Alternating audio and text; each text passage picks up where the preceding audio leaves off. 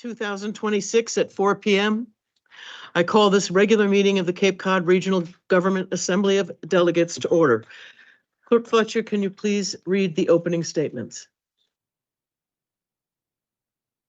Of course, Madam Speaker, pursuant to Chapter 2 of the Acts of 2025, this meeting of the Barnstable County Assembly of Delegates will be conducted both in person and via remote means in accordance with applicable law. Members of the public may watch the meeting through live real-time broadcast at www.youtube.com/user/Barnstable County. A public participation guide and meeting documents are available in advance at www.capecod.gov. The County of Barnstable does not discriminate in the administration of its programs or activities on the basis of race, color, religion, national origin, disability, age, sex, sexual orientation, gender identity, or other category protected by state and federal anti-discrimination laws and regulations. Reasonable accommodations for people with disabilities are available upon request. For more information or to file a complaint, please contact Justina Marchak, Barnstable County ADA Non-Discrimination Coordinator at jmarczak@capecod.gov. Call 508-375-6646 or visit www.capecod.gov. Members of the public may also attend the meeting remotely through Microsoft Teams, and all of that information is available on www.capecod.gov as well at the meeting center, Madam Speaker.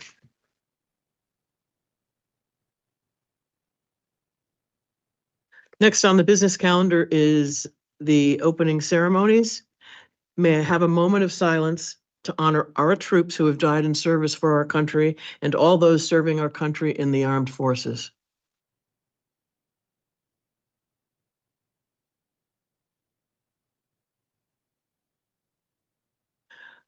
Please stand for the Pledge of Allegiance.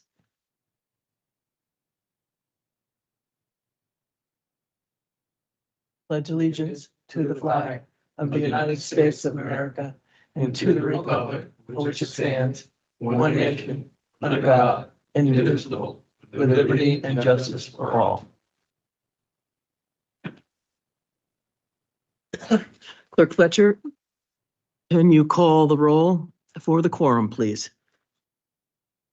Yes, Madam Speaker. Delegate Frederickson. Here. Delegate Frizel. Here. Delegate Fuller. Here. Delegate Gallagher. Here. Deputy Speaker Gessen. Here. Delegate Green. Here. Delegate Harder. Here. Delegate Killian. Here. Delegate King. Here. Delegate McKelvey. Here. Delegate O'Malley. Here. Dean Omen. Here. Delegate Sampson. Here. Delegate Ty. Here. Speaker Warner. Here. Madam Speaker, that is everyone, 15 representing all of the county's population. Thank you, Clerk. There is a quorum of the assembly for this meeting. Next on the calendar is the approval of journals and minutes. So moved. Second. There is a motion with a second to approve the journal. Are there any corrections? Okay. The question is on the approval of the journal for the Assembly of Delegates regular meeting of February 4th, 2026. Clerk Fletcher, can you call the roll? Delegate Frederickson. Yes. Delegate Frizel. Yes. Delegate Fuller. Yes. Delegate Gallagher. Yes. Deputy Speaker Gessen. Yes. Delegate Green. Yes. Delegate Harder. Yes. Delegate Killian. Yes. Delegate King. Yes. Delegate McKelvey. Abstain. Delegate O'Malley. Yes. Dean Omen. Yes. Delegate Sampson. Yes. Delegate Ty. Yes. Speaker Warner. Yes. Madam Speaker, that's 14 delegates representing 93.42% of the county's population. Thank you, Clerk Fletcher. The motion passes. Deputy Speaker Gessen, can I have a motion to approve the journal for the Assembly of Delegates emergency meeting of February 12th, 2026? So moved. Second. There is a motion with a second to approve the journal. Are there any corrections?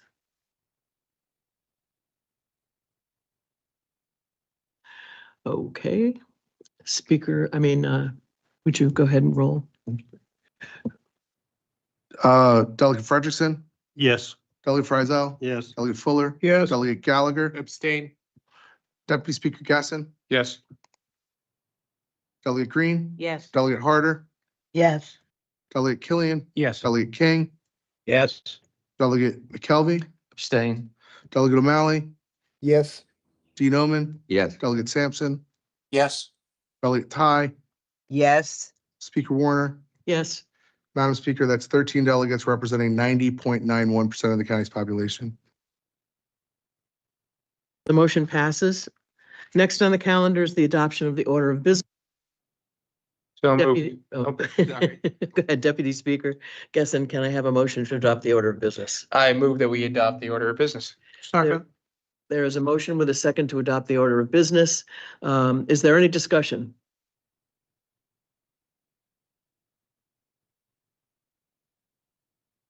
The question is on whether to adopt the order of business. Clerk Fletcher, can you call the roll?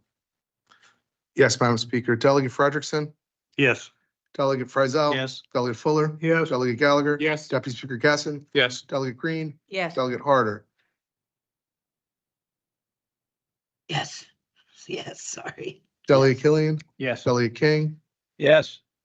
Delegate McKelvey, Yes. Delegate O'Malley, Yes. Dean Omen, Yes. Delegate Sampson, Yes.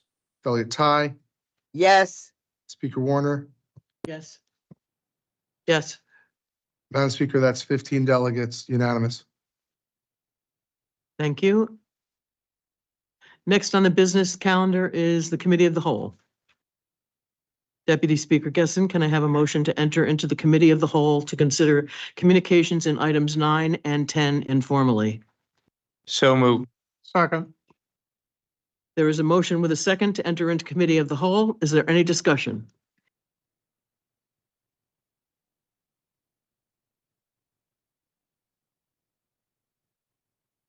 The question is on entering the Committee of the Whole. Clerk Fletcher, can you please do the roll?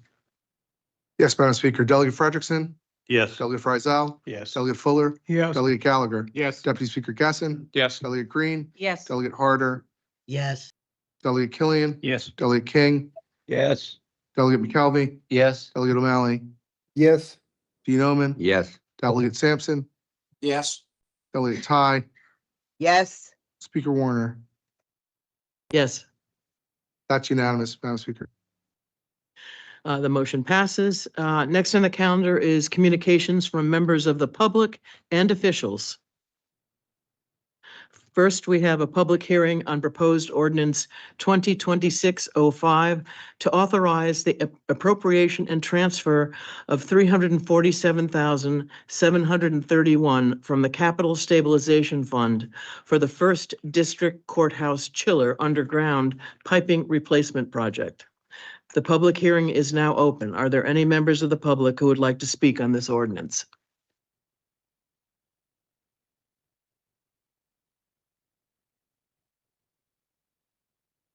I see no one who wants to speak. The public hearing is now closed.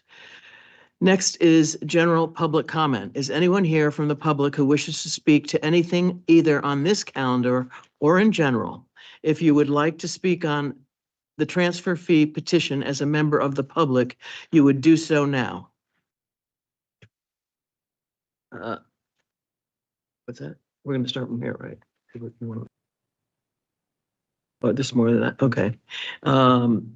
Okay, I'm going to just outline some of the way we're going to approach this. Is anyone, when recognized by the speaker, members of the public must state their name and the town of residence. Under the state open meeting law, the assembly is restricted in its ability to discuss topics not on the agenda, but subjects raised during public comment may be added to future agendas.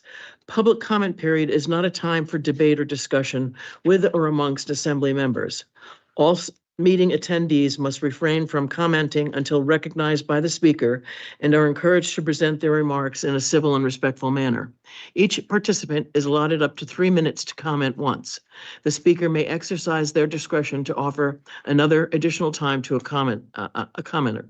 Staff will time speakers and give an indication when there are 2 minutes, 1 minute, and 30 seconds remaining. So we go from here now. We're going to start with the list that you signed when those of you who are here came in, and from there we'll go to those who are online. The first speaker would be Eric Schwab, Barnstable. And you're all set. You hear me okay? So I'd like to suggest, just considering the audience you have today, that you move the luxury tax item out of order and deal with it following public comment. I think that would be beneficial for everyone here. I'm just curious, and these are rhetorical questions. I'm just curious, how many of you actually spoken to your constituents? So I've published a handful of articles about this tax. 100,000 people have read it. Gotten about 3,000 comments. And with the exception of the delegate from Harwich, I can count on one hand the number of people who actually support this item. It's just really not a popular item. And it's not that it hasn't been well explained. I think you've gone to considerable lengths to explain it. The problem is that people don't want it. There's been a lot of discussion about how this item has been fast-tracked through the Economic Development Subcommittee by the Vice Chair Gessen. There are concerns that you have not properly evaluated the potential economic impact. There is concern still about how the money is being allocated. And we think you should pause. We don't think you're ready for a vote today. I think that you should go back to your towns with this completed item and ask them. I understand there was some jokes about the 5 people from Barnstable who were here complaining about this item. So we brought a few more than 5. And I think you'll find that if you take this item back to your communities, that you're not going to get a lot of support. So again, I would encourage you to pause, allow this item to be socialized in your communities, and then come back to vote. Thank you very much for your time.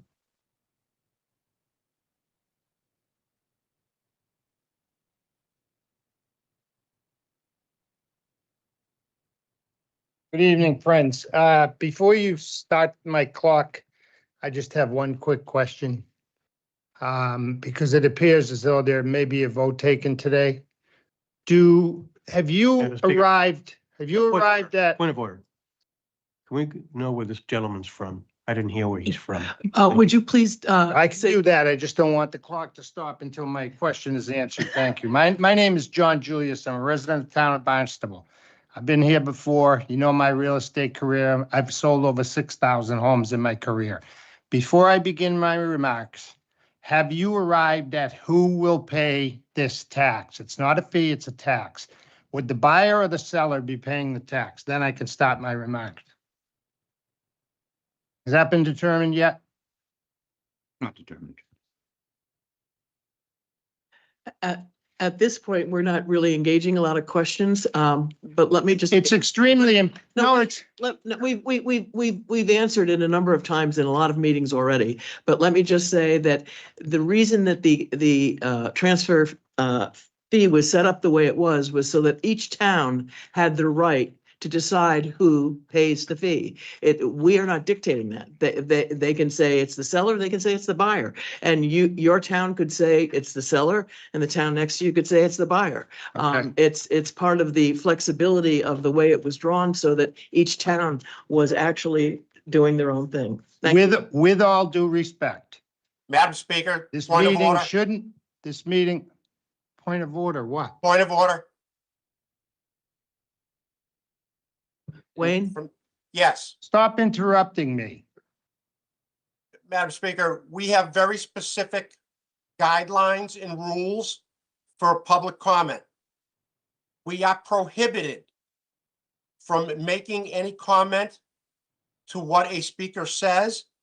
And I'm concerned that if we start addressing issues now, we're violating our own rules, and we're going to extend this whole conversation outside the parameters of what we're supposed to be doing. Thank you, Wayne.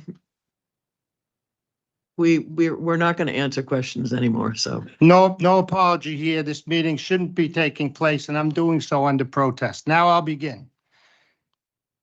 Before I begin, has anybody in this room got any transparency that you can give to me? I can borrow it, because there's been none. Not an ounce of transparency through this whole process. Eric and I came here in September. It was $2 million. We came back in December. You dropped it down to $1 million. It's ridiculous and disgraceful. All I keep hearing about in my travels is we have a housing crisis on Cape Cod. No, we don't. There's a jobs crisis on the Cape that could have been fixed a long time ago by the Cape Cod Commission, but they chose to ignore everything and kept the companies from coming here. There is no housing crisis on Cape Cod. We don't need any more affordable homes. It's disgraceful and it's ridiculous. And I can tell you as a real estate professional who's done this in excess of 40 years, most of it here in the Cape, don't think for a minute, any one of you, that this isn't going to affect you, all your neighbors, the people you represent. This will have a huge impact. And don't think that the people down there in the shores of Maryland and Connecticut, they won't come to Cape Cod with this plan of lunacy, and it's a thievery of tax, a tax thievery that I'm calling it. That's what it is. You should do what Eric said. Go stand in front of a couple of post offices and talk to the people that you represent. This is a thievery tax that should not be implemented. And I guess I'm not quite ready to leave you with that part of my equation, but I will tell you this. I know that this is going to hurt real estate, no matter whose the tax is imposed on, the buyer or the seller. I'll leave you with this. If you leave us with the only choice but to go and get petitions signed to dissolve completely the Assembly of Delegates, and I hope it doesn't happen, but I'll tell you what, I'll be the first one out there, okay? Because if this is how we're going to be treated on Cape Cod, where I came to in 1972, I'll go to my grave and stand and get petitions to dissolve this assembly, to dissolve the Cape Cod Commission, who hasn't done anything for us. And we'll go one step further and eliminate county government altogether, because there's 14 counties in Massachusetts. 7 of them, count them, 7 have already dissolved their county government. I have 30 seconds left, and you know what? I'm going to use all 30 seconds. Because again, this is disgusting. It's disgraceful. Go and talk to the people like Eric said. Stand outside your post office. Go to your neighborhood, knock on some doors. Nobody knows about this. And I'll tell you what, the longer it goes, the worse it's going to be for the fate of all of you. I'm sorry I had to say that, but it needs to be said. Thank you. I am appalled.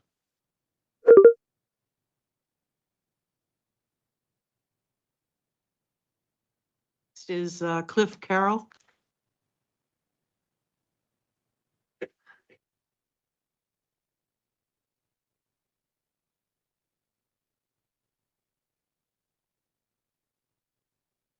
I come in peace.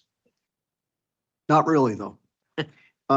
Cliff Carroll, I live in West Barnstable. I am a 42-plus year mortgage banker here in Cape Cod, right here in Barnstable. Did probably over 10,000 mortgages in my life.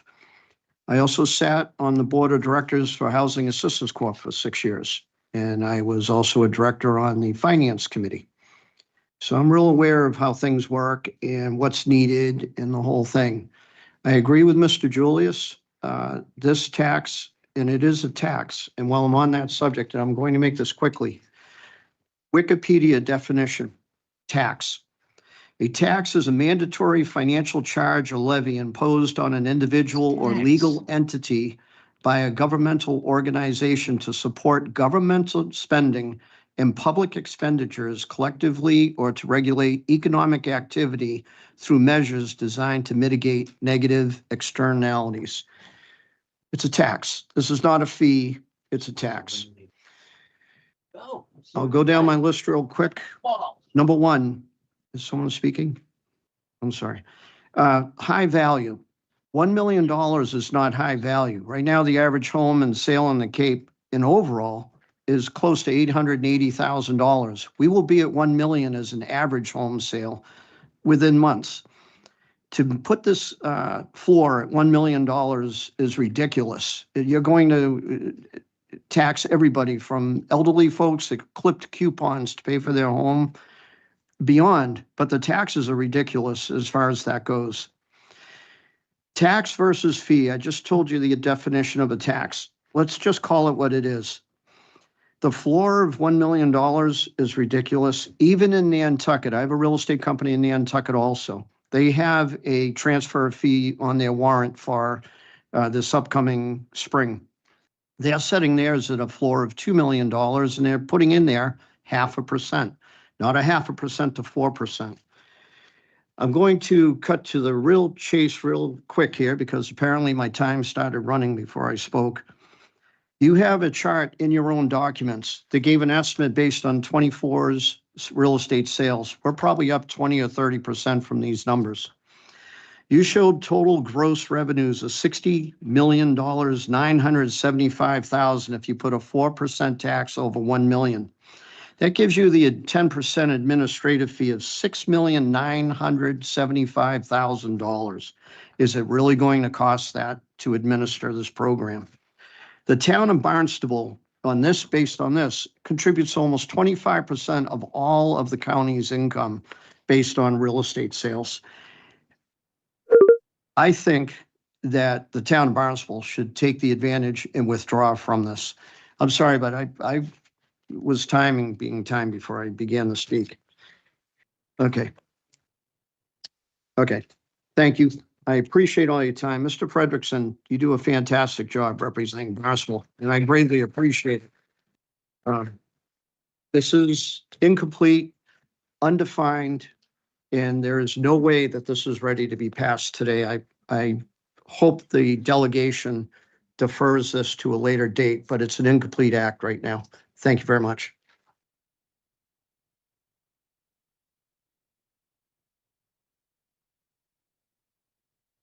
Next is Meg Greenwell.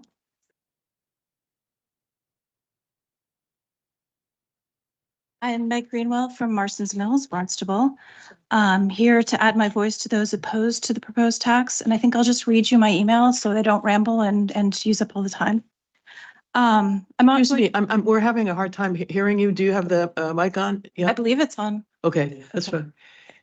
I won't dwell on the fact that many of us are deeply concerned about the added layer of bureaucracy directing any of these funds to the county. And as it's already been stated, I think you're all very well aware that $1 million home on Cape Cod at the moment is a very average family home. Instead, I'd like to relate how this tax would have made home ownership, I'm sorry, I have a cold, so I'm losing my voice, would have made buying a home for me on Cape Cod this past summer, if this tax had been in place, much more difficult. I grew up in Barnstable. I attended Barnstable Public Schools, kindergarten through 12th grade, and had a wonderful childhood here. So my husband and I were absolutely thrilled when work allowed for us to come back to the Cape and raise our own very young children here. Little did we know at the time it would take us almost 4 years to buy a house. Yes, inventory was historically low, but every time we found a house that would work for my family, we lost out to builders or second home buyers making all cash offers, no contingencies whatsoever. We were making strong offers. We were extremely well qualified for a mortgage. And when we finally did buy a house, we brought 50% down payment, which was fairly substantial, but it was impossible to compete in that environment. And my point is that it's already extraordinarily difficult for local families to purchase a home here.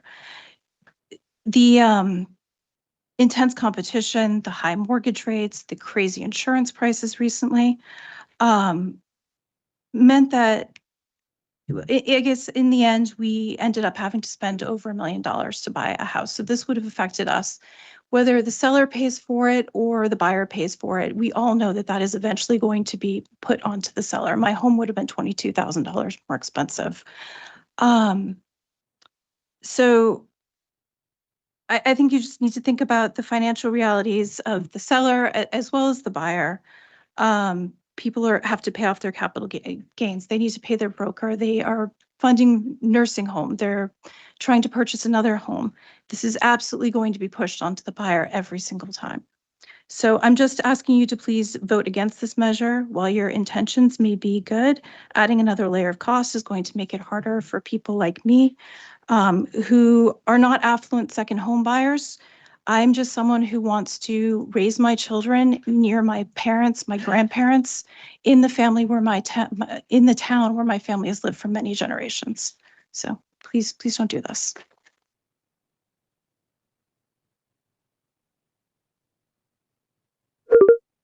Next is Ken Barron.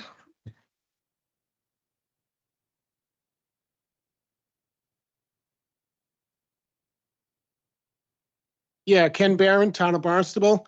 I agree with all the previous speakers, especially Mr. Julius and Eric Schwab. This is just a completely unnecessary tax. I'd like to know exactly, I know you can't answer the question directly, I understand that, that's typical rules. But I'd like to know exactly what this money is going to do, exactly where it's going to be held, and is it going to be subject to an ongoing audit, which is a big bone of contention here in Massachusetts, since the voter base overwhelmingly voted for an audit and it's yet to happen. Is this just going to go into another rabbit hole slush fund and just be dispersed wherever and by whomever? That's an important question that needs to be answered at some point in time. To me, this is just one of the many fascias of socialism and what it comes down to. Since the present administration of Beacon Hill has taken over, we've gone from a $3 billion assets to in the hole, bankrupt, with ongoing taxes to pay for whatever. I don't have to get into all the issues here. But I strongly oppose this. You're going to make Cape Cod unaffordable. It's really hypocritical when you're saying we need affordable housing. And the other hand, you're saying, well, we're going to tax people when they buy and sell homes. It just makes no sense. I have very short comments. Thank you very much. And again, the previous speakers did a great job.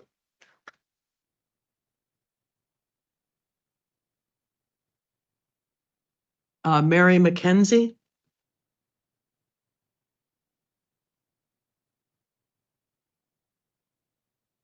I am Mary Beth McKenzie, Barnstable, and I'm here. I agree with all the past speakers, but I'd like to also voice my concern on people that have fixed incomes. I don't know who you've spoken to, but when you're relying on your house as a lot of them do reverse mortgages, but they can't afford this. They just literally can't afford it. And I don't know who you spoke to or how this became a good idea, but between taxes, insurance, maintenance of the house, and then your care, your physical care for when you get older, this is huge and it's monumental and it needs to end. It's not right. You're helping you think you're helping one population when you're not helping all of us. Thank you for your time. Thank you.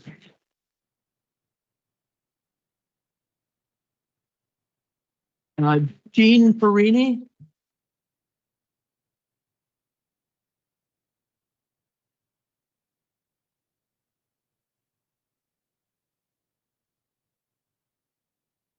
Good afternoon, everyone. My name is Gene Perini from the town of Sandwich. I'm also chair of the Sandwich Republican Town Committee. I ask that you all reject the 2% transfer fee, as it will deter many people from selling their homes, adding to the housing crisis that we have, or the so-called housing crisis that you say we have. Cape Cod residents are facing exorbitant heating costs, electric costs, gas costs, auto insurance cost, homeowners insurance cost, and they simply cannot add on any more expenses. This fee is cost prohibitive to Cape Cod residents, so please give that every consideration. Also, I request that the Assembly of Delegate members make your contact information readily available on the website. I find it incredible. You are elected officials. When reading about this ridiculous tax, I tried to contact some of you and found it impossible. I find it incredible that you do not have your contact information on the website. Please put it there. Thank you very much.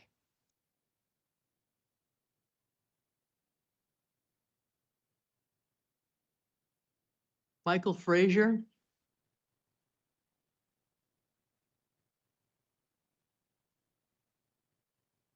Hi. All right. I really can't compete. My name is Michael Frazier. I'm from Bourne.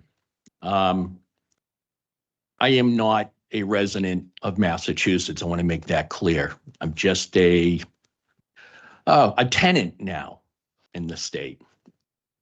And you might hear me on the radio, Chief. I try to get into a lot of things on the Cape because I try to protect my children and people I know and try to keep them abreast of what's going on in this state. But to be honest with you, I feel like I'm in the French underground because this hat says the state of New Hampshire. So what I do is I go back to the state of New Hampshire every week and I go to the House and I see the majority whips and I show them stuff like this. Because we're learning from the state of Massachusetts right now. We're learning not to do stuff like this so our state stays free. The Commonwealth of Massachusetts does mean socialist communists. That's what it is. Everybody is one.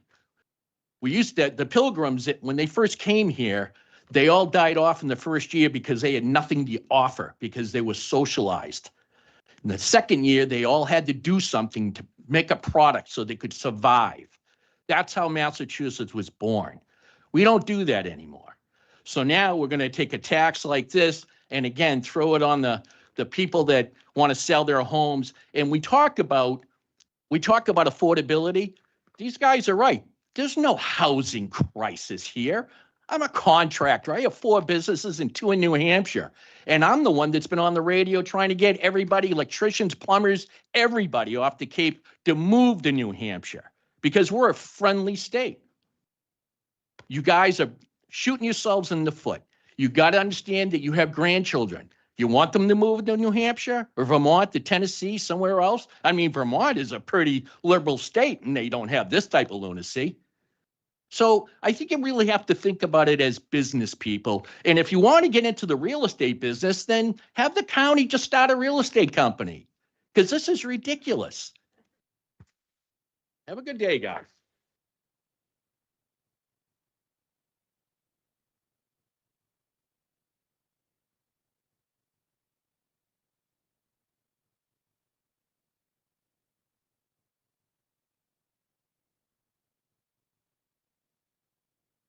Is there a Carol who is here that wants to speak? Thank you. I couldn't read the last name clearly, so I wanted to be sure that you had your opportunity. Okay, thank you.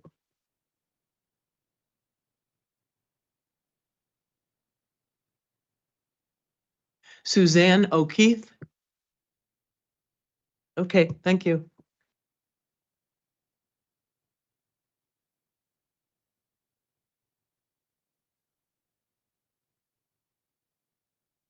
Ella Sample.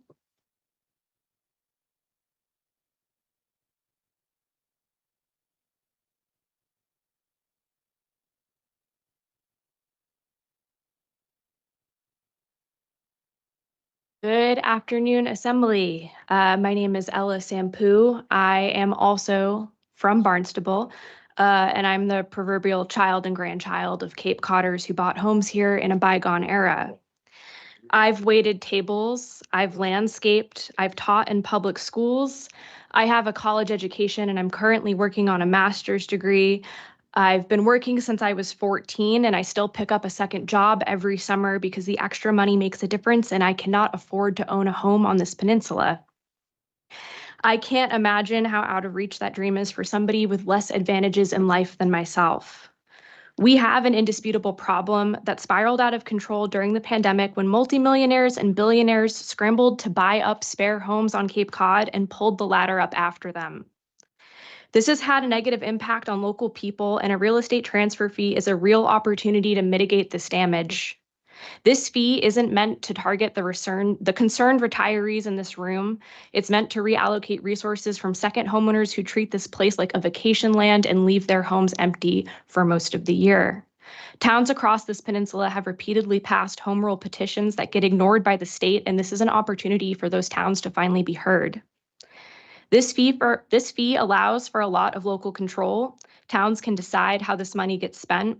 It could go to attainable housing, which is something I hear talked about all the time. We need attainable housing. We have plenty of affordable housing. What about attainable? Currently, under the seasonal communities designation, we can form year-round housing trusts, but without this fee, we can't fund them. There's a lot of fear and anger in this room from our neighbors that might be harmed by this policy, which is another benefit of local control. Towns can provide carve-outs for first-time home buyers, for example, or apply it to second homes only, or homes worth well over $1 million. We have a chance to stop the bleeding caused by our second homeowner-based economy, and I ask that you please consider voting yes for this measure. Thank you.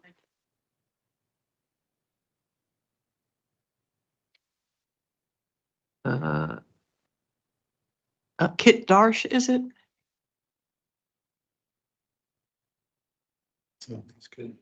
Right there. Kit Darsh. All right. Lorene Hutchins.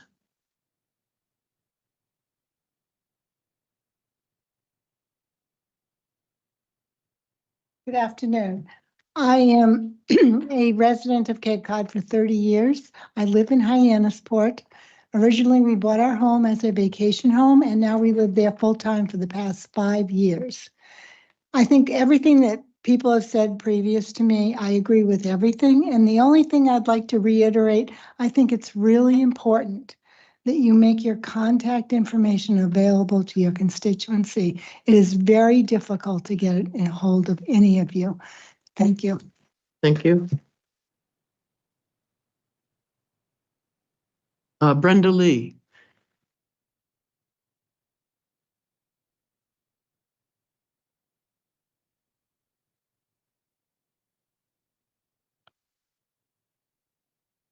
Thank you. And I came here quickly, so I didn't really plan even to be here. I'm having people for dinner tonight, so I'll make it quick. But I'm very grateful. Point of order, just a moment, please. Can we learn where this resident is from? What? Can we learn where you live, please? Oh, Hyannisport. Okay. And my mother's family is an old Cape Cod family and did not come over on the Mayflower, but the Goodspeed. So I have roots that go back a long time. I did own a building in Barnstable Village and a store. And I've had a business here, and I've lived here, went to high school here, and still live here. And I am so disappointed in this town government, if you want to call it government. It's more, we're turning into New York City, and I'm just waiting for another Mondani to be elected to any board, whether it is a councilor or a Senate seat or whatever. I feel like I have no representation. And if it wasn't for Eric Schwab, I probably would not be here tonight, because the only way I've even learned any of this is through Facebook. And we have a newspaper that doesn't report anything. And I feel like we have no voice. The people have no voice. And if you think, I know, 2 minutes, that I have talked to people and they go, really? Is this really happening? They're not aware of what's going on here. And I think once people start to understand and they vote, there'll be a big change, and it needs to be a change. And I'm absolutely so sad to see what's happening to the Cape, and especially downtown Hyannis, which all these 40B housing projects are going up. It is terrible. And every time you build another big project, you have to increase the fire department on Phineas Lane, a big fire department. How are you going to have water? How are you going to have all the services that these, all of these places going up on North Street? It just, you're ruining the whole complexion of the Cape. And unfortunately, Hyannis has become the dumping ground. This would not be allowed in Nantucket, Martha's Vineyard, or probably in Chatham, or even in the North Side or Osterville. So, until once people start to really become aware, and I hope I can actually work with the people who have talked today and are standing up for what they believe, I think there'll be a change. And so be prepared. Thank you.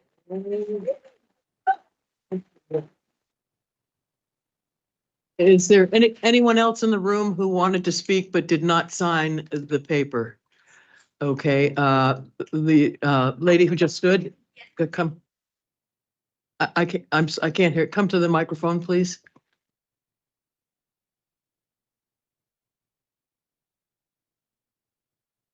Good afternoon. My name is Jennifer Vecchi. I'm a resident of the town of Barnstable. There was no sign-up sheet when I came in the door before the meeting started. It must have just been taken up front. Could you tell me your name again, please? Jennifer Vecchi. Thank you. I'm a 35-year resident of Cape Cod and live in the town of Barnstable for the past, I think, 20 plus years. And I oppose this proposed tax, and I really encourage you to really look deep inside before you vote in favor of this, if any of you intend to. This is a punishment tax. You're punishing anyone who started with nothing and maybe is getting ready to retire. And this is just one component of their retirement plan, is the equity in their home. You're not attacking people who have 401k plans, public pensions, other forms of assets. The property tax, people who own real estate are already paying the property tax. So we're supporting the police, the fire, the schools. You're picking on one group, and you're making one group responsible for what has been called a lack of affordable housing, completely undefined. Cape Cod has plenty of housing. It's thickly settled in many areas. That is not the problem. The problem is there's been inflation and there have been other economic issues that have impacted the cost of living in the state. It's not just one thing. It never is. And one group should not be responsible for putting a burden on their back with a big burr under it to be responsible for funding affordable housing, which is completely undefined. Is it affordable to pay $3,000+ for a 2-bedroom apartment? No, of course not. I mean, but why is it the responsibility of property owners to fund that? Completely unfair, completely unconstitutional in my view. And I simply urge you to look deep inside and think about who this affects. It affects everyone. It gives the evil eye to anyone who's coming to Cape Cod, whether the buyer end or the seller end. So I'm asking you to vote against it and protect the rest of us. If not, if you think it's such a great idea, maybe it should be a voluntary charity that should be set up. Because if this is so popular, I bet you that at the closing table, someone will be throwing in that $30,000, $40,000, $50,000 that you're looking for per transaction, depending upon the value of the home, over $1 million. And if it's such a great idea, they'd be voluntarily chipping in the funds. Thank you.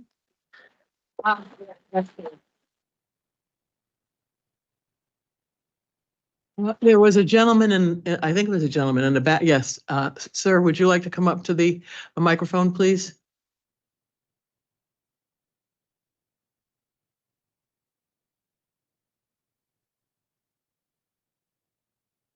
Thank you. My name is Jim O'Brien. I'm a real estate attorney from Orleans. My wife and I have lived there long term, and I appreciate the chance to speak with you today. I'm sorry that I haven't been able to be at any of the other meetings. I too have just recently learned of this, and it is of great concern to me and to my wife. As a real estate attorney, I see every week the closing cost to sellers and to buyers. Sellers currently pay $6.48 per thousand, and that ends up being a major closing cost for them. And I have to give them the information about it. I can't imagine if I had to give them a 2 or 3 or 4% of a sale price, or if I had to advise the buyer or the seller that they were going to have to take that on in addition to the sacrifice that they're already making to buy a home on Cape Cod. Secondly, luxury or quote high end, as this resolution has been named, does not apply to homes for $1 million anymore. Maybe 25 years ago it did, but it's been a long time since $1 million home was considered luxury or high end, in my experience. And I don't think there's anybody that could disagree with me about that. The other thing is New England has long been known for its public participation in its town meetings. And to my knowledge, this issue has not been taken up in a single town meeting across the Cape. And that is unconscionable for you to be considering this kind of a resolution without having town meeting input.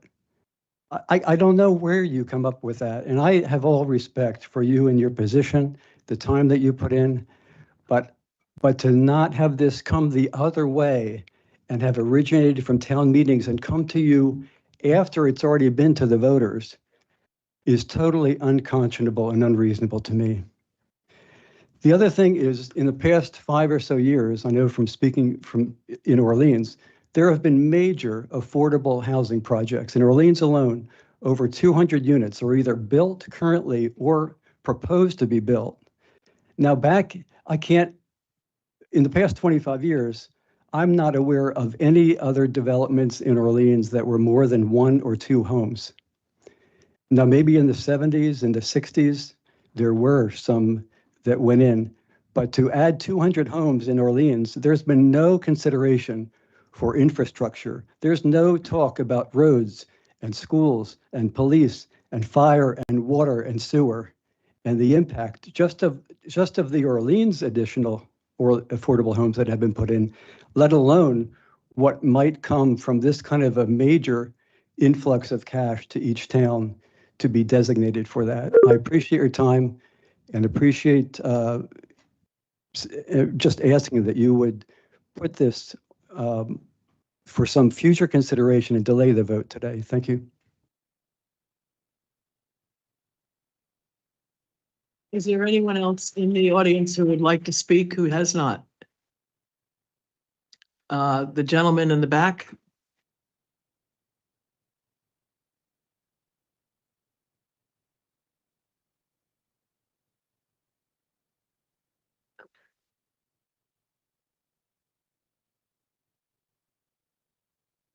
Yeah, my name is John Martens. I live in Brewster.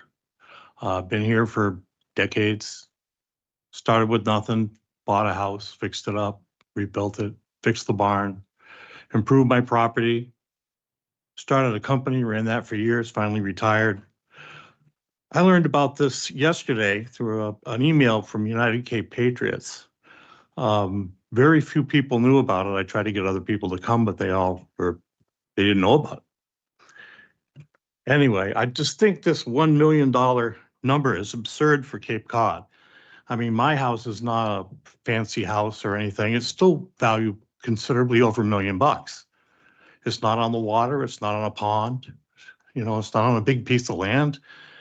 It's just worth a lot of money. And the prior speaker bringing up that this wasn't addressed or even mentioned at any town meeting is just a travesty. And I just think, setting this at $1 million and then charging the people that have been here and scrapped and paid their dues is just a kick in the teeth. So that's all I got to say. Thank you. And now the young lady in the green coat, please. Good evening. My name is Martina Lorette. I'm from Osterville. I've been living on Cape Cod for the past 25 years. I was fortunate enough when we first got married with my husband that we were able to buy a home, small home that we're still living in. Unfortunately, after almost 20 years working in healthcare as a registered nurse here on Cape Cod, if I would want to buy my home again today, I still own it, but if I would do it today again, I couldn't afford it. It's a small home and it's extraordinary can't say it, sorry, it's my second language. It's very expensive. And I can tell you that we brought up 2 boys here on Cape Cod. It was great. They're both looking to leave Cape Cod. A lot of young people are leaving. They don't want to stay. They can't afford it. Their friends are leaving. And as a nurse, I can tell you we have a great shortage here. People cannot afford to live here. So I oppose this. Sorry, I'm not a public speaker. So thank you for listening. Thank you. Anyone else in the audience? Okay, before we go to the online people, of which there are quite a few also, I'd like to ask who's going to, okay. Thank you, Madam Speaker. I just wanted to explain to the people who are online. So if you are online with Teams, on the top, there's a hand with a raised hand icon that you can press to ask to be recognized. I see a few people on phone. If you're on the phone, you'd have to press *5 to ask to be recognized. And if you do so, you'd have to press *6 to unmute. If the speaker recognizes you, then I can change the settings so that you can unmute or turn on your camera. It sometimes takes a second.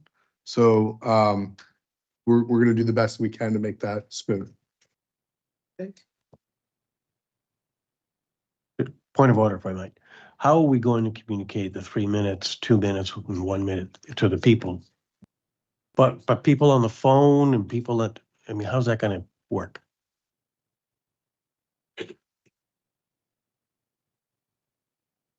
Yeah, so on the top, if you're on Teams, you should be able to see there's an indication of the amount of time that's elapsed.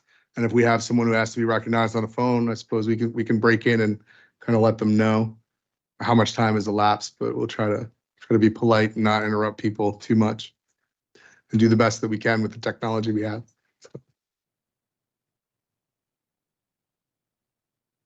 All right. We're ready to go to those online.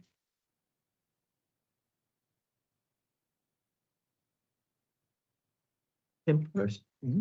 R. Richter.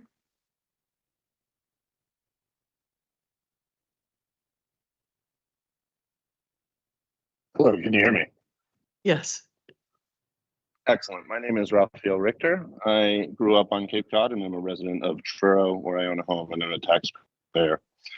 In what town? I've been so my apologies. I just rise today to speak strongly in favor of the proposal before you. Tools such as this are part of a large set of tools we need to stem what is clearly a housing crisis and a grave crisis for our region in terms of keeping our workforce and families. In addition to raising a family of 3 in Truro, I own and operate a company on Cape Cod that employs over 140 people year round. I can tell you that the vast majority of our workforce comes from over the bridge, as do most employers of a certain size on the Cape.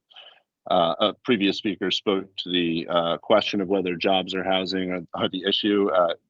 It is unequivocally housing as a crisis. More than 50% of the workers that work on Cape Cod come from over the bridge. So I don't know what factoid you could have that would demonstrate that more clearly. That is a very abnormal number for a healthy community. And the entire Cape Cod community and all the towns and residents on the community Cape have benefited from the values of their homes increasing quite exponentially as compared to most places in Massachusetts or in the country.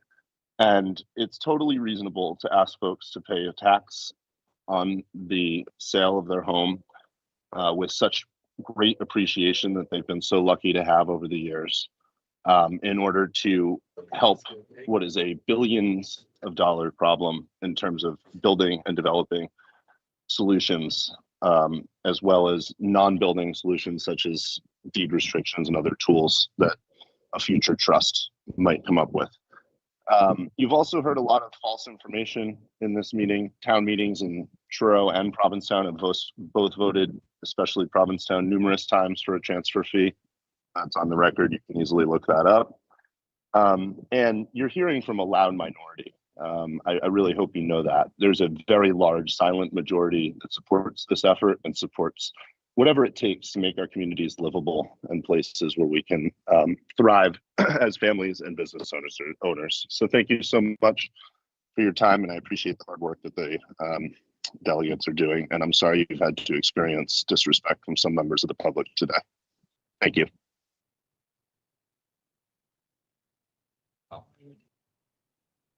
Sandra Jones.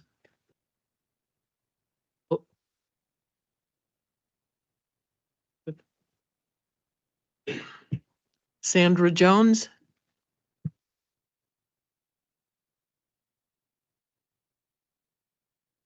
Can you hear me? Can you hear me now? Yes, yes. Okay. Thank you very much for taking my call today. I just do want to clarify something. Last week, there was an economic meeting and Delegate Hardin or Harder said Can we that. have a point of order? Can we know the residents? Where Sure, this person is absolutely. from? Yep, Sandy Jones from Barnstable. I just want to first say that I am not anti-housing. I am calling in today because I oppose this tax. I believe that many seniors, their only asset is their home. This particular generation did not fund 401ks or invest in retirement plans. They invested in their homes.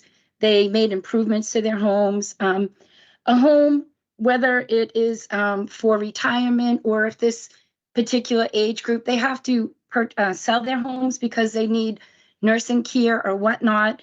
It does not seem fair to impose this tax on them. We have 40% senior citizens living in Barnstable. They cannot afford another tax, and that's exactly what this is. My father was a police officer for 35 years. We grew up very middle income. My father worked every road job possible to pay for his home. My parents built it in 1976. He passed away last summer. We are looking at now, it has 30 acres, almost $2 million. That is not fair that residents have paid and homeowners have paid and their only asset is their home. I can say that I moved to Cape Cod 26 years ago. My home is 1,900 square feet. My husband and I only paid $350,000 for it. Right now it's close to the $1 million mark. We live frugally. We have 2 cars that have 180,000 miles on it. I feel like that $1 million threshold is too low. And secondly, I do not begrudge any second home buyer that has second homeowner that lives here because they pay higher taxes. They do not take advantage of the school systems and whatnot. And my neighborhood, I'm surrounded with second home buyers that bought in the 90s and 2000s because they travel between their homes off in Boston and here.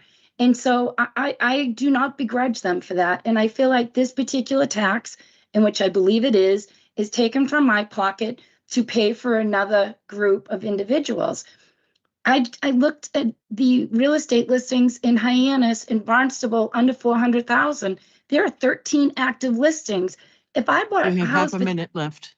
Yep, if I bought a house in 1999 for $350,000, what is considered affordable right now? I saved my 20% to purchase a home. I was a mortgage underwriter. I do not see a particular generation saving for an FHA loan, 2%, 3%, 5% down. I don't see that. And so unfortunately, I just ask you to please oppose this tax because I feel like it's a detriment to those of us who have done everything right. Thank you. Thank you. Next is Emma Fillion.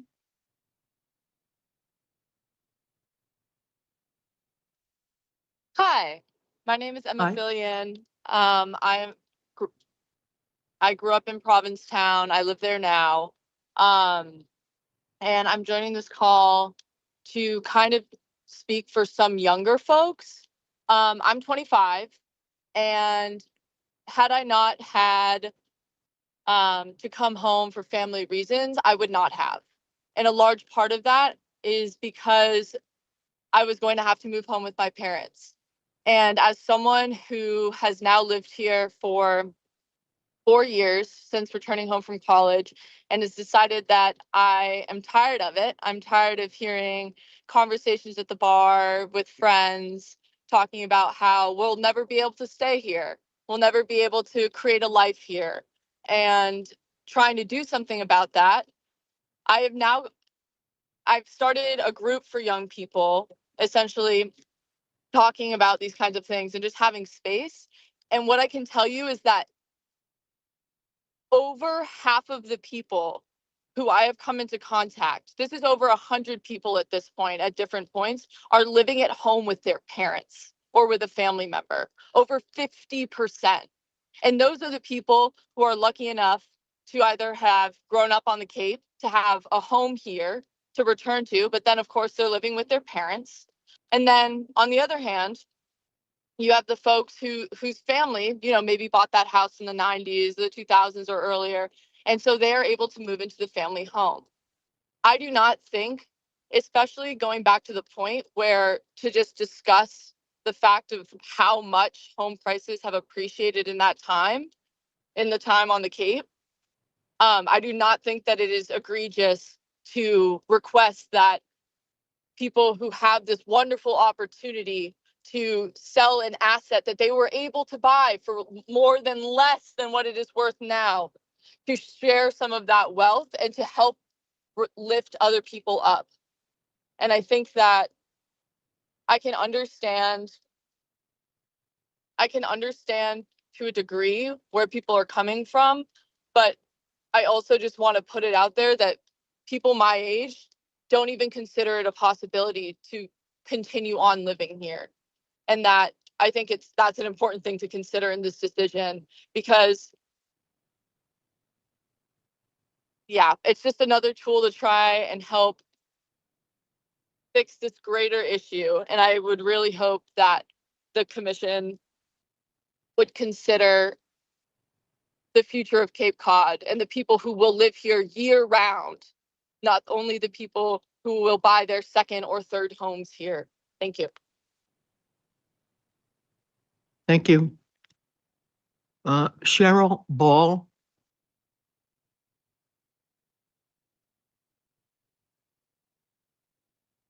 Can you hear me? Yes. Yes, hi. Yes, I'm Cheryl Ball.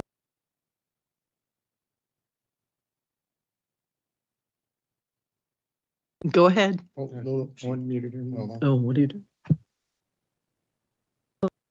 Can you hear me? Think you're okay. Say something now? Can you hear me? Yes, now we can. Thank Okay. you. Yes, hi. I'm Cheryl Ball. I'm a full-time Yarmouth resident, and I wasn't actually going to speak tonight because I sent an email in earlier today, and most of what I had to say in my email has already been said by other people. But I did want to come on and make a comment because I heard Raphael Richter speak, and I actually find it very ironic because having him speak is one of the reasons that I'm strongly opposed to this tax. And yes, I agree that it is a tax and that all we're doing is playing semantic games. Giving our money to the government for yet another program that we expect them to manage is absolute foolishness. Our government has let us down every step of the way. And one of the ways they let us down is through zero bid contracts. And I think Mr. Richter knows exactly why I'm saying that. I don't believe that young people can have any optimism in the government managing yet another program that's going to somehow help them buy houses here on Cape Cod. It's not going to happen. That money is not going to go to any kind of program that is going to help them. And that's really the point that I wanted to make here. I just feel that our government has not demonstrated an ability to manage existing tax revenues. So I'm 100% opposed to this tax. I'm also a licensed realtor on the Cape. I've been selling real estate since 2006. I've been doing it in Dennis since 2020. And I totally agree that this is not going to help any home sales. We already have a lot of people who are not willing to sell their homes because of, high interest rates. If they sell here, they're going to have to buy something else and pay a higher interest rate. It's created a real bottleneck in our housing industry. And I think adding another tax is going to be another prohibitive reason why people won't want to sell their houses and why we'll continue to have a bottleneck. Thank you.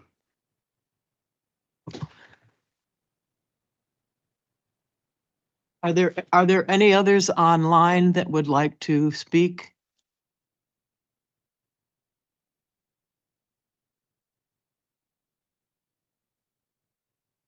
Having seen none.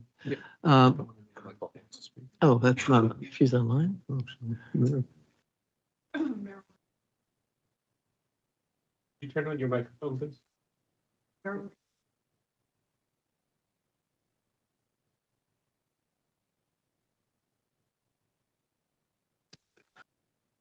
Marilyn Comar, Falmouth. I'd like to talk about quality. The fellow that had the 150 employees. We have so much land mass. And if 150 employees need to stay on the mainland, our quality of life is suffering on Cape Cod. The traffic, the water quality, healthcare, ERs. I'm a nurse. What kind of quality are we talking about when we build more? I grew up here since I was 5 years old. Strawberry fields, forests, beautiful meadows. It's not here anymore. So what kind of quality are we going to have when we import more people on a landmass that cannot sustain it anymore? You have an acre, you have 2 cows. They do fine on that acre. Anybody that's been into farming, you add, oh, I'm going to add a few more cows. Pretty soon, the quality of the grass goes down. No more grass after a while. The land erodes, topsoil goes, and that's it for the quality of life. No more planting, no more cows. We only have a certain amount of property here. We don't need any more housing. If they need to stay off the Cape and come in and work, then that's how it's going to have to be. But the quality of Cape Cod has gone down. Falmouth, Main Street, you can't even recognize it anymore. Hyannis, you can't recognize it anymore. But let's keep building. Let's keep building. Thank you.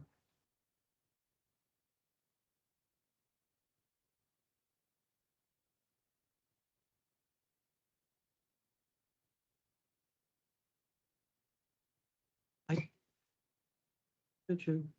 Michael Holcomb, please, online.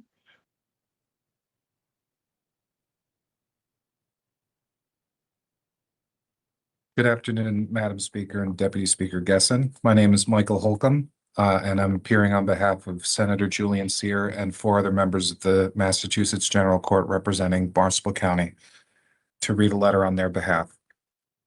Dear Speaker Warner and members of the Assembly, we write to submit public comment in strong support of the Barnstable County Home Rule petition to establish a high-value real estate transfer fee dedicated to year-round housing. As the legislators representing Cape Cod, enacting a transfer fee is among our top priorities. Cape Cod is in a full-blown housing crisis. The Assembly has already declared it as such. Home prices have far outpaced local wages. Year-round housing stock continues to shrink. Investor-driven purchases and second home conversions are accelerating displacement. We are losing teachers, nurses, police officers, firefighters, hospitality workers, and young families because they simply cannot afford to live here. Without new, reliable revenue, this trend will continue. This home rule petition represents a thoughtful, regionally coordinated effort to provide one additional locally controlled tool to address this crisis. The proposal would authorize Barnstable County to impose a modest transfer fee on the portion of high-value real estate transactions above a defined threshold. It would apply only to higher-end sales, minimizing impact on workforce housing. Standard exemptions would include family transfers, government transactions, court-ordered transfers, and deed-restricted affordable housing. Participating towns could opt in or out by vote of their local legislative body, preserving local control. Revenues would flow into a Cape Cod year-round housing trust, with flexibility either to support regional housing programs, such as purchasing year-round deed restrictions or launching lease-to-local initiatives, or to distribute funds back to participating towns in proportion to local collections. The framework emphasizes transparency, annual reporting, and strong administrative safeguards to ensure accountability. This is not a new or radical idea. Martha's Vineyard and Nantucket Land Banks provide precedent for regionally administered transfer fees.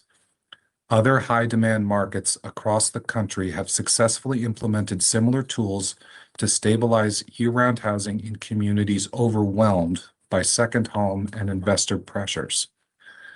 At the State House, we are pursuing transfer fee authority from every angle.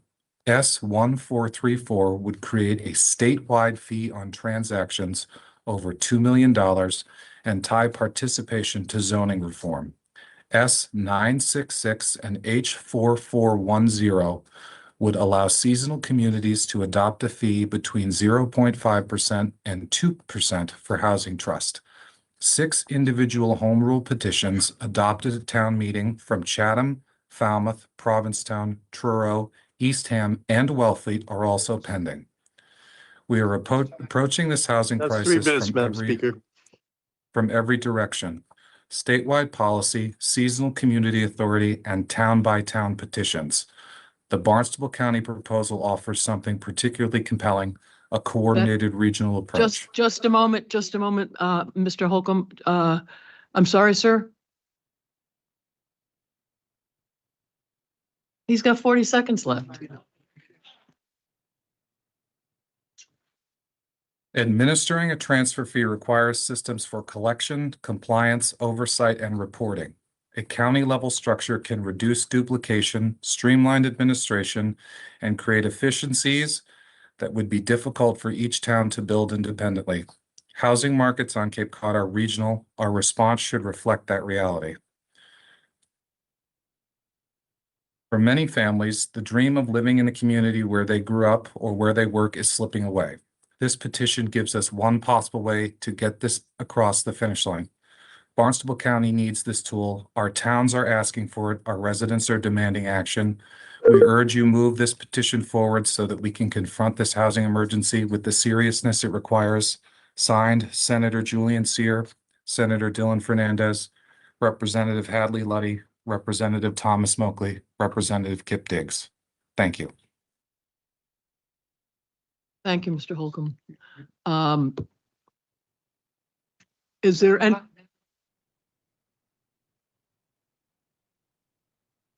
Yeah, no. Sir, I'm sorry. Please sit down.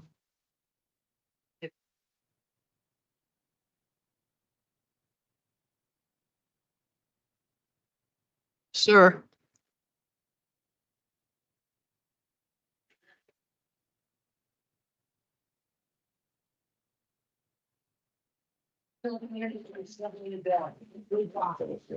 Is there anyone who hasn't spoken who would like to speak again, or not speak again, but who would like to speak before we close this particular hearing? Point of order, members of the public are not allowed to present point of orders during public comment. Madam Speaker.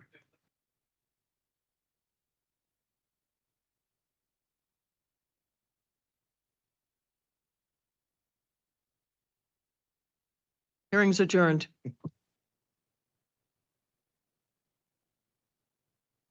Point of information, Madam Speaker, public comment is adjourned. Public comment is concluded. Yes. Right.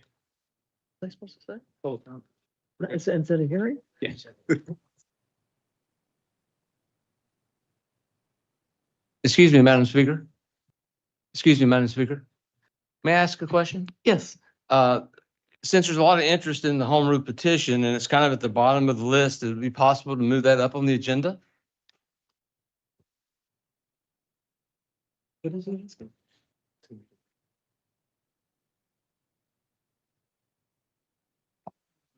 I'm sorry, I'm kind of We're new gonna at do this.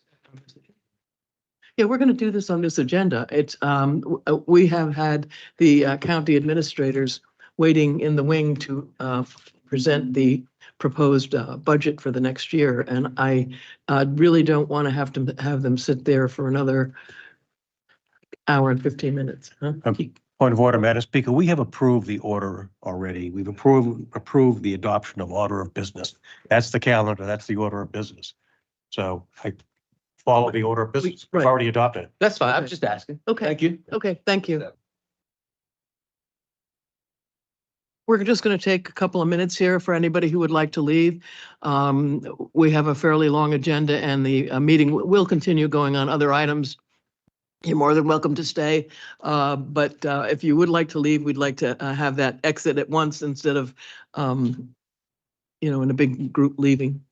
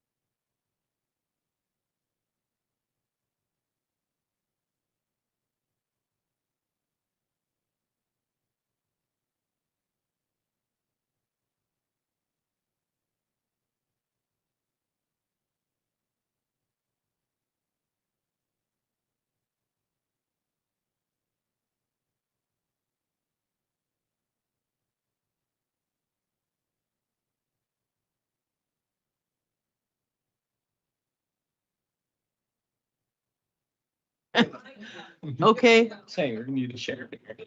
can we come back together, please?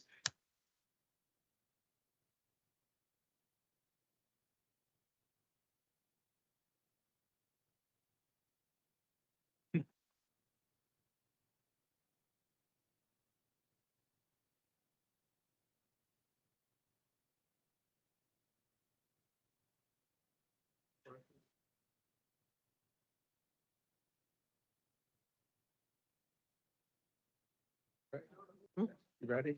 Yeah, I'm ready. Okay, let's begin. The Cape Cod Regional Government Assembly of Delegates comes back from recess, and next on the business calendar is communications from the regional commissioners, administrator, and directors. And thank you for your courtesy of time. Thank you, Madam Speaker. Thank you, Assembly, for doing the work you do. And today I wanted to introduce the FY27 general fund budget. And my intent is to give you a 30,000 foot level. Obviously, you know that this will go from here to the various committees.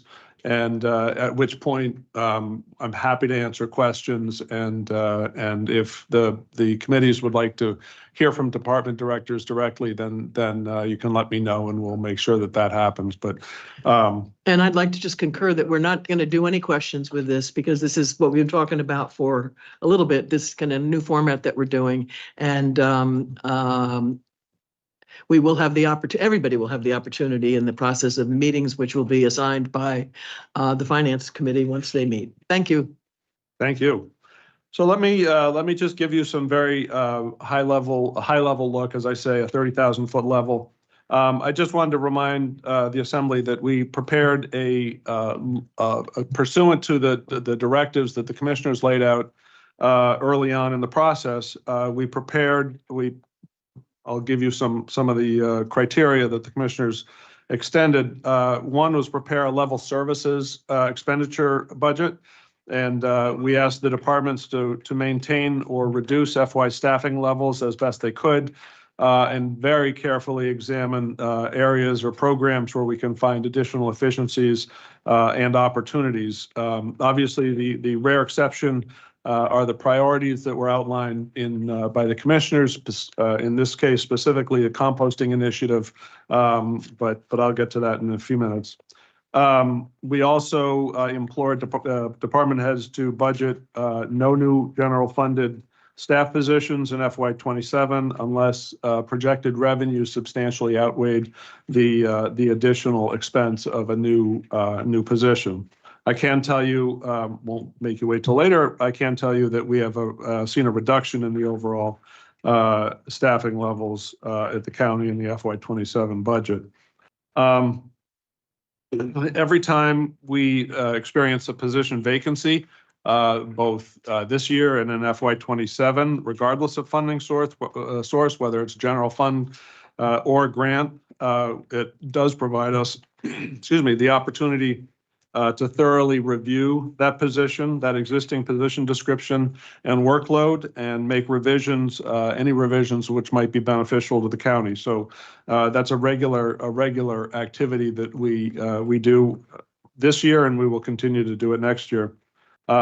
Any department looking for a change or an increase in staffing has to go through the hiring committee.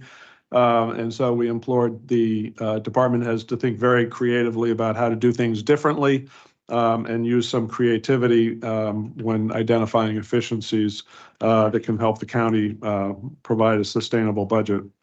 I think everybody knows at this point that salary and fringe benefits are the largest part of our budget, as it is with any municipal organization.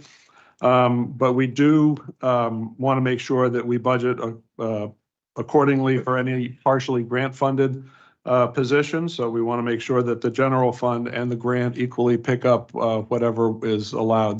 Specifically, the grant can pick up whatever specifically is allowed under the grant, in terms of the grant, in terms of benefits and fringe benefits.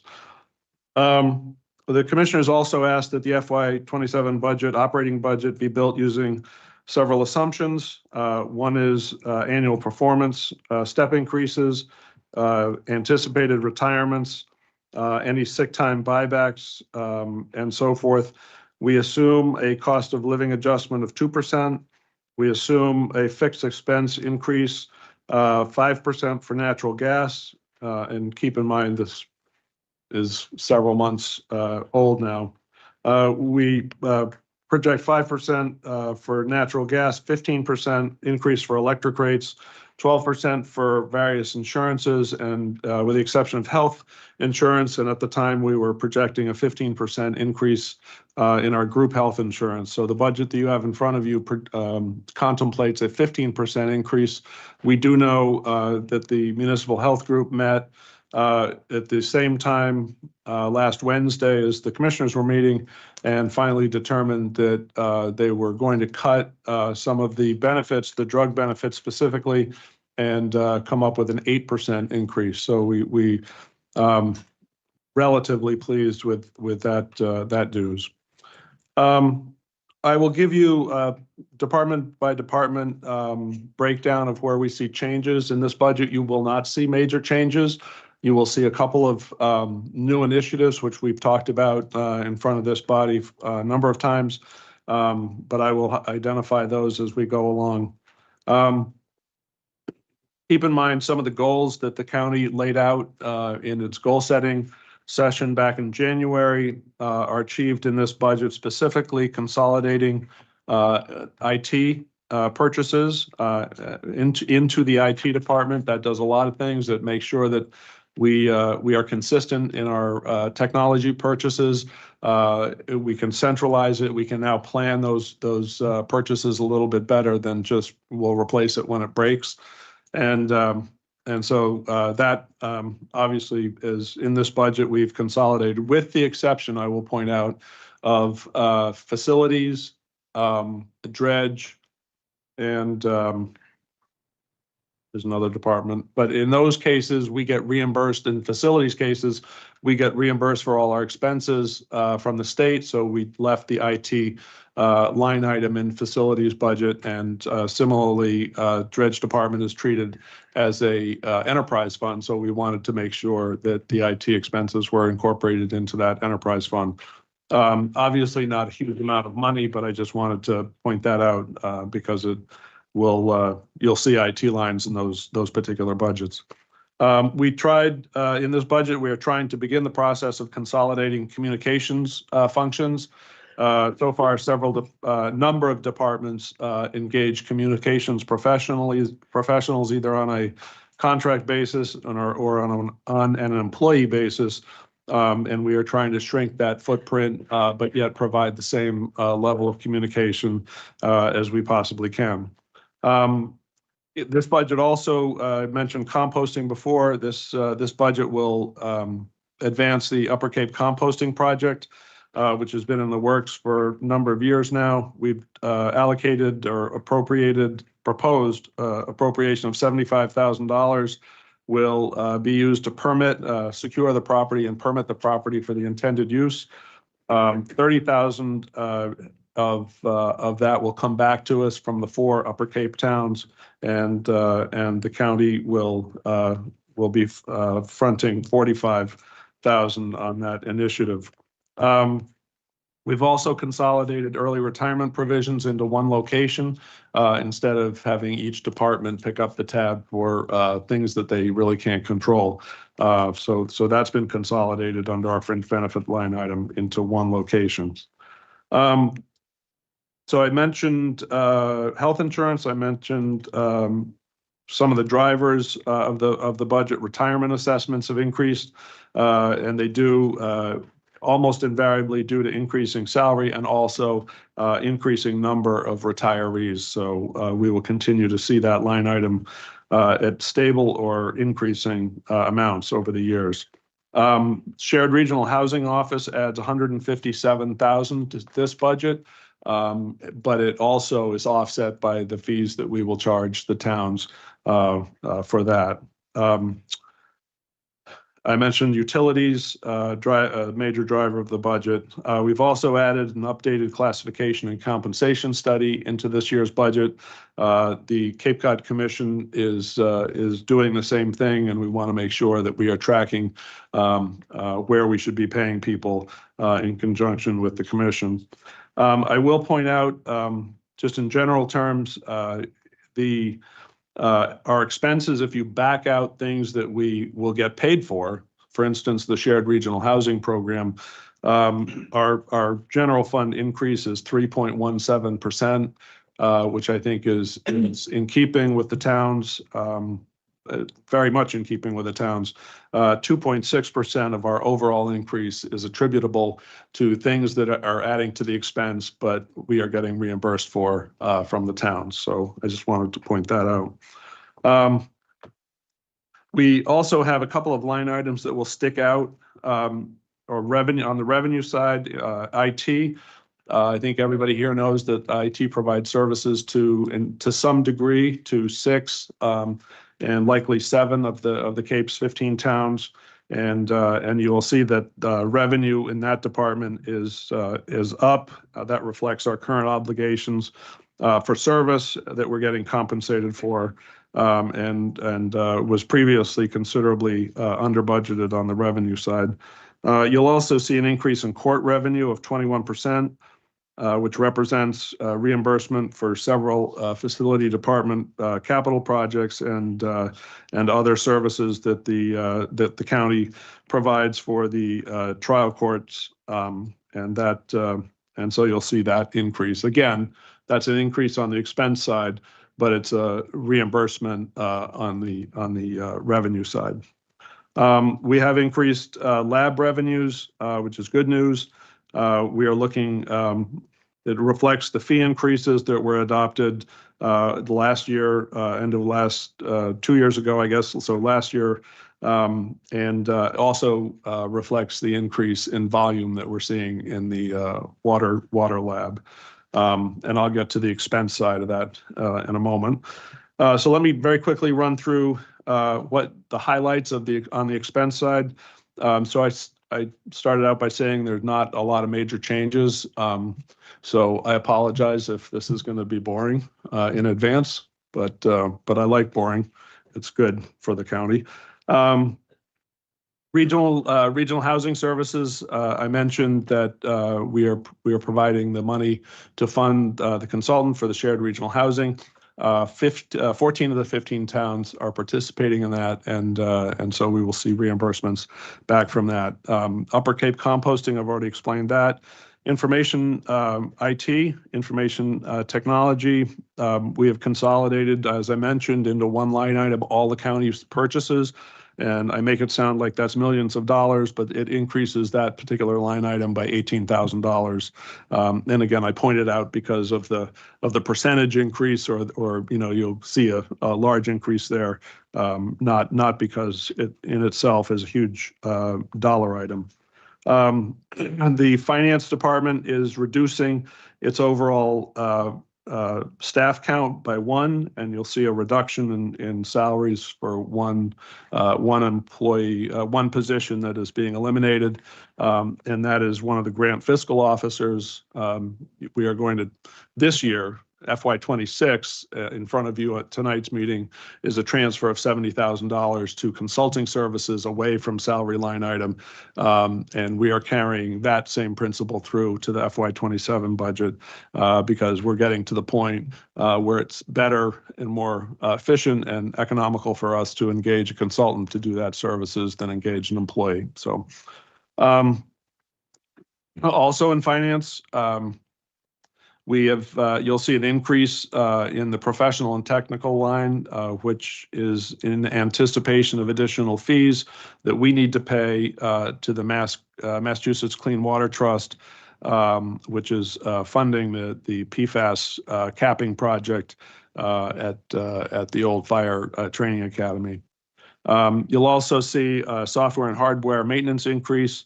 which reflects full implementation of our grant management software and also a transition to a hosted version of our financial software as recommended, certainly by our finance director as well as our IT department.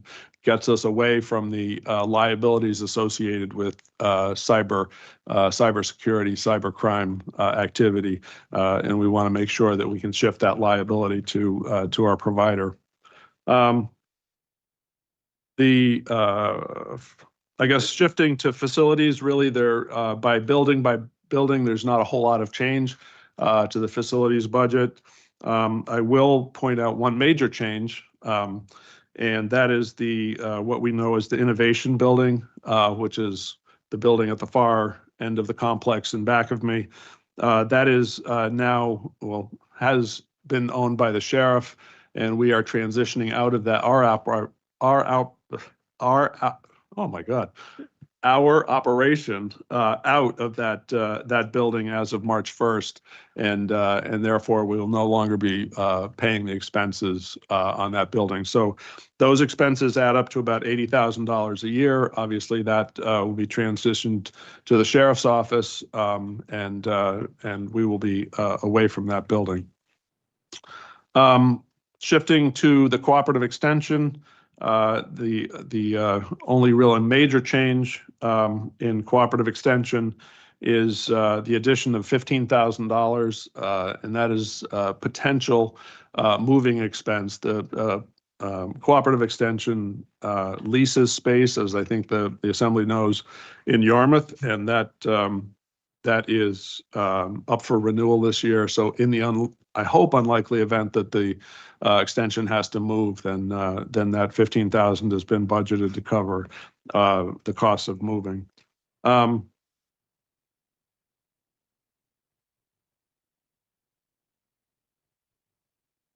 In Health and Environment Department, we've this is probably the department that's seen the most sort of shuffling of numbers and shifting, which is expected as we have a new director who is focusing on the mission. We have increased the temporary salary line item because we're going to continue testing of beaches for a wider 2 additional weeks, both at the beginning of the season, at the end of the season. That was something that was requested by the towns.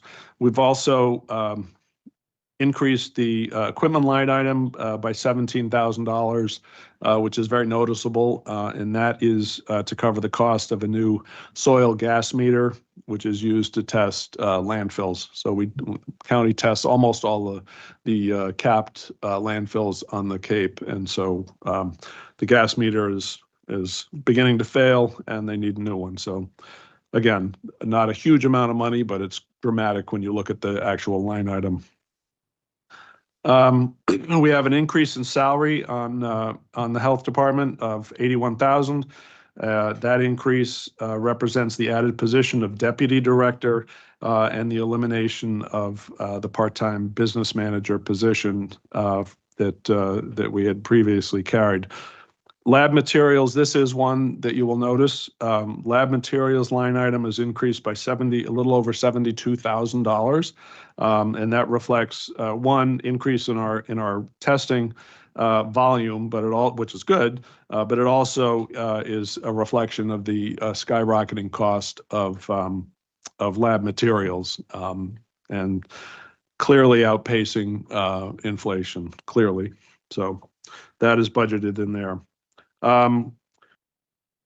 Let's see, we've eliminated one part-time position in public health nursing, an administrative assistant position, which will not be covered in the general fund salary. And I'll move on to fringe benefits. So many towns have begun to provide incentives to their employees not to take insurance, not to take, in our case, county-sponsored insurance. When you look at the cost of our 75% contribution, meaning the county's 75% contribution for health insurance on a family plan, that can be in the upper $20,000 range. And so, so a lot of towns have provided incentives for employees not to take the town or government-sponsored insurance. We have budgeted what we think is what it would take to provide that incentive to our general fund employees. We budgeted $135,000 for that. We have done some investigation, and we think that in FY27 we can at least break even on that with the savings that will come from people that are dropping off of our insurance. I'm still not sure that we are going to adopt that. The commissioners have not indicated that they're going to adopt that yet, but we did want to put it into the budget to make sure that that it was there in the event that we did. As I mentioned earlier, we've consolidated the early retiree assessments and moved those out of individual departments into one centralized location in our fringe benefit budget. In terms of county retirees, you'll see the line item that represents group health insurance for the retirees, an increase there for 12%, specifically 12% for medics and 15% for active plan retirees. You'll see a increase in workers' compensation by $36,000, and that is reflective of insurance increases right across the board, and as well as some of our claim history. We've had more workers' comp claims filed in the last year or 2 years than we have in prior years. And then in the miscellaneous and contingency budget, you're looking at, as I mentioned before, the updated classification and compensation study of $40,000, and then a line item reduction of $197,000, which reflects our engineers and DEP's opinion that our current pump and treat system at the former Municipal Fire Academy site is not necessary anymore and can be decommissioned now that we've put in permeable reactive barriers. So I'll just touch, last piece, I'll touch on the dredge. And the dredge, you'll see the addition of one position, which is a deputy director position. And again, as we did plug that into the budget, and as we move along, we will, I'm sure, have a lot more discussion about that.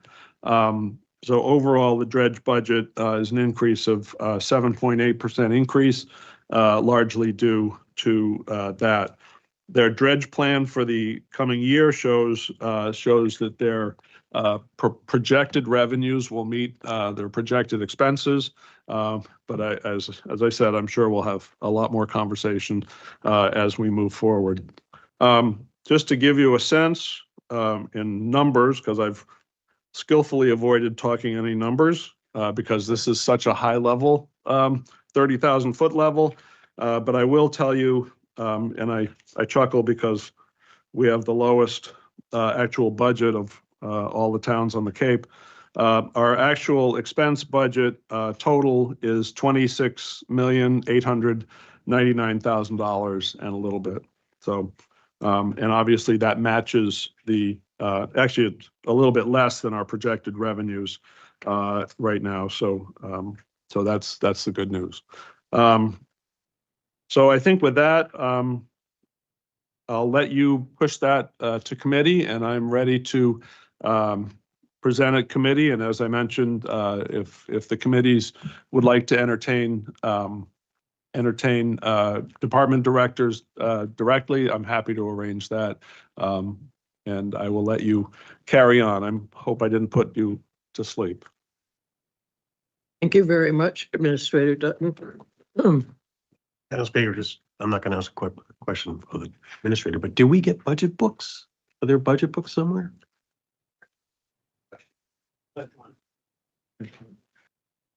Are they electronic? I just want to know where we're going to find that. That's all. So, given that the budget is being introduced today and the ordinances are being introduced today, we did receive that the administration after their commissioners meeting.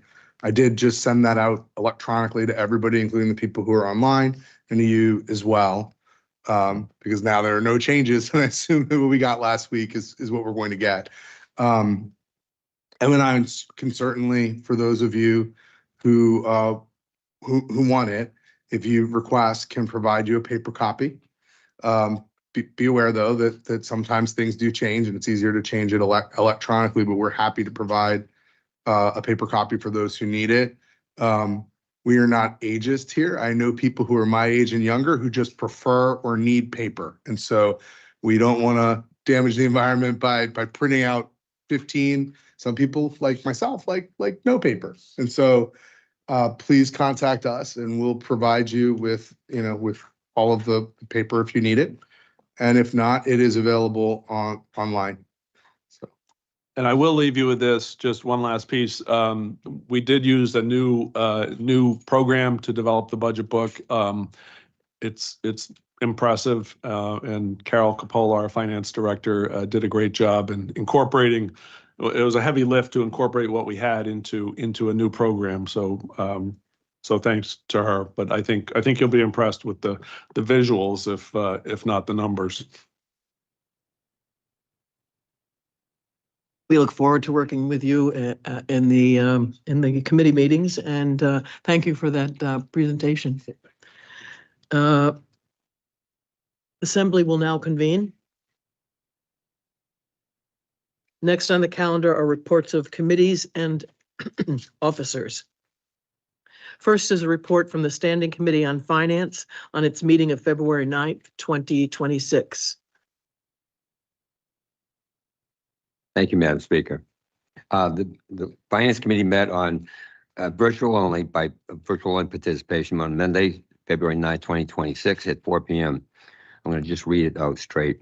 The Assembly Delegates Standing Committee on Finance met remotely on this date. The committee discussed number one, proposed ordinance 2026-03 to authorize a budget transfer within the county's fiscal 2026 operating budget as enacted in ordinance 2025-03 in the amount of $70,000 for the general fund operation of Barnstable County. Secondly, we discussed proposed ordinance 2026-04 to authorize a supplemental appropriation to the fiscal year 2026 operating budget as enacted in ordinance number 2025-04, including a one-time and new initiatives in the amount of $200,000 for the purpose of funding a federal internal indirect and external rate study. Thank you. Then we discussed proposed ordinance 2026-05 to authorize the appropriation and transfer of $347,731 from Capital Stabilization Fund for the purpose for the First District Courthouse chiller underground piping replacement project. More on that later. Discussion review of fiscal year 2027 proposed operating budget by Assembly Standing Committees under Cape Cod Regional Government Home Rule Charter Section 5-5B. The committee voted unanimously to recommend that the full Assembly adopt a proposed ordinance 2026-03 with additional language specifying the budget categories from which and to which funds would be transferred, with the clerk authorized to prepare the revised language. The committee voted 4-1 to recommend that the Assembly adopt proposed ordinance 2026-04 with clarifications to the ordinance language, including a more specific description of the study's purpose tied to an RFP and the correction of the receiving budget on the line item. Chair Oman, that's myself, and you'll hear more from me later, voted against the motion, expressing concern that the supplemental appropriation was inconsistent with the Board of Regional Commissioners' stated policy of avoiding supplemental budgets and questioning why the study would not be included in the fiscal year 2027 budget. The committee voted unanimously 5-0 to recommend that the full Assembly adopt proposed ordinance 2026-05 with clarifications that you'll have in your pack, by the way, including the removal of the emergency declaration in Section 3 and the identification of the specific capital budget receiving transferred funds. The committee also held a preliminary discussion on how to allocate the review of fiscal year 2027 proposed operating budget among the standing committees. Assembly Clerk Fletcher described the prior year's allocation process. The committee agreed to defer detailed scheduling decisions till after receiving the budget today from the administration. I move to adopt proposed ordinance 2026-03. I'll second it.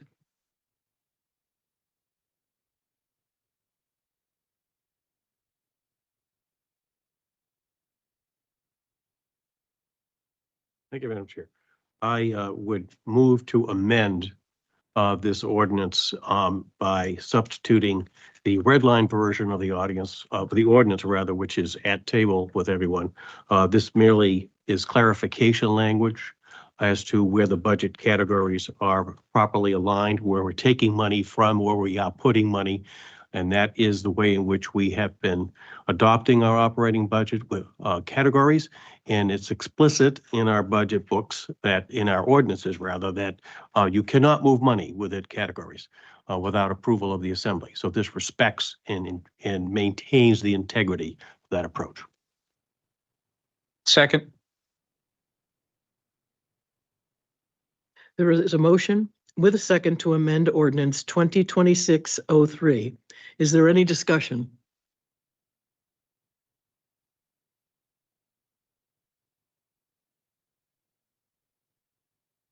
Oh, well, I've made the motion. And it's seconded. I guess we need to vote it. Yep. Will you? You'd like a roll call, Madam Speaker? Delegate Frederickson, Yes. Delegate Frizzell, Yes. Delegate Fuller, Yes. Delegate Gallagher, Yes. Deputy Speaker Gessen, Yes. Delegate Green, Yes. Delegate Harder, Yes. Delegate Killian, Yes. Delegate King, Yes. Delegate McKelvey, Yes. Delegate O'Malley, Yes. Enoman, Yes. Delegate Sampson, Yes. Delegate Ty, Yes. Speaker Warner. Yes. Madam Speaker, the motion on the amendment is unanimous. Thank you.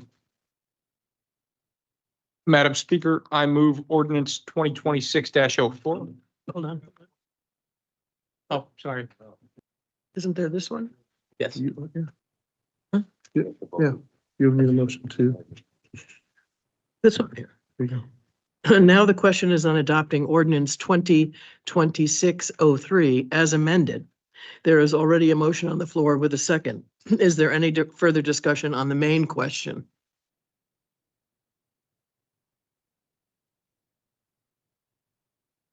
No? Okay. Clerk Fletcher, can you call the roll? Yes, Madam Speaker. Delegate Frederickson, Yes. Delegate Frizzell. Yes. Delegate Fuller, Yes. Delegate Gallagher, Yes. Deputy Speaker Gessen, Yes. Delegate Green, Yes. Delegate Harder, Yes. Delegate Killian, Yes. Delegate King, Yes. Delegate McKelvey, Yes. Delegate O'Malley, Yes. Dean Omen, Yes. Delegate Sampson, Yes. Delegate Ty, Yes. Speaker Warner, Yes. unanimous, Madam Speaker. Thank you. The motion passes. The next recommendation from the Finance Committee on the business calendar is proposed ordinance 2026-04. Dean Omen, may I have a motion to adopt proposed ordinance 2026-04? So moved. A second? There is a motion with a second to adopt proposed ordinance 2026-04. Is there any discussion? Delegate Frizzell. Thank you, Madam Speaker. I propose that we substitute, I move to amend the ordinance by a substitution, which is given to all members at table here. It's a red line. And the purpose of my motion is to clarify the purpose of the use of the funds and to be specific as to where these funds are going and to what budget these funds are going, and also as to where those funds are coming from. Again, just following our budget book and making sure that we keep categories where they belong, and also just clarifying that this is from something we now have designated as the general fund unreserved fund balance, as opposed to other different categories of unreserved funds. There is a motion with a second to amend ordinance 2026-04. 2026-04. Is there any discussion? Delegate King. Go ahead. You have to unmute. Yeah, I'm a little confused why we have this amendment. I mean, I don't, we've been, this is for the finance committee, we went through the whole bill. What, I mean, we just can't keep amending these things forever. I mean, we gotta do better than that. And so I'm gonna oppose this amendment. Okay, thank you.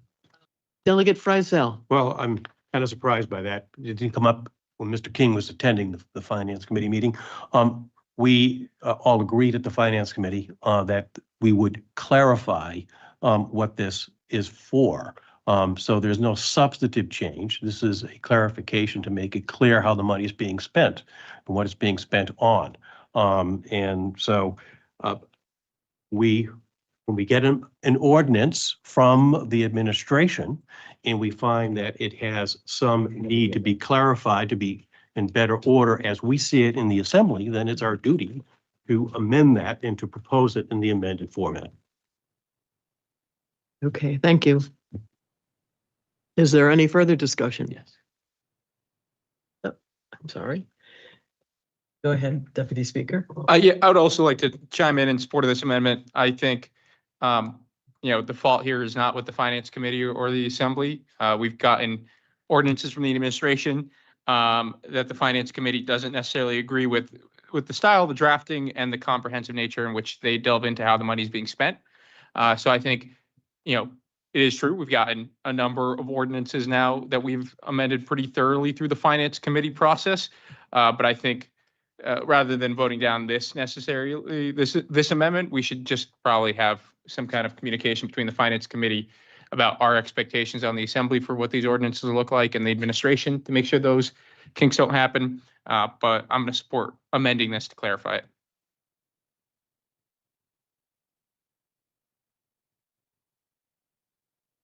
Thank you, Madam Speaker. I'm not going to either support it or the amendment or not, because I think I have something to say about the ordinance in general and how it's presented and where the sources are. So I'm not going to oppose it or say it. I'm going to abstain from this vote. Okay. Anyone else?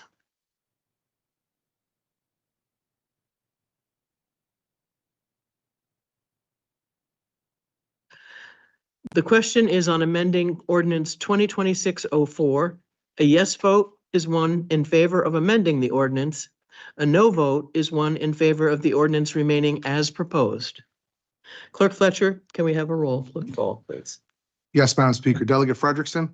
Yes. Delegate Friesel. Yes. Delegate Fuller. Yes. Delegate Gallagher. Yes. Deputy Speaker Gessen. Yes. Delegate Green. Yes. Delegate Harder. Yes.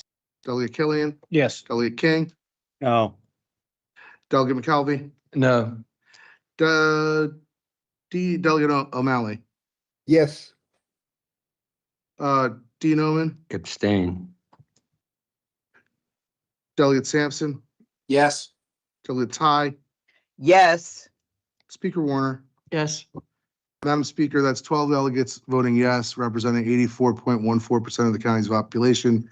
I believe we have 2 noes at 9.46 and 1 abstain at 6.41. So The motion passes. The motion passes. Now the question is on adopting ordinance 2026-04 as amended. There is already a motion on the floor with a second. Second. Is there any further discussion on the main question? Dean Omen. Thank you, Madam Speaker. I'm going to read this because I've thought about this for a long time, and I think this is a very important direction for the Assembly to go, and I hope you support me on this.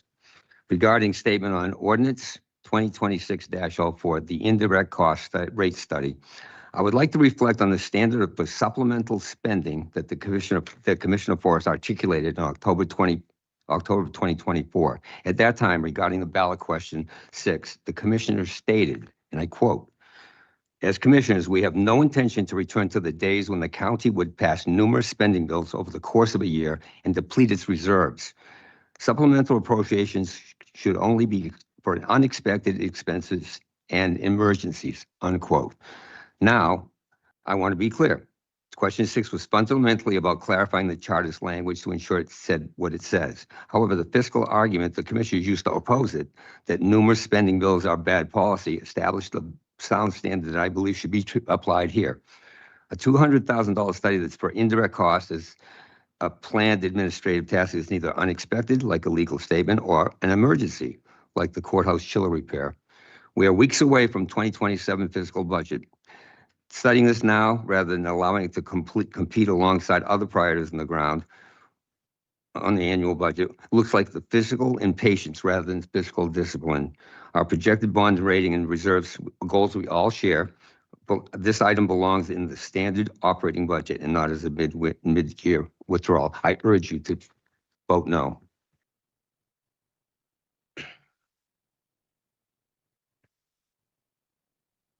Thank you, Dean Omen. Is there any other discussion on the main question? Yes. If I may, I respect the Delegate Omen's comments. He made these during the Finance Committee meeting. The Finance Committee nonetheless voted 4-1 to recommend it at this time. I think there were a couple of reasons why. We thought that this was a good study. I don't believe the Delegate Omen disagrees with that. He disagrees with timing. We thought that this study, and the reason it was a good study and well worth the money, is that it can really enhance our policy making in terms of overhead expenses that should be charged to the appropriate places within the budget itself, such as the dredge, the enterprise fund, and also with respect to our grants, which are numerous, and also with respect to external services that we receive money from people who do employ our services, such as IT and the lab. And we thought that these items were important for us to get those revenues and getting them sooner rather than later, and waiting for the 27 budget to work its way out into probably calendar 28 before we see this, we thought was a good idea. Irrespective of what a commissioner may have said 2 years ago concerning the use of supplemental budgets, we thought it was better not to have an absolutist approach on this. We also thought 200,000 out of a 6 million plus in general fund unreserved funds was not a burden on the unreserved funds and put us in any detriment whatsoever with respect to our bond financing. So for those reasons, I think the majority 4-1 said that we should go ahead at this time.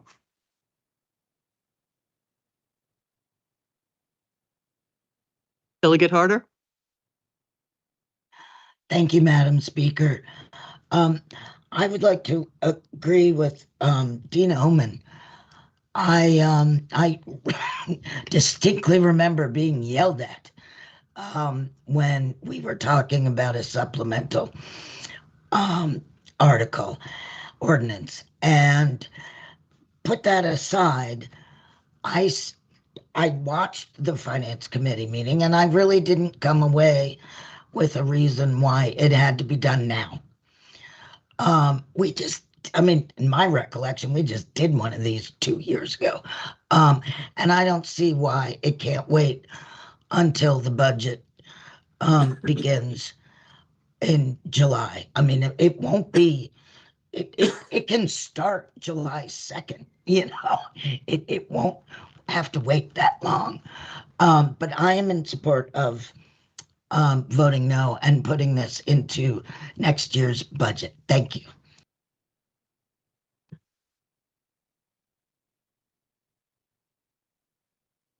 Delegate O'Malley? Thank you, Madam Speaker. With as a member of the Finance Committee, and with all respect to Chair Omen and that committee, I certainly take seriously his concern about the use of supplementals as a budget tool that has gotten us into trouble in the past. At the same time, it's my sense, given our ever precarious financial situation, that getting a better handle on what the externalities, what these costs are, and being able to incorporate them into the following fiscal year outweighs my concerns about overriding something that the commissioner stated a couple of years ago. They have not always respected the decisions we've made either. So I am going to continue with my vote that I made on the Finance Committee and support this amendment. This resolution, this ordinance. Thank you.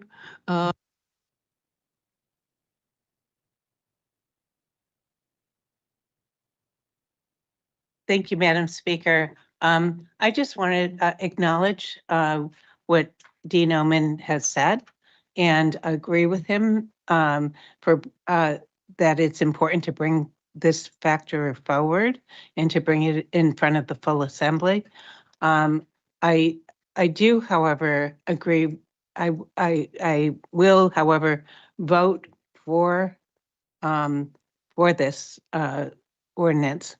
But I do caution the commissioners moving forward, the administration, and also the public in looking at what the commissioners say and do.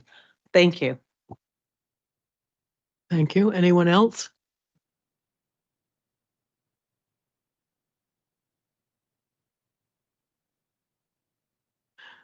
Can you call the roll, Clerk Fetcher? So this is on the ordinance as amended, Madam Speaker? Yes. All right, Delegate Frederickson, Yes. Delegate Frizzell, Yes. Delegate Fuller, Yes. Delegate Gallagher, Yes. Deputy Speaker Gasson, No. Delegate Green, Yes. Delegate Harder, No. Delegate Killian, Yes. Delegate King, Yes. Delegate McKelvey, No. Delegate O'Malley, Yes. Dean Omen, No. Delegate Sampson, No. Delegate Ty, Yes.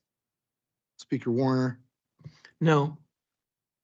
All right, that looks like 9 delegates representing 47.09% voting yes, and 6 delegates representing 52.91% voting no. Fails. The motion fails.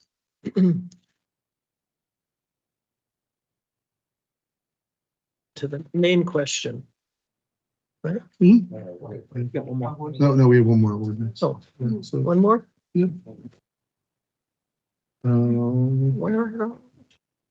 We have one This one? more Okay. ordinance. The final recommendation from the Finance Committee on the business calendar is on proposed ordinance 2026-05. Dean Omen, may I have a motion to adopt proposed ordinance 20? So moved as written, Madam Speaker. There is a motion to, with a second, to adopt proposed ordinance 2026-25. Is there any discussion? Madam Speaker. Thank you, Madam Speaker. I move to amend proposed ordinance 2026-5 in the form of a substitution, which is a red line at table for all the delegates. Again, this is to put this ordinance in a condition which the Assembly believes is the appropriate form for the ordinance. We first of all have deleted this whole section 3, which is stated in emergency terms. This is not an emergency ordinance, so we didn't want to create that confusion. We also wanted to make it clear where these funds are coming from specifically and where they are going. So the purpose of the language is to make those same kind of language changes we made on the prior ordinances. Again, in line with how we see these ordinances being properly drafted for the Assembly coming from the Finance Committee. Thank you. Thank you. Anyone else? This does qualify in the emergency part, and I support this. I hope the Assembly does as well. Okay. Any other comments? No? Okay. There's a motion with a second to amend ordinance 2026-05. Is there any further discussion? Nope. Okay. The question is on amending ordinance 26-05. A yes vote is 1 in favor of amending the ordinance. A no vote is 1 in favor of the ordinance remaining as proposed. Clerk Fletcher, can you do the roll? Yes, Madam Speaker. Delegate Frederickson, Yes. Delegate Frizzell, Yes. Delegate Fuller, Yes. Delegate Gallagher, Yes. Deputy Speaker Gesson, Yes. Delegate Green, Yes. Delegate Harder, Yes. Delegate Killian, Yes. Delegate King, Yes. Delegate McKelvey, Yes. Delegate O'Malley, Yes. Dean Omen, Yes. Delegate Sampson, Yes. Delegate Ty, Yes. Speaker Warner. Yes. That's unanimous, Madam Speaker. The motion passes. Now the question is on adopting ordinance 2026-05 as amended. There is already a motion on the floor with a second. Is there any further discussion on the main question?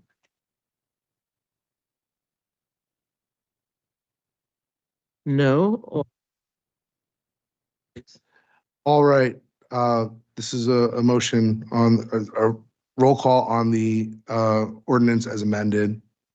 Delegate Frederickson, Yes. Delegate Frizzell. Yes. Delegate Fuller. Yes. Delegate Gallagher. Yes. Deputy Speaker Gesson. Yes. Delegate Green, Yes. Delegate Harder, Yes. Delegate Killian. Yes. Delegate King, Yes. Delegate McKelvey, Yes. Delegate O'Malley, Yes. Dean Omen, Yes. Delegate Sampson, Yes. Delegate Ty, Yes. Speaker Warner. Yes. That one's unanimous, Madam Speaker. The motion passes. Next on the calendar is a report from the Standing Committee on Economic Affairs on its meeting of February 11th, 2026. Chair Elizabeth Harder, can you give us a report on the Assembly? Take it 5 minutes. Thank you, Madam Speaker. We have a beautiful report, but Delegate Harder, Yes. we need it. We're going to take a quick break. Can you give us a minute? okay. Thank you.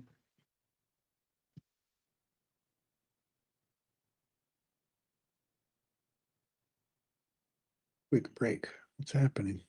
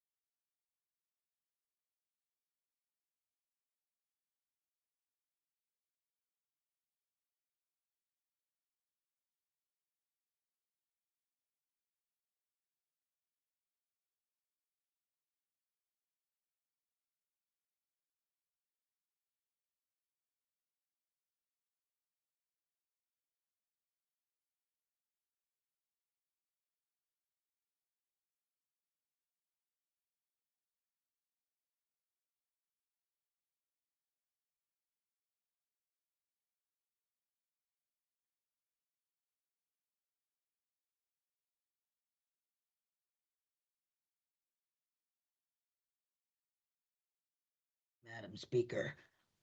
Before I go into the report, I would like to thank everyone who attended today. I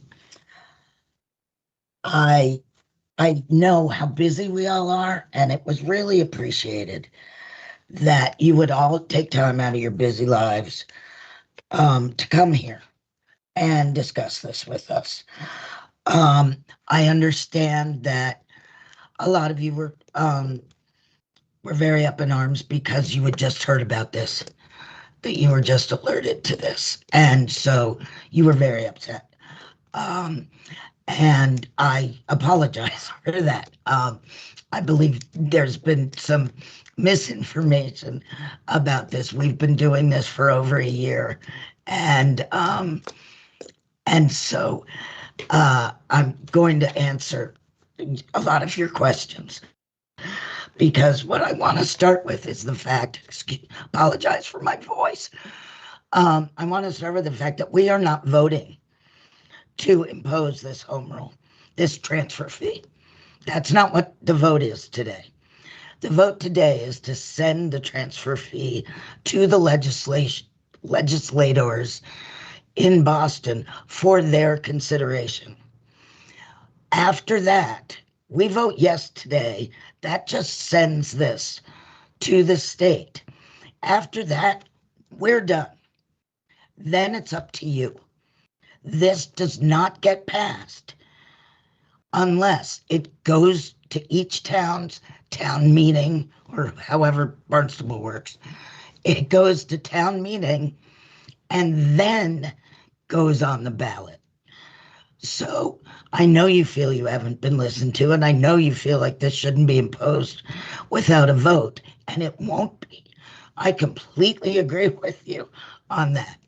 We're just voting to send this to the legislature as a support to the 6 towns plus the Cape and Islands who have already voted in their towns at town meetings to submit petitions for a transfer fee. And they've been ignored, some for years. So this is being sent in support of those towns that want this. Each town will decide. This is not being forced. You have to vote in the town to decide this. And the reason it's so broad is because the towns need to be able to say how much they want it, what percentage they want, what the price of the house they want is, and that all of those questions that you had about this, that, and the other thing, that is going to be up to you, the voters. That's not up to us. I will say that I've heard that I will say that it sounded like our legislators want to make it, if the seasonal communities go through, that they might want somebody to have some control over it. This does not. This home rule petition makes it very clear that everything is up to the voters in the towns. No county government, nothing. We are just voting to send this to the legislature so that the towns have the option of using this should they so choose. And so we had our final, hopefully, economic affairs meeting about this on Wednesday, February 11th. We heard many amendments. We approved some, we didn't approve others, and we're going to have some more this evening, and we will entertain those as an assembly, as the full assembly now, not just the committee, and then we will vote. But again, I want to make it clear, we're not voting on this transfer fee. We are voting to hopefully let towns choose to have this tool should they so desire. Thank you. Thank you, Delegate Harder. It's the, let's see, we have a session. Sorry, I forgot. So I would like to move that we approve the home rule petition 2601. Thank you. I'll second that. Discussion. Clerk Fletcher, you do a roll? No, not yet. I think might be a little early. Oh. You first, sir? Huh? You first? Okay, you go first? Sure. Okay, so wait a minute. I'll quickly touch on, as a member of Economic Affairs, Oh, right, I apologize. that the committee did recommend favorably 3 amendments that are going to be introduced independently here for discussion and debate. The first of those amendments, which one's first on the docket? So those 3 amendments had to do with clarifying language regarding participating municipalities that might wish to withdraw from status as participating municipalities. Second was permissible use requirements. And third was a question of voter referendum. And now the sponsors of each of those amendments are going to speak to those in order, and then we're going to address the petition as a whole, if I understand correctly, Madam Speaker. Yes. So we're gonna. Yes. Yes, clerk. So as we go through these, for each one, I assume someone's gonna make a motion and then we'll go through the thing? Yeah. Okay. Madam Speaker, I move that we amend the home rule petition in the manner on the screen currently, but I'll also read it into the record since we don't have a printed copy. On page 4, line 17, adding the language, provided that any new development funded with the transfer fee revenues and subject to Cape Cod Commission review complies with the open space goals and objectives of the Cape Cod Commission's regional policy plan. I make that motion. Second. I'll second. Discussion? I'll speak to it because I'm carrying this amendment on as in a modified version from the previous Mashpee delegate who requested an amendment in order to address concerns about additional development created, funded by the transfer fee in order to ensure that current regulations to do with open space and environmental protections on Cape Cod.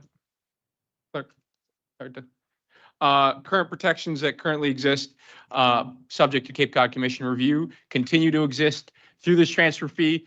And those regulations are quantified in the open space goals and objectives of the Cape Cod Commission. So this is this amendment simply states in the modified version that we have in front of us today that any new development funded by the towns through this transfer fee for initiatives that would otherwise already have to fall under Cape Cod Commission review actually have to continue and comply with those regulations. It's just more clarifying existing law and regulations rather than creating anything new. But in the spirit of the request made by the Mashpee delegate prior to her resignation from this assembly, I'm sponsoring it and would request your support for it.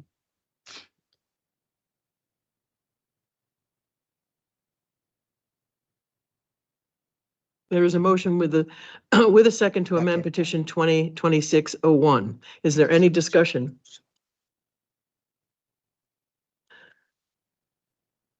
The question is on amending petition 2026-01. And the motion, which was just described. Okay. Should I read it again? No. Would you like a roll call, Madam Speaker? Yes, please. This amendment, so it's the amend the petition as we see on the screen. Delegate Frederickson. Yes. Delegate Friesel. Yes. Delegate Fuller. Yes. Delegate Gallagher. Yes. Deputy Speaker Gasson. Yes. Delegate Green. Yes. Delegate Harder. Yes. Delegate Killian. Yes. Delegate King. Yes. Delegate McKelvey. Yes. Delegate Malley. Yes. Dean Omen. Yes. Delegate Sampson. Yes. Elliot Ty, Yes. Speaker Warder. Yes. That one's unanimous, Madam Speaker. Okay, that passes. No. Which one? We'll get there.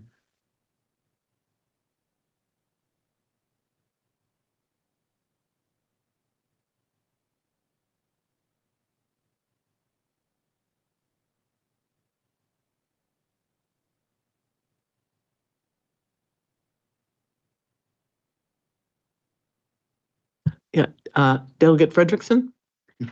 Yeah, thank you. I haven't seen the written form of this. I know we were going to work on some language here in a week, but we haven't got to. But the essence of this motion is to require that an election votes by all the registered voters in the town be have the opportunity to approve this whole process in a townwide election, individually in each town. So we haven't got it written up 100% complete, but that's the motion.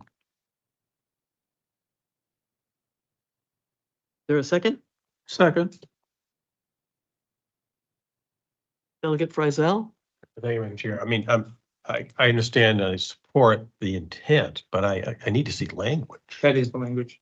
Well, is that the language we're going to adopt tonight? This is it. I've seen it. Yes. I want to make sure you're satisfied. No, I'd like to read it, but with the understanding after we had last week's meeting that we were going to share some information on coming up with the language.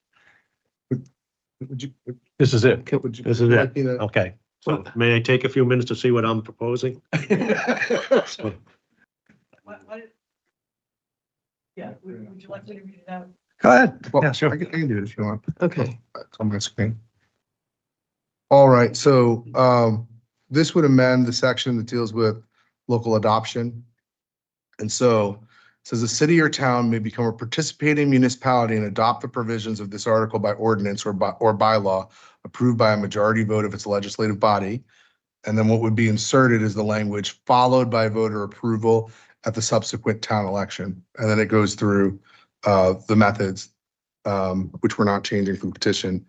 And then in section D, it says any city or town that has accepted the provisions of this article may, by a majority vote of its legislative body, and then inserting and voter approval of the subsequent town election, rescind or amend the ordinance or bylaw accepting its status as a participating municipality. So in essence, it would mean that after a legislative body, the Barnstable Town Council or town meeting would approve it at the following town election, the whole town would have to approve it. And the same thing would happen if it were to amend, like, so let's say you change the percentage or you change other conditions, or you rescind it, you would also have to have that be ratified by a ballot question of the town. Agreed. Yeah. I move that we accept this change. I think it's an important change because we saw tonight, be it what it may, when we have the people it affects the most come to us in these numbers, including 37 emails that I received today, phone calls, one state rep who didn't even know what the language was in this. We have to let them have a chance to vote. So that's what this is all about. Let's see, Delegate Harder was up and then you're next. Delegate Harder? Thank you, Madam Speaker. This just has a line that reminded me I forgot to mention one thing that was brought up repeatedly by the public during the hearing. The $1 million threshold is only mentioned because we want to make sure that nobody tries to go below $1 million. That's why that number is specified. Of course, $1 million doesn't even come close to, that's a normal house now. We just wanted to make sure that no town decided, yeah, let's do it on every piece of property. And we also wanted to make sure that that first $1 million of the price the fee is not charged on. So if you sell your house for $1,500,000, the fee is on $500,000, not that first million. And again, it's the towns can't go lower than $1 million, but the towns can set that threshold anywhere they like. Thank you. Thank you very much, Delegate Harder. And of course, please go ahead, Delegate Gessen.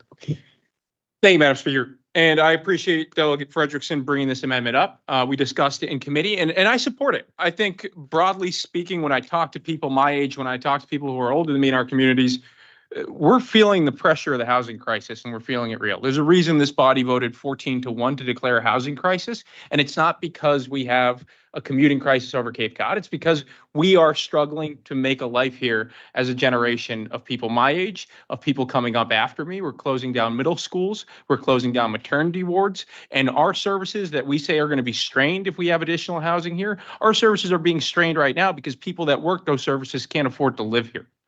So the people that live in our communities are feeling this strain. And I'm going to support this amendment, even though I don't necessarily think it's necessary because our town meeting process is very comprehensive. I'm going to support it because I believe the majority of people in the communities that have already sent up home rule petitions already support creating this transfer fee. And as it is with many bodies like this one, when we get public comment, it's public comment from people that have the ability to attend that session after work or during at 4 p.m. for many people during a work day. It's people that don't have childcare needs necessarily as a percentage of a pressure, and they don't have those kind of in general responsibilities, which will prevent them to, which many people that are facing the housing crisis are struggling with and therefore not able to attend a public meeting like this. And that's why I believe, putting this to the voters is going to demonstrate the fact that people broadly, people in Falmouth, people in Provincetown, people in Truro, people in Chatham that have sent up these home rule petitions support creating this transfer fee. And I'm looking forward to the legislature approving that kind of stipulation so that there can be no pushback that this was an undemocratic process, because it is a democratic process. We've been discussing it here for a year. It's going to go to the legislature, an elected democratic legislature. It's going to be signed by an elected governor. And then individual communities are now not only going to approve this at town meeting, but they're going to vote on it with it at their town elections. And I think that's going to really demonstrate the fact that this is a democratic process and hopefully put at least that pushback that we've got into bed. Thank you. Thank you. Delegate O'Malley. Thank you, Madam Speaker. Yeah, and I concur with our Deputy Speaker on this. I think the essence of what we heard this afternoon from so many of the people who were in attendance and who called in was a sense that this was somehow going to be rammed down their throats by the Assembly, that we were acting kind of in a wild fashion. And I think this makes it very clear that the ultimate adoption of this kind of authority to levy a transfer tax resides with the town, not just through the legislative body, but with this amendment through a vote. A popular vote. So it obviously raises the threshold for adoption in any given town, but it makes it clear this is not something that's being forced down the throats of the communities by the Assembly, but that they will be adopting of their own volition. Thank you. Yes, Delegate Brizell and then Delegate Green. Thank you, Madam Speaker. So I want to go back to a comment that Delegate Harder made, that if there's a $1 million transfer, it's only going to be anything above $1 million will be taxed, but only the amount above 1 million, because I'd like to see how that language is specifically incorporated here, because when I look at the language in section 11, what is it? It's on page, I guess it's 11.4B, and it's on page 4, it says in line 7, the Cape Cod Regional Government in collecting the fee shall exempt transfers for which the purchase price is 1 million or less. It says the transfer. Doesn't say further that the tax cannot be applied unless except for the amount above 1 million. It excludes that transfer. So if you're above 1 million as a transfer, where's the language that makes it clear that you only tax the amount above the 1 million? Thank you.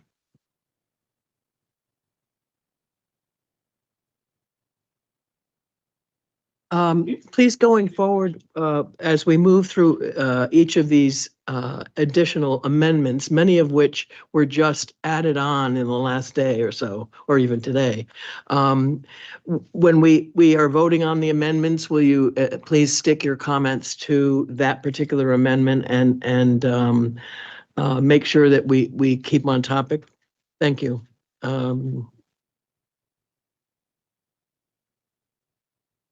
Thank you, Madam Speaker. Yes, and I agree that if that's a concern, then that should be another amendment. I would like to say that Wellfleet, my town, has already voted for this. They wanted this for quite some time. So, and everything that is in what we're planning to vote on tonight, people in my town have been looking at repeatedly. And if they've made suggestions for additions, the committee has already included those suggestions. So, but I will vote for this amendment because although we've already voted on this, it would be very important to see what the legislature actually does with this, which we are sending this to the legislature. We are not making the decision. I would prefer that the legislature would just do what my town has already asked for, but this is just another option. So in my town, although the people in my town would prefer that the legislature adopt what they've already proposed, they're willing to entertain what the assembly would vote to approve and send to the legislature. So I think for my town, voting on this is just another added burden, but I will vote for it because I would want to be extra careful and have this go through that town process again. Thank you. Green. Okay, I'm not sure who was up first, so Delegate Gallagher. Thank you, Madam Speaker. 2 points. First, to Delegate Freisel's point, just in lines 4 and 5 on page 4, it says not more than 4% of the portion of the purchase price of such real property interest in excess of the exemption threshold established. And I think that's the language you're looking for, if I'm not mistaken. And I will oppose this amendment because I think it takes away an element of local control in that it dictates to the towns how they shall implement it. In other words, not simply by vote of the select board or the finance committee, that it stipulates that it be put to a broader election. And I think we should leave that decision in the hands of the towns as well. Yes, Delegate Ferguson. Just a minor correction. I'm going to assume that what Wellfleet voted on did not include a regional housing group. I'm going to guess that. So this is much different, and that is a huge element of what we're looking at. Just a quick clarification.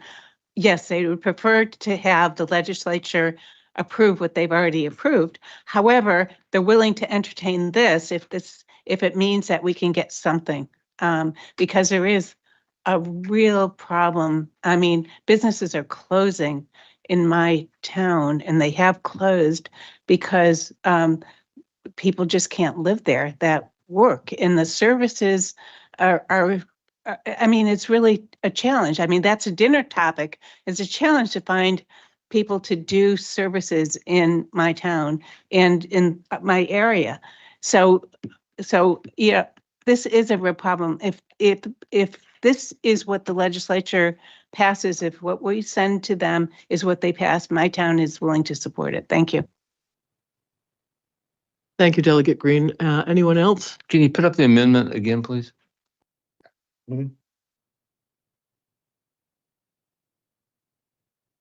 Thank you.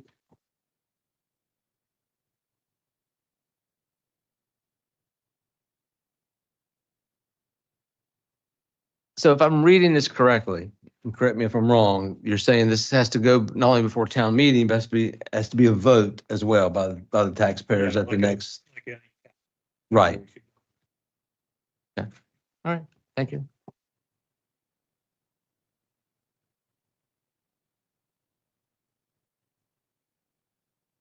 Madam Speaker,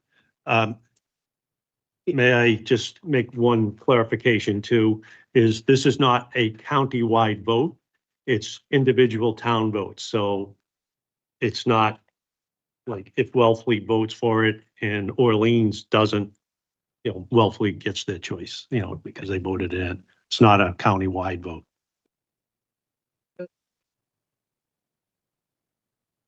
Yes, I mean, thank you. I mean, as far as putting this before the legislature, if the assembly votes to do that, then it does go before the legislature, but the legislature is going to, I mean, it would be nice if they passed what we send to them, but I don't believe that they will.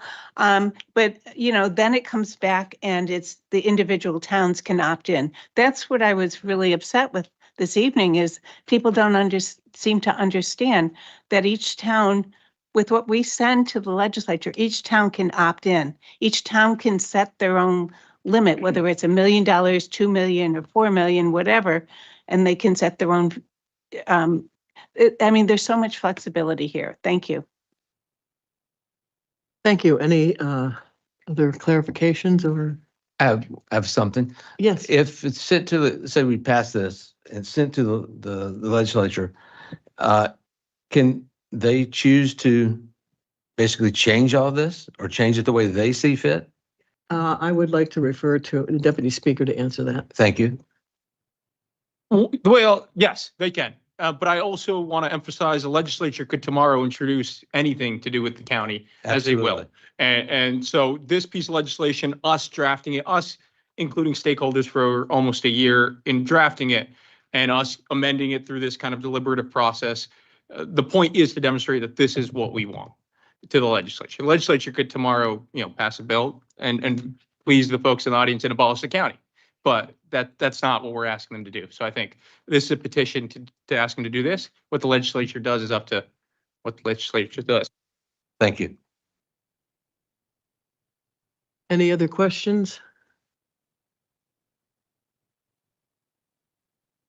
The question is amending petition 2026-01 to, right? So a yes vote is in favor of amending the petition. A no vote is one in favor of the petition remaining as currently proposed, including previously adopted amendments. Clerk Fletcher. It looks like a look for me. And so this is on this amendment. Delegate Frederickson, Yes. Delegate Friesel, Yes. Delegate Fuller, Yes. Delegate Gallagher, No. Deputy Speaker Gasson, Yes. Delegate Green, Yes. Delegate Harder, Yes. Delegate Killian, Yes. Delegate King, Yes. Delegate McKelvey, Yes. Delegate O'Malley, Yes. Dean Omen, Yes. Delegate Sampson, Yes. Delegate Ty, Yes. Speaker Warner. Yes. Madam Speaker, that's 14 delegates in favor, representing 97.49% of the county's population.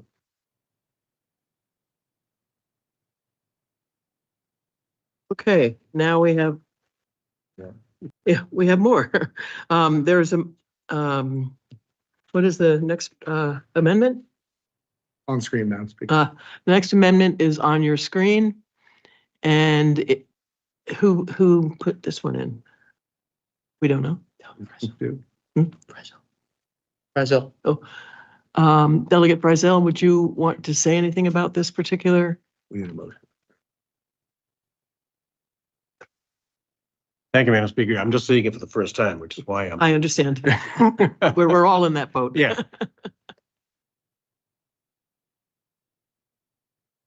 I'm not sure that this is where I would put the language, to be honest with you. The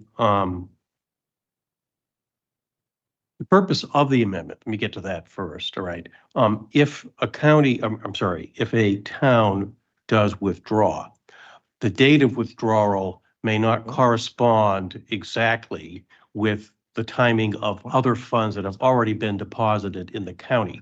So to make it clear that even if you withdraw any funds that you've already deposited from transactions prior to the date of withdrawal that are in the county, those funds are yours and they will come back to you, even if the date in which those funds are distributed by virtue of our provisions for distribution of funds that have been deposited, on the date of the distribution, you're not a quote participating community. So if you've already deposited the monies, they're yours. They can't be used by any other community or by the region.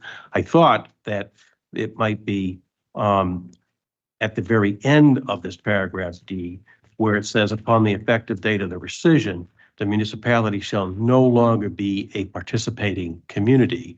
And the point would be then to say, except to the extent necessary to receive funds. So the exception, the new language would go at the very end of the paragraph.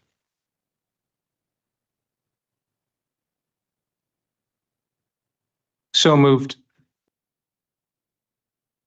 Second. Okay, everybody had a chance to see that?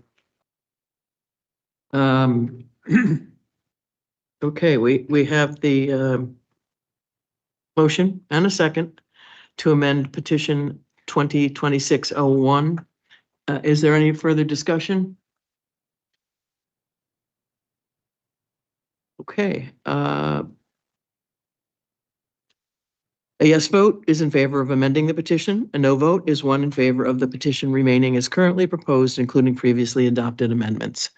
Clerk Fletcher, would you call, please? Madam Speaker, Delegate Frederickson, Yes. Delegate Frizel, Yes. Delegate Fuller, Yes. Delegate Gallagher, Yes. Deputy Speaker Gasson, Yes. Delegate Green, Yes. Delegate Harder, Yes.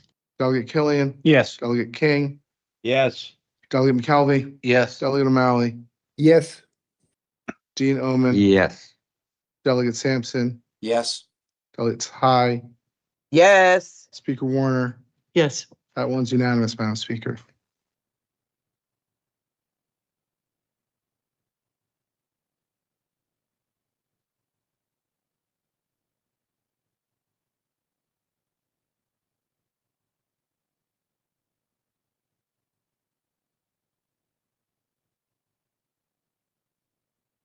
Please. We can't hear Uh, anything if anybody's talking. Yes, this is Deputy Speaker Gesson. I'm making this amendment at the request of the administration who reached out to us after our Economic Affairs Committee meeting to request clarification. Both of these amendments here, these are two separate amendments I'm making at the same time. One is at 11-2 under transfer free, and the other one is in section 11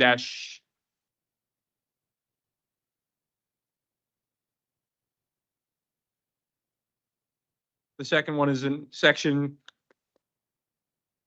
11-8 on the distribution of revenues.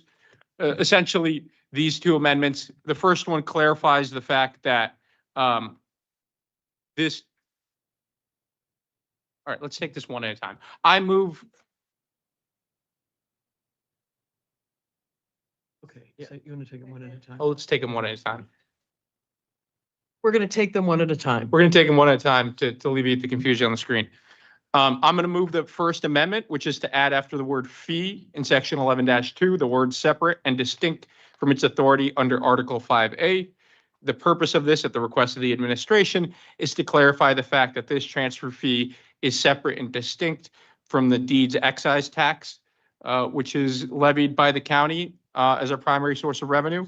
And the purpose there is the deeds excise tax is tied to the state deeds excise level, so we wouldn't have the authority to collect the transfer fee under Article 5A.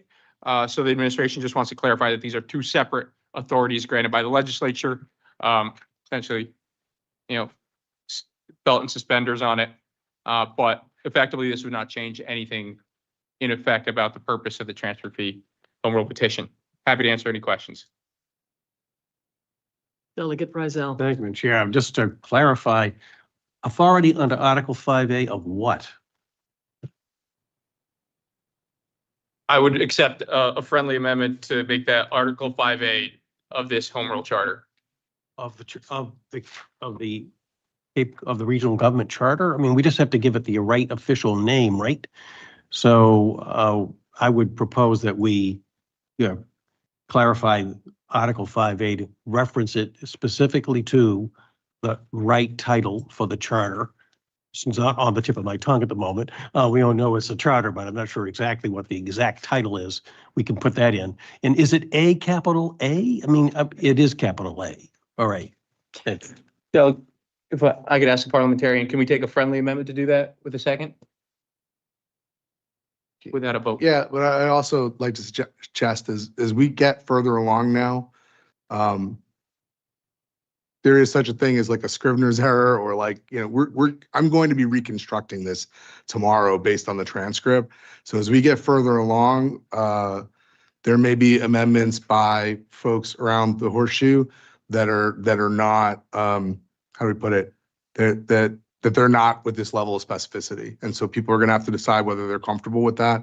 The good thing about YouTube and having a word for word transcript is, Emma and I will work diligently to reconstruct it, and before we send it off, it'll be reflected what you guys voted. So like, I just wanna make that as a caution, is like, as we move forward past these three, if other people have different amendments, we want to respect parliamentary procedure, but we're not going to be able to do it with this level of specificity as we get moving. So like, I don't know if you need a friendly amendment or not, or you can just accept that like, we're going to be working to reconstruct this document tomorrow based on all the amendments, like we do with the budget. And like, we'll work to reconstruct this tomorrow, and we'll send it to everybody to make sure that it reflects what happens here before it goes forward. Well, right. I'm okay with that Yeah. process so long as there's something in the record that we want to make the change. So I don't need the word, so long as that's what we want to do. I'm fine. Like, yeah, and that's the right point, which is like, please be as clear as you can when you're making amendments, what it is that you want. And then, like I said, we'll work to put the document back together tomorrow based on the transcript. And before it goes any further, by unanimous consent, we'll make sure that it says what the transcript says. So. Yes, That's Delegate what- Frederickson. Yeah, will we have the opportunity to look at the finished product before we send it up? It should get packed. So if people are familiar, that's what we do with committee too. It's like, if anybody here who's involved, like we try as staff to be transparent. Like this document, if it happens to go through the whole process tonight, will look very different than the one in front of you. That's why, unlike the finance committee amendments, there's no set red line, because we didn't know it was going to happen and we still don't. But we will work diligently to make sure that the final document reflects what the transcript says, and everybody will be able to take a look at it and say, nope, that's not what the transcript says. Like, we'll be completely transparent about the video, about the transcript, about the document. We'll get it right. So don't let that hold you up unless you want it to hold you up. That's up to you. Delegate Hacker. McKelvey. Thank you. That's okay. Didn't pronounce it correctly. You'll get it. I'm curious, it says the Cape Cod regional government may collect a fee. What fee is that exactly? Are they talking about administrative fee for doing some of the work? Thank you. Deputy Director. Yes. Oh, so this is a section 11-2. This section is the one that actually provides for the fee being established by the legislature, and that is the transfer fee in question. And then, as you can see in 11-2, that it concludes that sentence with saying, as described and subject to the conditions and exemptions described herein. So effectively, that's the magic sentence right there. That creates the transfer fee. And then the rest of this 11-page petition are those conditions and exemptions upon which it's subject. Thank you. Welcome.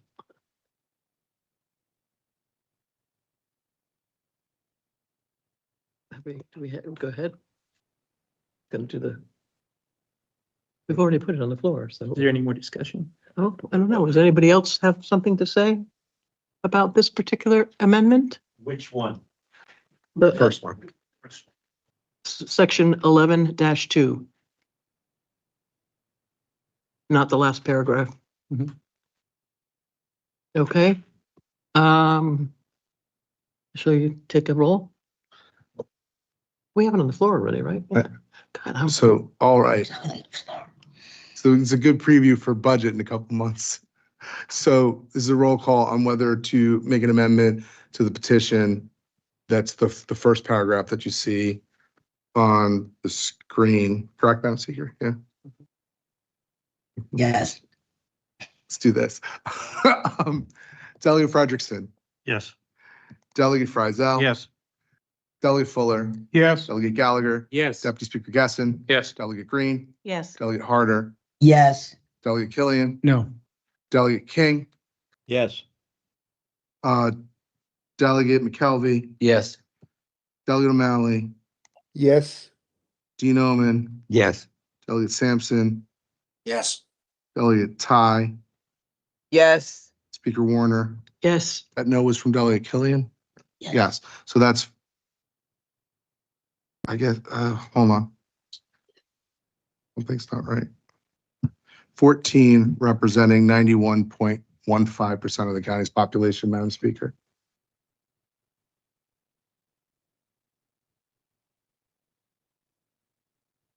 That passes. Um, there's one more that I think, Yep, at the risk of everyone getting sick of me before the night's too young, be very quick. This amendment removes the word reimburse and then rearranges the sentence grammatically. After Clerk Fletcher, could you also delete the word incurred after for cost is dashed out? Lower, lower, lower, line 2. Line 2. I believe in you. This incurred? That's the one. So this amendment is an amendment to page 9, starting at line 16, effectively just brings the appropriations process in line with the way we appropriate anything else at the county, rather than saying reimburse, that way implying that we're going to reimburse, appropriate money for things already spent. We're going to appropriate like we appropriate the budget or like we appropriate anything else at the county, by doing it prospectively for the upcoming fiscal quarter. So this language effectively adds the language offsets costs incurred by after the word to in that line, and then removes the language for costs incurred later in the sentence, and then strikes the word reimburse. Happy to answer any questions.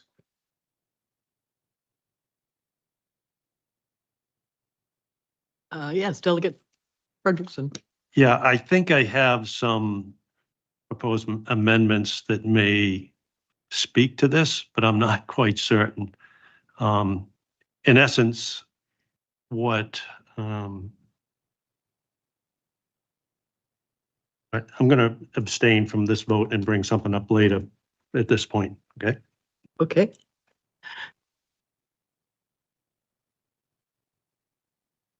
Anyone else for this particular amendment? No? Okay. I move this amendment. Second. This is a motion with a second amend petition, with a second to amend petition 2026-01. Any discussion further? The yes vote is 1 in favor of amending it. A no vote is 1 in favor of the petition remaining as currently proposed, including previously adopted amendments.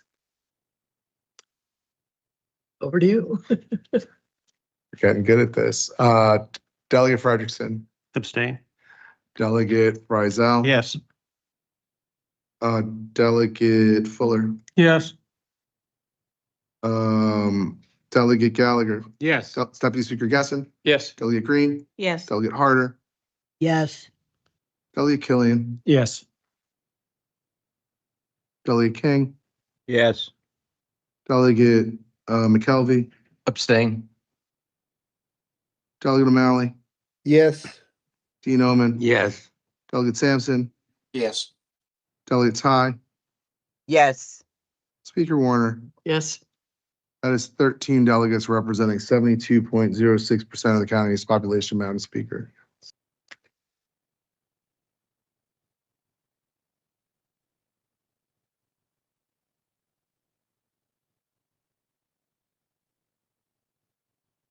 Thank you, Madam Delegate Speaker. Gillian, would you put your amendment forward, please? Sure. And this is for the exemption, 11.6 under exemptions. It'd be Article number 8.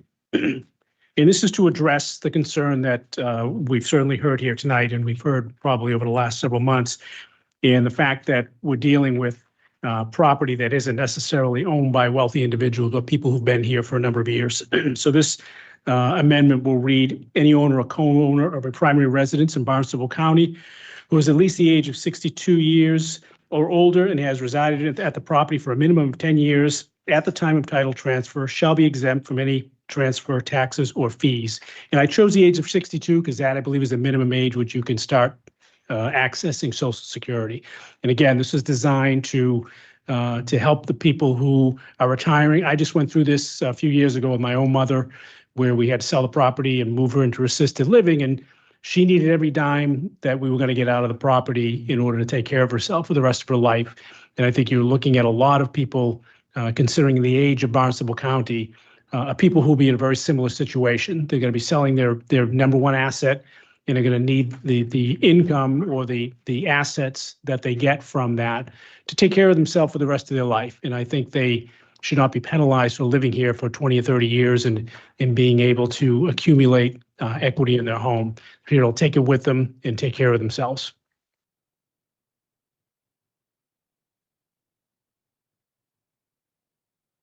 Would you like to put it on the floor? I do indeed. I'll second. Okay, second. Do we have a discussion on this particular amendment? Oh, you're right next to me, so Yeah, I think everyone is going to get sick of me tonight. But I will say I'm not in support of this amendment. And I actually believe that this amendment is much more appropriate on the floor of the Sandwich Town meeting, which we've given it the power to do.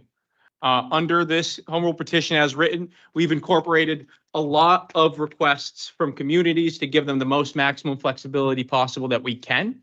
And now, thanks to Delegate Frederickson and his amendment, not only will the communities get a voice at this town meeting, but the communities are also going to get a voice on these exceptions, on these rates, and on these thresholds at the ballot box. And I believe that there are a lot of sensible exceptions to be made. I think we should consider exempting first-time home buyers. I think we should consider exempting in some communities year-round residents. And we also have different ages in communities in terms of median ages. The median age on the Cape's now 57 years old. I believe each individual community, though this amendment has merit, should make that decision for themselves. And I don't think we can, in one word and in one amendment, say we want to give as much power to our municipalities as we can through having this be a vote of their town meeting and a vote of their people. And then the next amendment tell them, but we're giving you this one exemption that you do have to take. I think this is a sensible exemption, and I'd be possibly supportive of it if it came in front of the Falmouth Town meeting. But I do not believe it's our responsibility to put this restriction on communities when they decide to adopt this fee. Thank you. Yes. If I may. Delegate Gillian.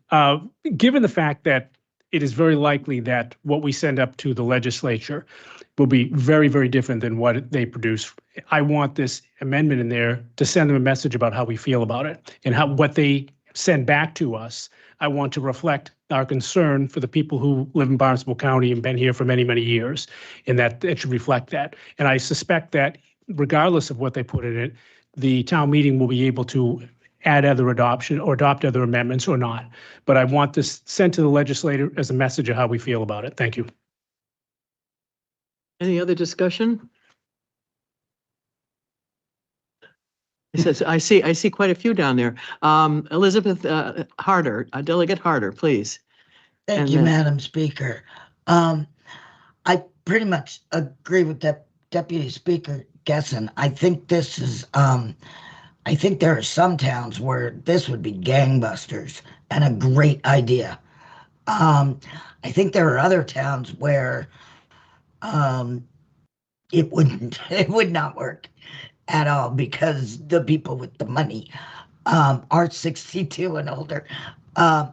I agree with Deputy Speaker Gessen that we're trying so hard to not, you know, we don't want to tell the towns what to do. The whole purpose of this is just to get the legislature to pay attention to a transfer fee and then let the towns decide. I think it's a great idea. But I don't want to mandate it. Because I'm trying to do the least amount of requirements we can. If there's a way to phrase this as a suggested, a suggested exemption, for example, could be this, then I'd be in favor of that amendment. But I don't want to make it mandated because I really think the town should get to vote on these and not us. Thanks. Thank you. Delegate King. And then Yeah, Delegate O'Malley. Yeah, I just think this is my thing, a point of clarification. Don't we need to say it's for the seller and the buyer? We need to clarify that, I think. Because this just says it's the seller who'll be exempt, and even if it's the seller, and if the buyer isn't exempt, and the towns that say it's the buyer, the seller still doesn't, who we're trying to get doesn't get a benefit from that. Exactly. If I may, Madam Speaker, sorry, but one of the things we've left up to the town. Yeah, just a moment, Delegate Harder. Please go on, Delegate King. No, I'm all set. That's what I just think Thank we you. should put seller and buyer. Delegate Harder, let me get to Delegate O'Malley first. In the interest of time, Madam Speaker, I think it's been discussed and my points have been made. I'm going to cede my time. Right. And I just wanted to explain that it's up to the towns who pays for the fee, whether it's by transaction, whether it's the buyer, whether it's the seller. So this would not work if it's being put on the seller. Thank you. Yes, Delegate Frizzell. Yeah, thank you, Madam Speaker. First, to just address what Delegate King brought up, I think that's an easy fix by just saying any transfer by any owner or co-owner. Yeah, I think this would, if we adopt it, I think it's going to go into the scrub factory that the clerk has before we see the final version. It needs to have some language to make it consistent with the other exclusions in articles in Section 16. However, saying that, I agree that this is a good exemption for communities to consider, but I tend to lean in the direction of the least mandate, the better at this point, because I think communities need to, in their own particular circumstances, deal with this particular exclusion. And rather than one size fits all, I think it's something each community should take a look at. In addressing the legitimate concern of Delegate Killian concerning the legislature and putting sort of a flag and, planting a flag on this, I find it hard to believe. Of course, anything can happen, especially with the Massachusetts legislature, but I find it hard to believe that they are going to pass something like this and not include the provision that says any participating town can make other further exclusions. So even if we do not have this in this bill as it goes to the legislature, I believe that that particular provision that allows further exclusions within communities is highly likely to survive the process on Beacon Hill. Thank you. Thank you. Anyone else?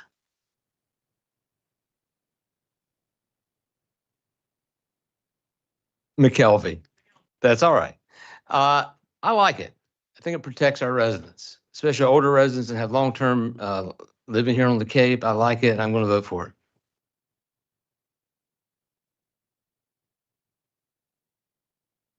Yeah.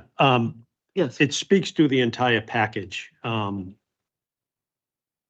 Our delegation, we need a commitment from them for whatever gets passed, that they are going to support our language. because we know, there's a lot of experience in this room, that it can be morphed quickly up there. And we need our delegation to stand up for what we support. And that's very important. If we don't have that ahead of time, like someone who supported today, never saw it, never seen our document. How do they even know what's in it unless we get them in here and get their support?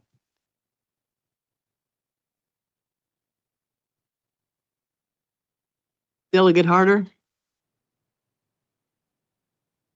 So I'm looking at the section where we talk about exemptions.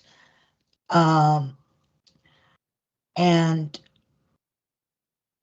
it says line 10, page 6, the participating municipality by ordinance or bylaw may establish additional exemptions at any time.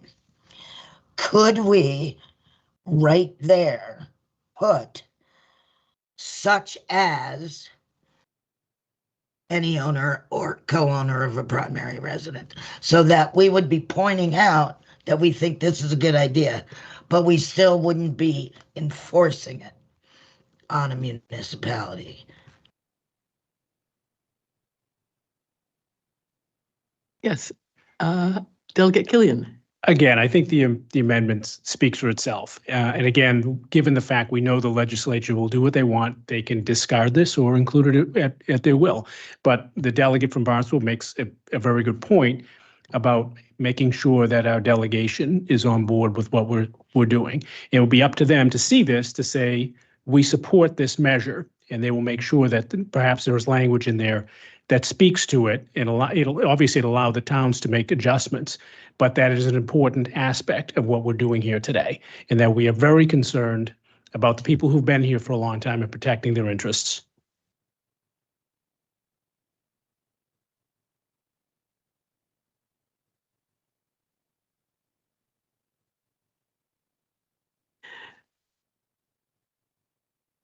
We haven't put it on the floor yet, right? No. Yeah. Yeah, we did. Okay, Yes, okay. it's So on the I guess floor. we're ready to vote. Any other discussion? No? All right. Clerk- Yep. Yes, Madam Speaker. Delegate Frederickson, Yes. Delegate Frizel, No. Delegate Fuller, No. Delegate Gallagher, Yes. Deputy Speaker Gasson, No. Delegate Green, Yes. Delegate Harder, No. Delegate Killian, Yes. Delegate King, Yes. Delegate McKelvey, Yes. Delegate O'Malley, No. Dean Omen, No. Delegate Sampson, No. Delegate Ty, No. Speaker Warner. Yes. That is 7 delegates in favor, but representing 54.66% of the county's population. So it passes, right? Okay. Thank you all. Now, where are we going now? How many more? Do we have any other amendments that would like to be brought to the floor at this point? Yes. Yeah, I just want to, on this amendment, I guess it will be clarified that language saying transfer taxes or fees, we only have a transfer fee. It's the fee in this particular article we're talking about. Right. So it's not broader than that. If I may, I think that the fact of whether it's a fee or a tax hasn't been substantiated yet when the final product is made. So it may end up, they may call it a tax when it's all said and done and at the legislature. It may be a fee. They may call it a transfer fee or a tax. That's why I included both of those. Just to clarify on the record now, what the delegate Frizel is saying, this is us exempting them from this fee, Agreed, not from yes. all Correct, but taxes. that's why I use both words. Yep, just wanted, I think for the record, for the clerk. Delegate Harder. I'm just wondering if this is only applying to this entity, then I think we need to take out taxes because that's inconsistent with the entire rest of the document. So taxes will make them go, wait a minute, you're doing taxes too? So I think for consistency's sake, it should just say fees. Thank you.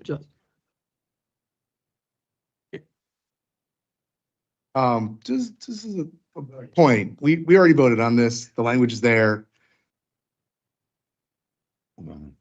I suppose someone could make a motion to reconsider or make a motion to change something, but we already did this. It's already there. So we're done with this particular thing. So just saying. All right, who has other amendments that they wish to be considered with this particular?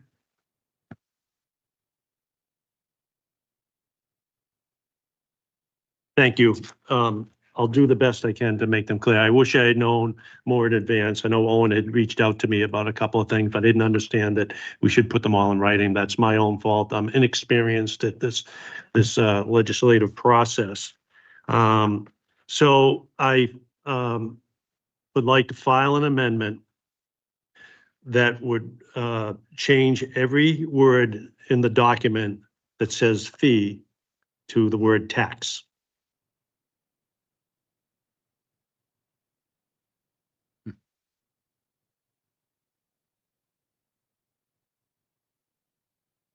I have a motion to change every word in this document from fee to tax.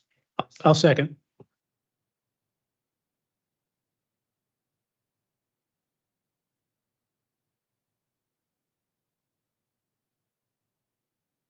Yes, I firmly believe that this is correctly written here. And, fundamentally, I went into this process, like a lot of my colleagues did here, with the understanding that we're doing something to help our communities that are facing a crisis. And we're not going to make perfect the end of the good when it comes to this legislation. That's why I'm still going to support it, despite not supporting the previous amendment. But I also believe there's no reason for us to get bogged down in a game of semantics. At the same time, I have to fundamentally stipulate that this is a fee. According to every legal definition, you can take the sale. You're paying a fee to transfer the title of the property at the registry of deeds because you voluntarily chose to sell your property. That is what quantifies it as a fee, as opposed to a tax, which is assessed on a broader term. Largely, you can dive into legal jargon, legal cases on this for decades that are going to break it down in different directions. But the way we've structured this, I firmly believe it is a fee, and that properly reflects what we're doing here today. But most of all, I think it would benefit us to focus on the substance of this proposal and the folks we're trying to help, rather than the language focusing on, these one-syllable words throughout the entire document. But that's my take on it. Any other remarks? Oh, Yeah, I've helped people my entire life. And we need to be transparent. We got to call it what it is. I'm not saying it's not going to fly, but we got to call it what it is. This is a tax. A fee is supposed to be a nominal amount to cover the cost of process. This is not a process. This is going to be sent to what could be an entire new form of government with 15 new people, with employees. It's going to go to communities, towns, to be used for, well, relatively undefined uses that have nothing to do with the process fees for getting your property sold or bought. So I just prefer that we call it what it is, because calling it a fee makes this assembly look like we're trying to throw a slider past someone. And just call it what it is. It's okay. It's not bad. It's a 3-letter word, not a 4-letter word. Okay. So that's my point on this. So I just had to say that. I appreciate it.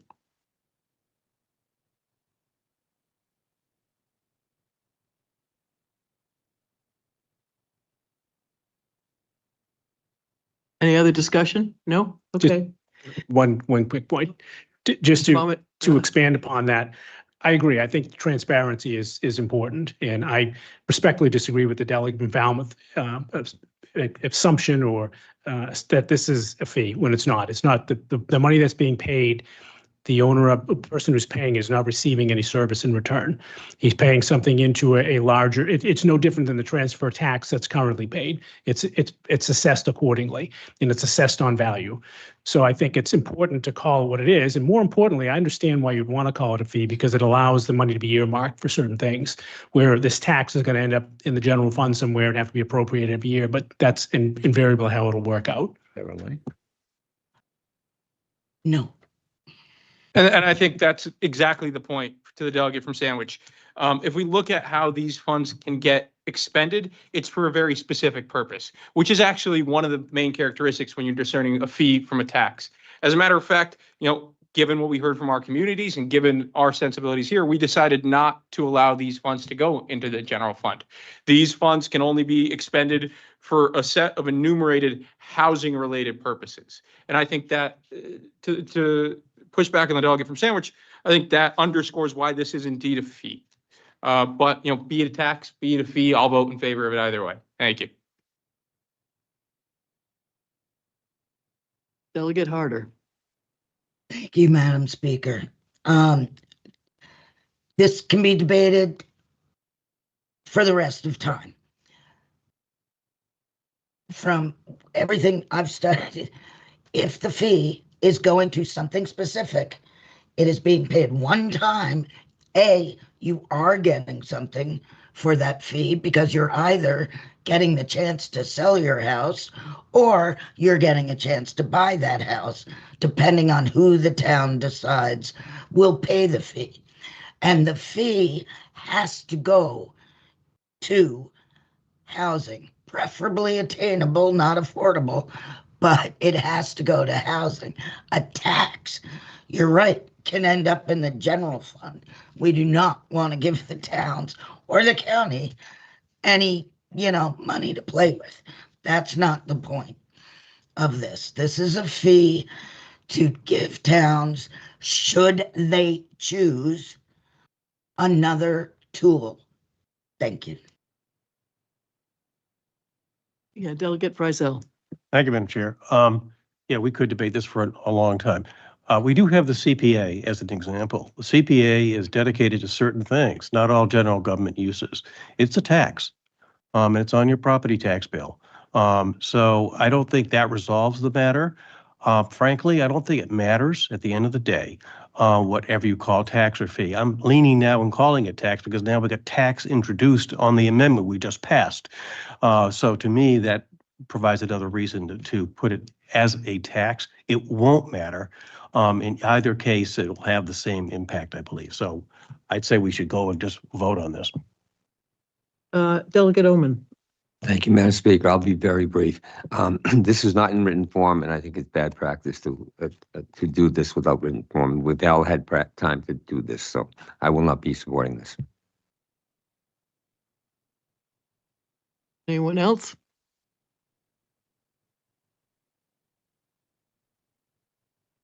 Seem getting telepathic. Is that me? Do you want a roll call? All right, Madam Speaker. Delegate Frederickson. Yes. Delegate Frizzell. Yes. Delegate Fuller. No. Delegate Gallagher. No. Deputy Speaker Gasson. No. Delegate Green. No. Delegate Harder. No. Delegate Killian. Yes. Delegate King. No. Delegate McKelvey. Yes. Delegate O'Malley. Yes. Dean Brian. Homan. No. Delegate Sampson. Did we lose Delegate Sampson? Delegate Sampson? Delegate Ty. Oh. Speaker Warner. Yes. No. No. Yeah. Give me a second.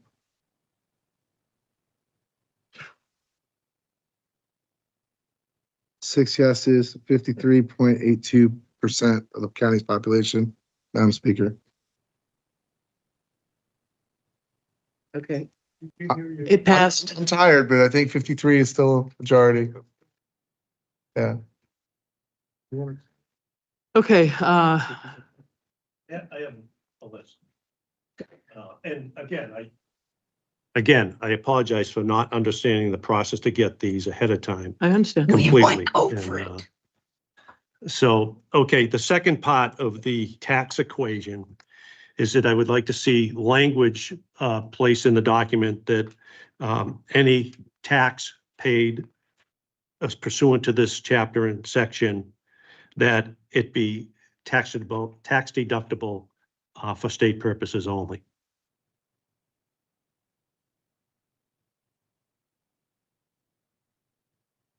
I'm sorry, yes, Oh, Madam Chair, I'm opposed to this. I've practiced tax law for 47 years. so Yeah, can we just make sure that we've got a can motion in you, a can you, second? Yeah. can you please state it in a motion format that you're putting it on the floor? I would like to make a motion to make any tax paid pursuant to this chapter and section, that it be tax deductible for state purposes. I'll second. Okay, any, yes, now, Thank you, Madam Speaker. I speak with a little bit of background on this. I practiced tax law for 47 years. This is already going to be deductible. It's an offset to your cost of sale. It's an unnecessary amendment. It will be distracting to the legislature and potentially just cause more heartburn there for this. And it's not necessary. This is an offset to your gain, regardless of a fee or a tax. So it's not necessary. Delegate Hillian. Just one question. Would that be relative to whether it was paid by the seller or the buyer? If the seller was paying, it wouldn't necessarily be deductible, or would Yes, it? it would. It's an offset to gain. If it's the buyer. Well, yeah, there's no it's a- gain if you're the buyer. If you're, no. If the seller pays this, it's an offset to your gain. If you're a buyer, it's added to your basis. It ultimately will be an offset to your gain. Eventually. Eventually. Delegate Frederickson. Yeah, I really appreciate that advice. And if I have the opportunity, I can withdraw that motion. Yes, that's correct. I want to withdraw my motion. Okay, thank you. Okay. Is there a second for that? I think you should do so. Yes, I withdraw the second. Okay.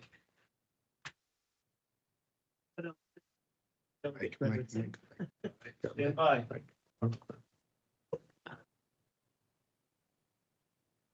I make a motion that we eliminate any reference to Cape Cod year-round housing trust, specifically in sections 11.7, 11.9, and in the section 1 with the definitions.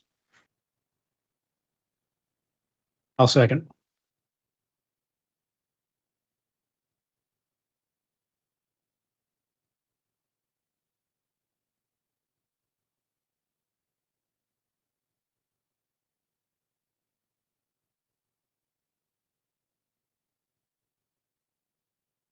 Yes, Delegate Harder.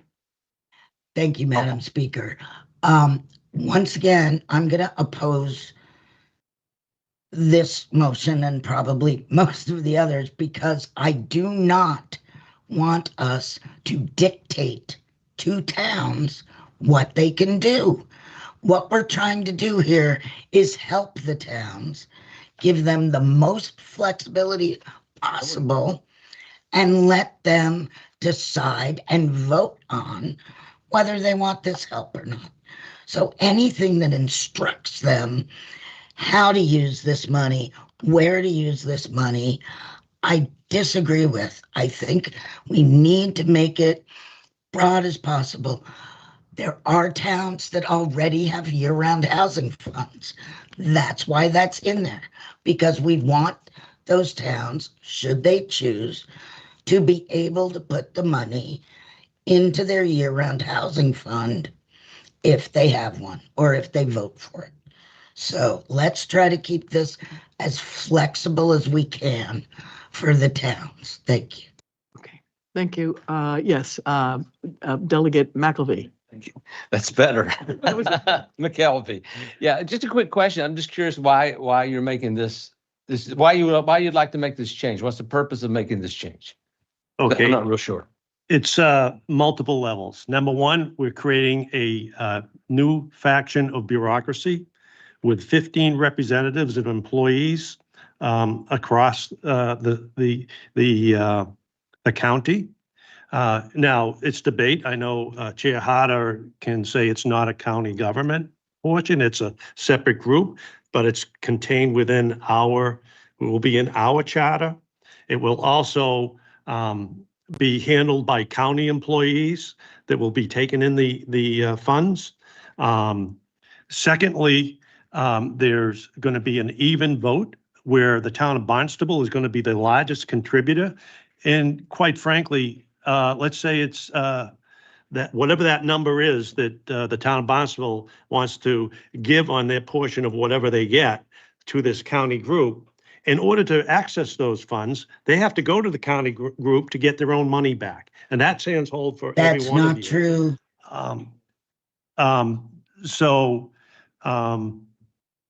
I just think we don't need bigger government. It is just not in the cards. Our own legislature will not want this. That would be my guess, because they're not fans of county government, making county government. Additionally, we're going to have a vote in November to have a charter review committee, which will have another 15 members from across the county to do what? It's just not a good piece of involved in this, and I know some of you are going to be saying, wow, you don't support housing. No, I listen to that young lady over there. I got my own kids and watch what they go through.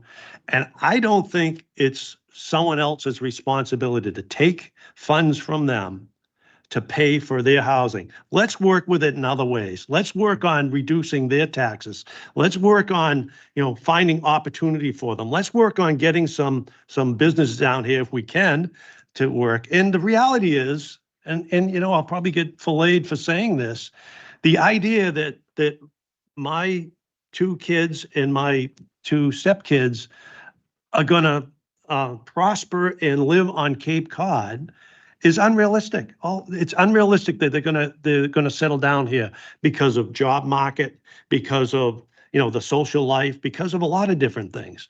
But adding this layer of government is not what we should be doing. We should be streamlining things. And if we're going to put this tax on our citizens that are going to be paying the bill, it should go right to their towns. That's where it should go. I have passion for this piece. Deputy Speaker Gessen? I'm also passionate about this piece. And the fact of the matter is, as much as we would like to think that we can solve housing in one at a time in each one of these 15 communities separately, that the reality is housing is a regional issue. People that can't afford to live in Wellfleet live in Harwich and commute up to Wellfleet. People that can't afford to live in their place of business, and firefighters and nurses up and down the Cape live in other towns and municipalities up and down the Cape. It's also not going to be a solution simply to invest in big individual projects in order to achieve what we want to achieve in terms of housing and revitalizing the American dream in our communities. And we're going to need Cape-wide programs like mortgage assistance programs and down payment assistance programs. We're going to need rental assistance programs, good landlord benefits that let people that own their properties on the Cape actually make up the difference from what they would get by renting it over the summer, by renting it to a year-round resident. That's a win for someone that owns a property on the Cape. That's a win for a year-round resident. And that is a win for our communities that have this person that's able to live and work here. These kind of programs are going to be much easier to create, administer on the regional level, because they are going to be helping people that are going to inevitably move. If we want people in their 20s, in their 30s in our communities, we can't expect someone who's going to live, be born, live, grow up, and die in one town. If we want true Cape Codders, the Cape Cod dream has always been being able to be born in Falmouth, be able to have a job in Barnstable, be able to send your kids to a different school. And by really siloing ourselves down here and making this about, oh, we want 100% of the money or we want nothing, I think that's absurd. And I think that creating a regional entity, a volunteer board that is appointed by select boards in the same way we've been able to do with the Cape and Islands Water Protection Fund, that meets quarterly, is a volunteer board, costs practically nothing aside from what it is to disperse those funds, and has been able to administer more than $250 million to our communities. I think creating something like that for housing which already largely exists because we have the Homes Board at the county level, which already exists, administers federal grants for housing by volunteer professional board members that work in their communities, are housing experts in their communities, and then they volunteer to meet quarterly and appropriate money for regional projects. That moves successfully, and if the Trump administration hadn't cut funding for that program, it would continue moving right now. And I think that kind of infrastructure that we already have could support regional initiatives. And I see no reason to gut that out of this proposal. And I see no reason to hobble really the backbone of this petition that we've been working on for a year for the sake of making a statement that we don't want regional funds and regional housing.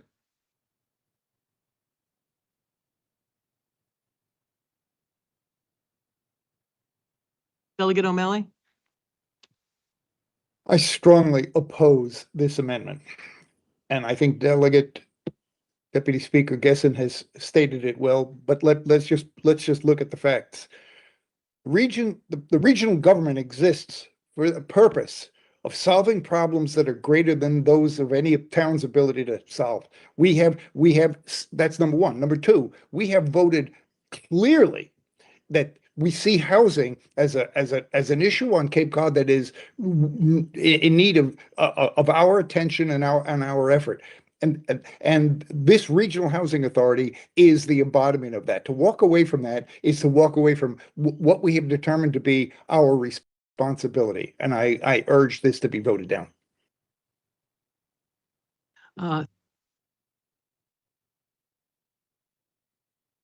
McElvey, didn't you have your name? No? Not delegate, Deputy Speaker. Call me Dan, it's fine. So one other thing I do just want to mention for the record, as we are looking at an 11-page document, the management board is on page 9, line 12, and I will read this verbatim. The management board's duties shall be limited to 1, approving the distribution of transfer fees pursuant to 11-8, which means dispersing 90% of the funds right back to the community where they were gathered. 2, appropriating funds remaining in the Cape Cod Year-Round Housing Fund for initiatives of regional importance. So that's a 10% remainder. Once you actually remove reimbursement costs to the county, that 8% would be dedicated to regional initiatives like the shared regional services that we love to tout here at the county that already provides regional housing services. So instead of towns that want regional services having to receive the transfer fee, having to reappropriate that transfer fee back to the county, we would have an 8% amount that would be dedicated to those kind of regional initiatives. And 3, to reimburse the county. There is no big shadow bureaucracy being created here. It's 5 lines, and it's 5 lines that are tightly constrained by shall be limited to. And it's going to be a volunteer board. It's going to be a volunteer board selected by select board members, and they're going to meet and they're going to disperse 90% of the funds right back to the community where the funds were collected. And then the folks that sit on that board are only going to be from communities that have adopted this transfer fee. So it's going to be, if it's the 6 towns that have adopted a transfer fee home rule petition thus far, it's going to be those 6 towns talking about, all right, we got 90% of the money. How can we best use this 10% as people that care about housing and care about the people that live in our communities in order to address this regionally? I don't expect a shadowy cabal in a back room. I actually think that those are going to be really enlightening conversations when you have someone from Falmouth and someone from Provincetown and someone from Chatham sitting down at a table and talking about the fact that they're seeing trends, they're seeing people move out of their communities, and how can we best address it. I actually think incentivizing that is going to be bounds above what that 8% actually is that's going to remain in that year-round housing trust. So again, vehemently opposed to this amendment. Okay. Thank you. Oops, I'm sorry. Delegate Frederickson. Thank you. No, appreciate the words and I get where you're coming from. I really do. But this is yet again, another segment of government that we are taking from people to spend their money on something we call regional. I can tell you, we are not regional on Cape Cod. We are not regional. We go from the stretches of Wareham to P-Town. Our communities are so different and the needs are so different. I think you kind of mentioned that. They are so different. And that has to be taken care of by our own towns. You watch, I don't know if you've had the opportunity, I know we wanted to get together and drive around Hyannis to watch what is going on. It's incredible. It's incredible. And to think that we want to have a county entity, whatever we want to call it, I know we don't want to call it a county entity, but a bureaucracy that's going to take 10% of Barnstable's money, and I can speak for Barnstable because that's who I represent, and then somehow distribute it to whoever, wherever, at an even vote. I think, I don't know whether as you mentioned it, it goes right back to the community it came from.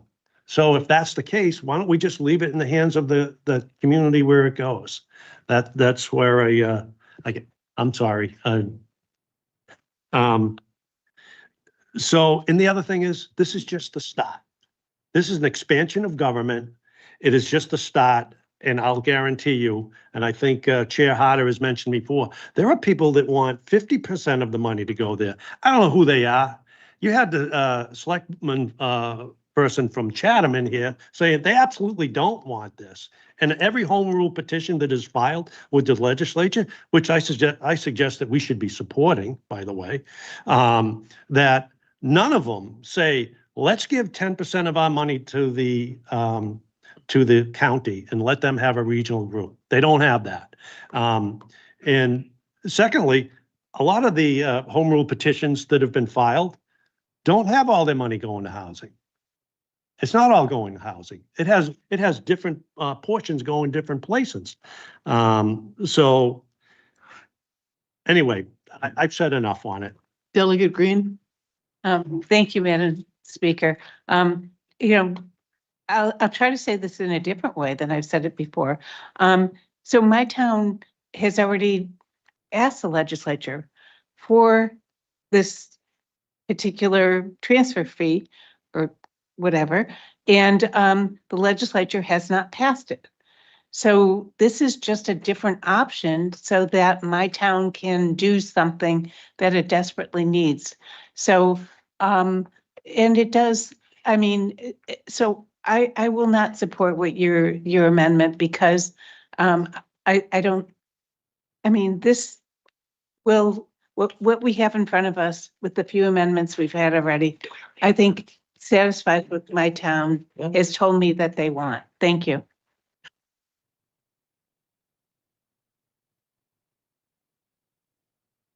Are we ready to put this to a vote?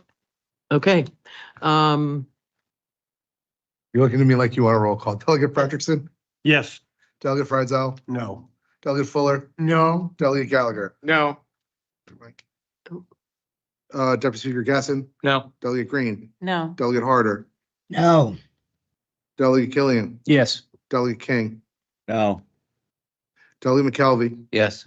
Delegate O'Malley? No. Enowen? No. Delegate Sampson? Delegate Sampson? Delegate Ty? No. Speaker Warner? No. That is 11 noes representing 54% of the county, 54.28% of the county's population. Oh, it fails. It passed, huh? Fails. Fails. Fails. Oh, How many fails. yeses were What is it? How many yeses were there? Only, maybe I read it the wrong way. 3 yeses, 36.78%. Oh, Might be okay. easier if I read it that way. I from now on. apologize. It failed. Okay,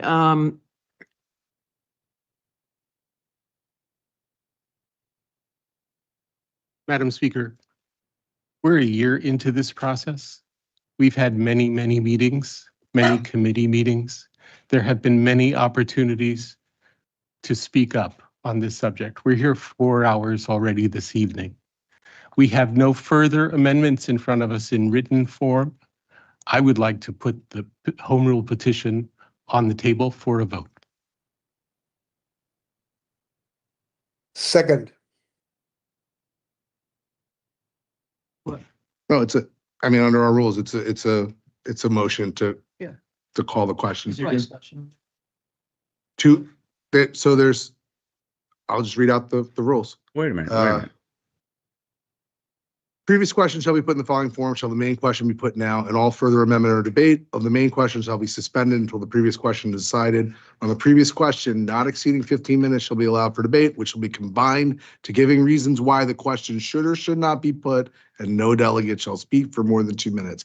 If people would like to speak on whether to have the actual vote on the main question now, that's our rule. It's essentially all of you voting on whether to cut debate off or not and go to the main question.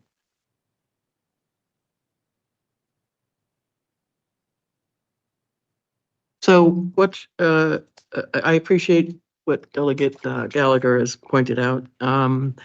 And I think it probably is time to call the question. So is there any objection to doing that at this point? They get to discuss it. 2 minutes each. Oh, everybody gets to discuss it. They can give their opinion. Okay. more than that. Okay, let's see. Delegate Harder, go ahead. Thank you, Madam Speaker. As Delegate Gallagher said, we have been doing this for over a year. I have personally been working with Delegate Frederickson outside of committee to go over all these questions for the past 4.5 months. And I believe he's had more than enough time. If he wanted to put these in the proper fashion, he could have. And we've done this. We've debated this to death. We are trying to help the towns with as much flexibility as we can give them. There are over 6 towns, plus the islands, that want this. I know Barnstable residents are very loud, but I have to tell you, the majority of people I talk to are very much in favor of this. And I would like to move the question. Thank you. Okay, let's see, I had, I'll talk. no? Delegate King. Okay. Delegate King, go ahead. Yeah, I just, there's not much appetite for this particular petition in the town of Chatham. And consequently, I did, talk to people in Chatham and talk to the select board, and the general feeling is, even though they have one petition, they want to do it themselves, and they want to keep the county out of those kind of things. And you heard the select board person from Chatham talk about that very thing. And that's not just her. I think it's the people in Chatham would rather not support this. And so Okay, thank you. I'm going to vote against it. Wait a minute, let me, Delegate Green, I'm coming back. Thank you, Madam Speaker. I don't know how many times I can say this, but, in Wellfleet, the people in Wellfleet would prefer to have the legislature actually approve what Wellfleet would like, but they're not doing it. So Excuse we me. have a county option. So I I- would like to proceed with the question. Thank you. Okay, Delegate Frederickson. Yeah, thank you. I think it's a bit unfair to move this at this point. This process has been convoluted at best. There was no instruction on to actually, we're going to vote on this tonight. You can look at the announcement. It doesn't say what it says we're going to, it's just on there. It has nothing about voting. And on our amendments, on there, what's it say? Please note that for any item listed under the assembly convenes and may take official actions, including votes. May take, but our own committee didn't say we will. Voting on whatever Okay. and take a vote. Yeah, well, this is where, and second of all, whoever said we're working on it a year, I think it heard from a couple of people, we have not. We have not been working. on it. We voted on this, and by the way, I didn't vote for it.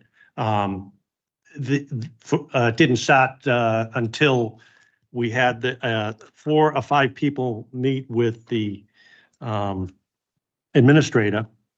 And the minute they said something about a transfer of tax, and I believe it was in June, it could have been May. That wasn't a year ago. That suddenly, okay, we got to do this. That's the magic words we wanted to hear. So here we are. I've gone through the meetings. I've asked for some discussion on this in public. But you're, at this point, you're not speaking to the question that's at hand. Yeah, well, I guess the point is, I have more that we need to discuss, and it was not properly communicated to delegates that we needed to submit these in writing ahead of time until I got the sheet of paper when I arrived here. Maybe that's my fault for being young and naive, but yeah. But the reality is, there's more to talk about. There's even questions we asked at the meeting last week about, can we even actually file a petition on behalf of towns? We have a bit of an opinion, but the question I asked at the meeting last week is, can we actually file a petition on behalf of the town? I didn't get that answer from last week's meeting, nor did we get anything from the commissioners. Point of order. Yes. Yeah, well, just a minute, Deputy Speaker. I was just gonna say point of order. If we can conclude this debate according to the rules that the clerk said, vote on whether we're taking a vote. If we're not gonna take a vote, we're gonna continue debate and then vote. There's gonna be time to talk. Okay. Can we vote on whether or not we're taking a vote? Okay.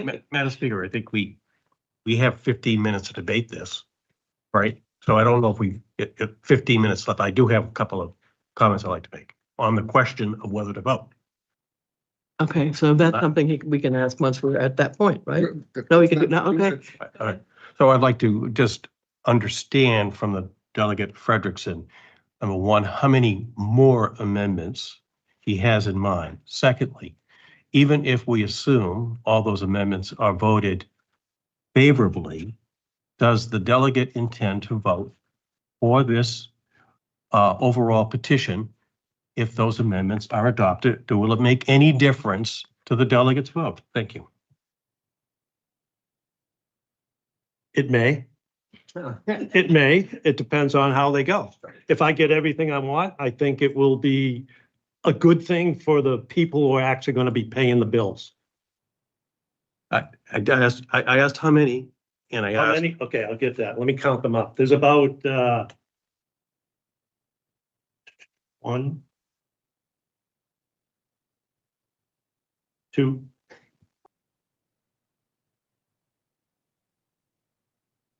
3, 4, which I think you'll like. No one outside of the screen can hear you, by the way. Oh, okay. I think I'm gonna. There and. Five. That- Okay, that thank you. There have been many times that I know I have, and I know that others here have spent some time going over these with you. And each time I thought that was it. And then some of those things, as you know, were incorporated into the overall document as a result of the suggestions that you made.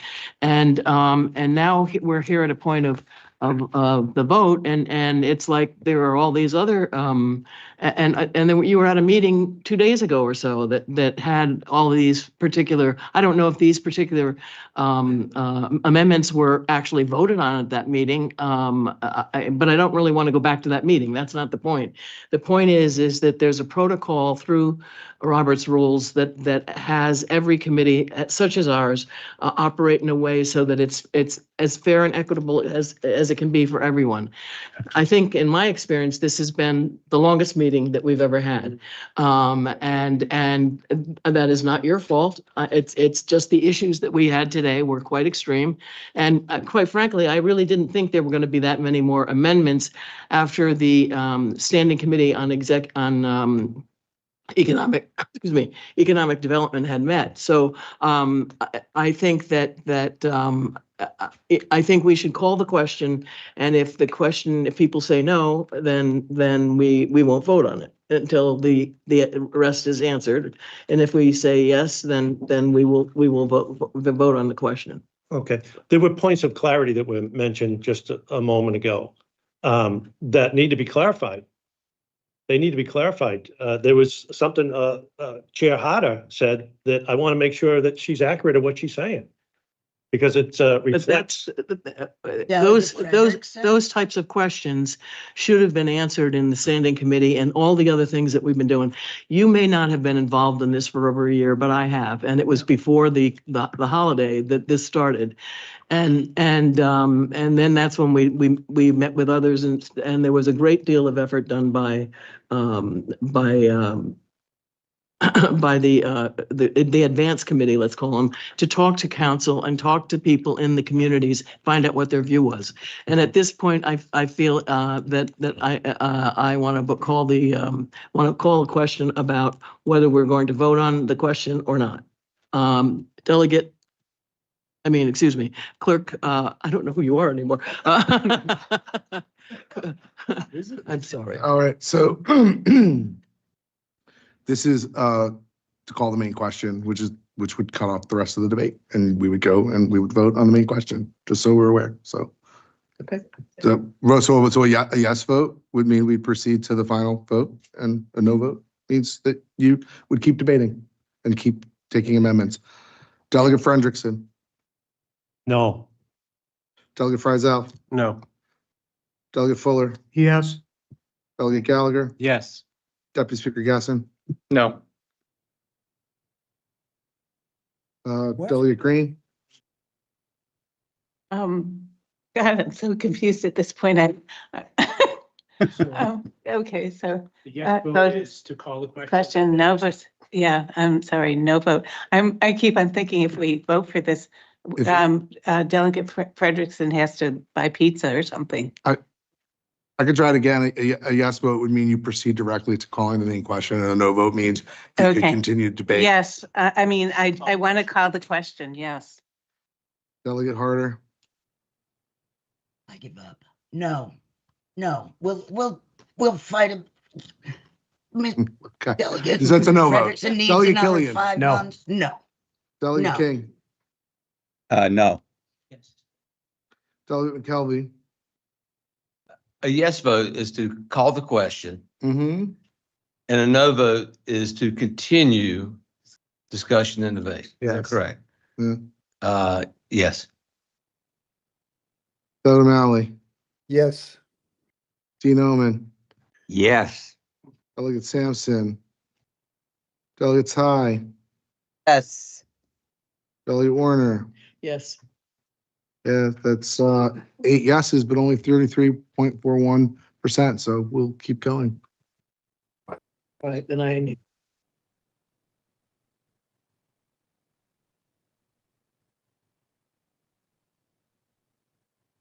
Madam Speaker, I move to adjourn.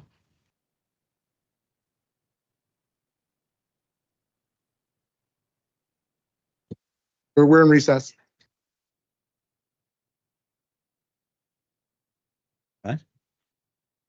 We can't do this all night.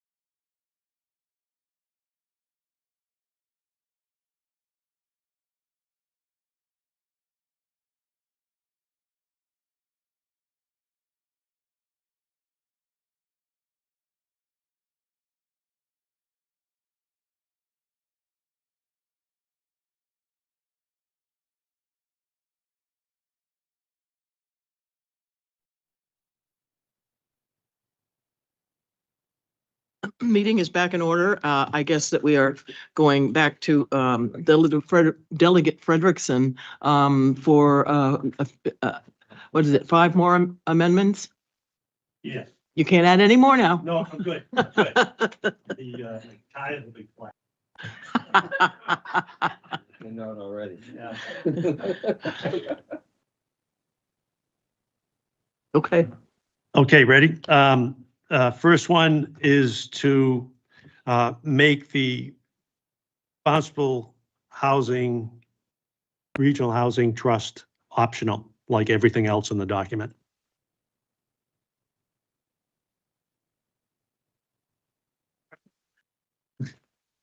Yeah. I move that we make the section 11.7, 11.9 optional, like, which refers to the Cape Cod Year-Round Housing Trust, making that optional like everything else in the document. I'll second that. I'm sorry, what does that mean? Yeah. Like everything else in the document? Chair Harder referred to everything being optional. So we would like this to be optional as well. So if your town chooses to go into the countywide bureaucracy, you can. Yes, Delegate Frizel. So just make sure I understand that. So you could opt in as a participating community, Yes. but not participate in the regional government. I mean, the regional 10%. So you would keep 100%. You would have an option to keep 100% or keep 90 and put 10% into this regional. Is that what that amendment does? No, because if I may, if the town opts out, there is no money that they're getting. Even if there is stuff that is being sold in their area, they have an opt-in to participate in it, and therefore they are not entitled to the money, and they are not entitled to the whatever other things that the home rule petition says. Yeah, my motion speaks to exactly what he said.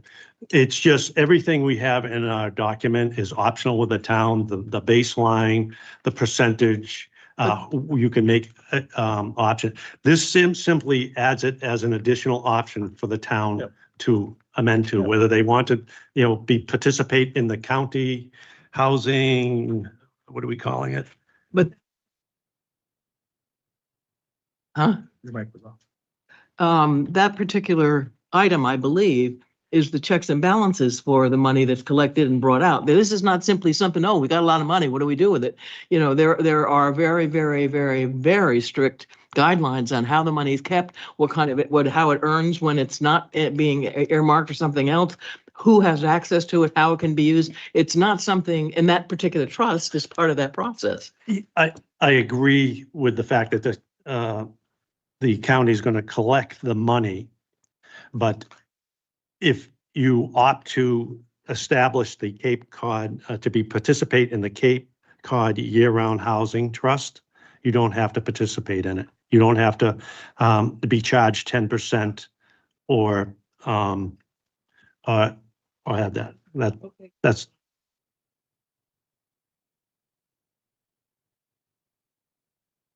Anyone else have something to, yes, Dean Omen. Thank you, Madam Speaker. This is far too complicated an amendment to be looking at it verbally at the last minute. I cannot support this or any other amendment like that tonight. Thank you. Okay, thank you. Anyone else?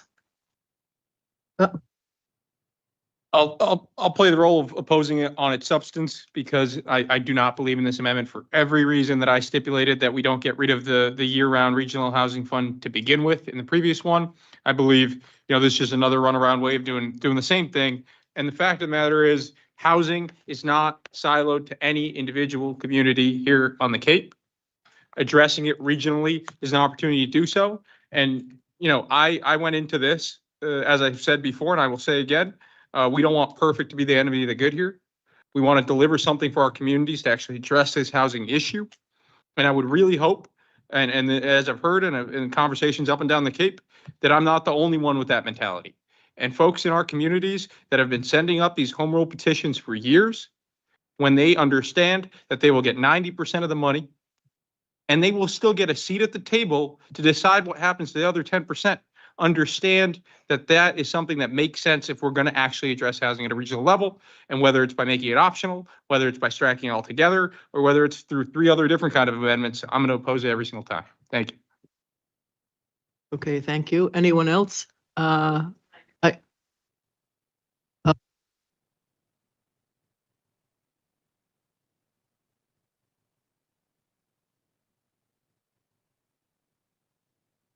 Oh, you're over there. Hi, Michael. Yes, go ahead, Delegate King. Yeah, I support that.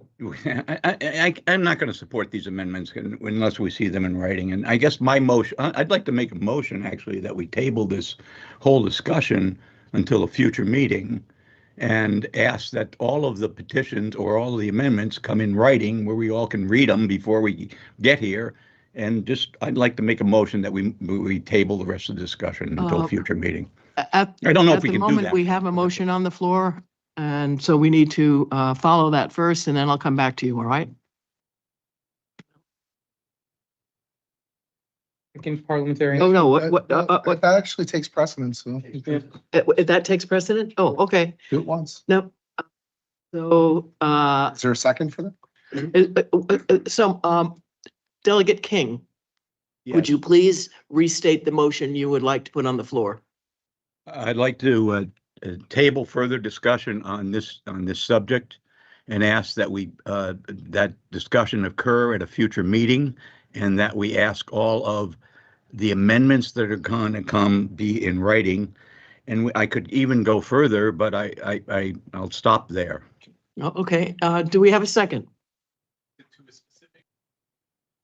I beg your pardon? Is it to a specific date or an indefinite? You need a specific date. Oh, do I have to? He needs a specific Oh. date.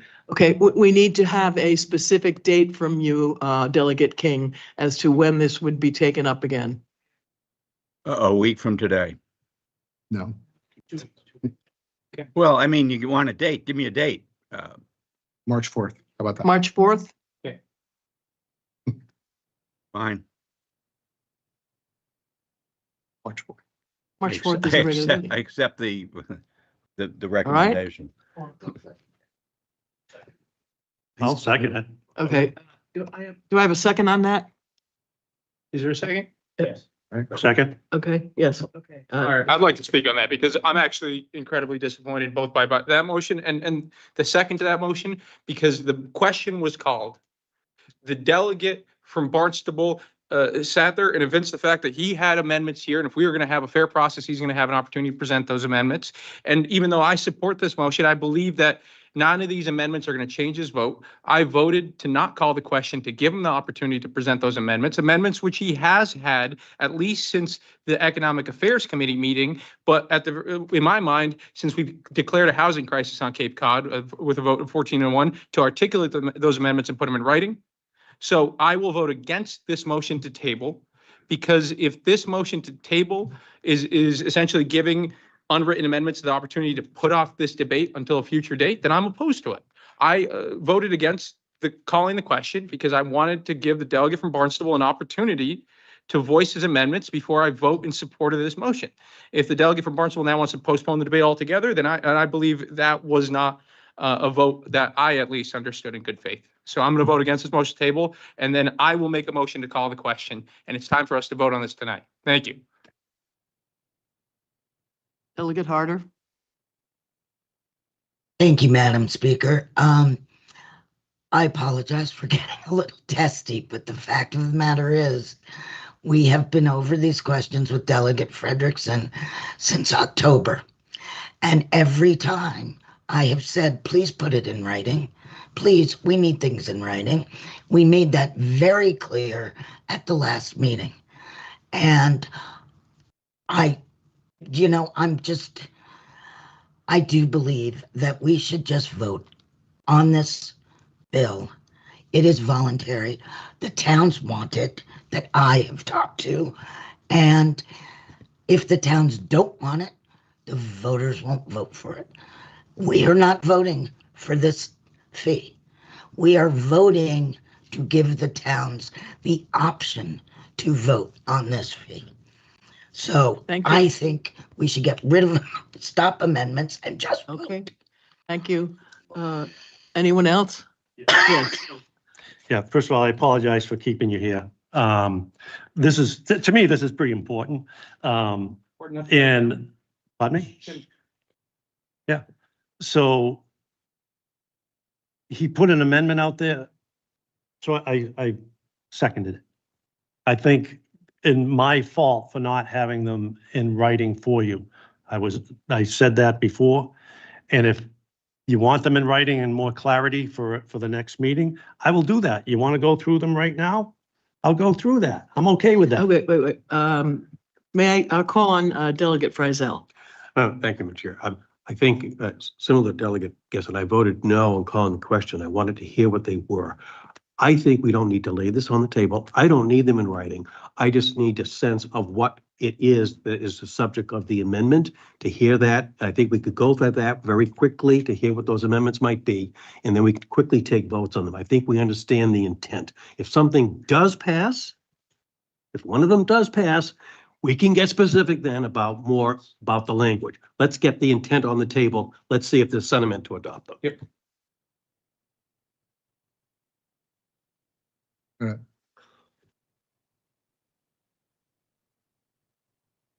Can I withdraw my second? Can who withdraw the second? You want to withdraw the second? Yes. So we have how many left now? Hold on, you don't. We have to, okay. Can I, Wait. Just vote on it. can we've got a motion on the floor with second that we've discussed to postpone the meeting to the next date.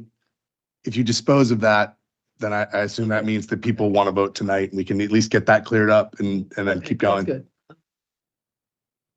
Would you like a roll call would like a on? roll So a call yes, on that so a yes vote would be to postpone this to the next regular meeting on March 4th. A no vote would be to not do that, and then we'd go back to the business. Point at hand. Point of order, Point please. of order. There's no There's second. no second.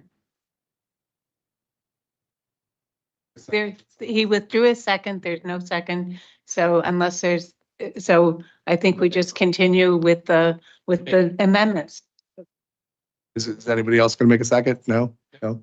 Okay, so now it has no second, and we can go back to even I don't know what amendment we're on anymore. You're voting on the amendment we just discussed about making it optional to have the regional housing trust. That's on the floor as an amendment for a vote.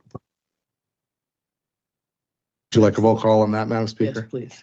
So a yes vote, I think, would be to make the participation in the regional, in the entity voluntary, and a no vote is to leave it as it currently is. Okay, Delegate Frederickson, Yes. Delegate Frizel, No. Delegate Fuller, No. Delegate Gallagher, No. Deputy Speaker Gasson, No. Delegate Green, No, Delegate Harder, No. Delegate Killian, Yes. Delegate King. Delegate, Delegate King? you're muted, No. Delegate King. No. Delegate McKelvey, No. Delegate O'Malley, No. Delegate Gene Omen, No. Delegate Sampson, Delegate Ty, No. Speaker Warner, No. 30.21%, so that fails. Yes.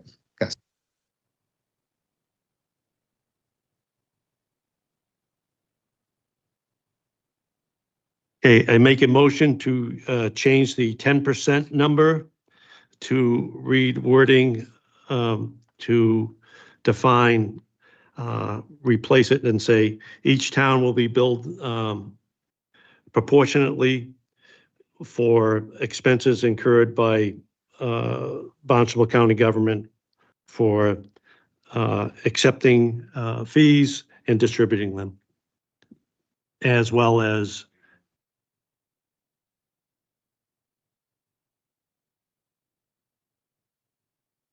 I find this amendment to be practically the same thing as the last amendment, except now instead of being optional to pay the 10%, now it's completely getting rid of that 10%. So for all those same reasons that I spoke against that amendment, I'm going to also oppose this amendment. Thank you. I'll second.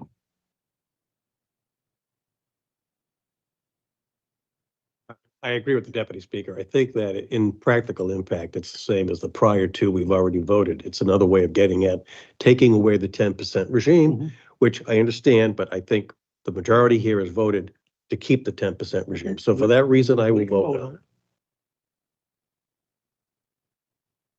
Yes, Delegate Green. Yeah, I appreciate the sentiment about getting rid of the 10%. And believe me, my town would like to do that.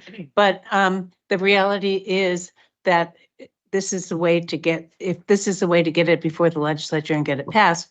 However, I do not want it to be more than 10%. So I appreciate you bringing that up, and that is on the record now that I do not want it to be more than 10%. Thank you. Anybody else? Clerk? That seems, all right, Delegate Frederickson, Yes. Delegate Frizzell, No. Delegate Fuller, No. Delegate Gallagher, No. Deputy Speaker Gasson, No. Delegate Green, No. Delegate Harder, No. Delegate Killian, Yes. Delegate King, No. Delegate McKelvey, No. Delegate O'Malley, No. Dean Omen, No. Delegate Sampson, Delegate Ty, No. Speaker Warner, No. same two, representing 30.21% of the population. And just to clarify for the record, Delegate Sampson had another meeting that he chaired that I believe we ran into over time. So he won't be taking any more votes. So. Okay, next one. I make a motion to raise the threshold from 1 million to 3 million. I'll second.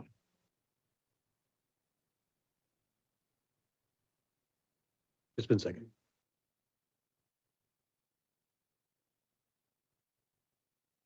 Thank you, Madam Chair. I'm going to oppose that as well. I think that we have the flexibility built in that it starts at 1 million. A community can make it 3. They can make it higher than 3.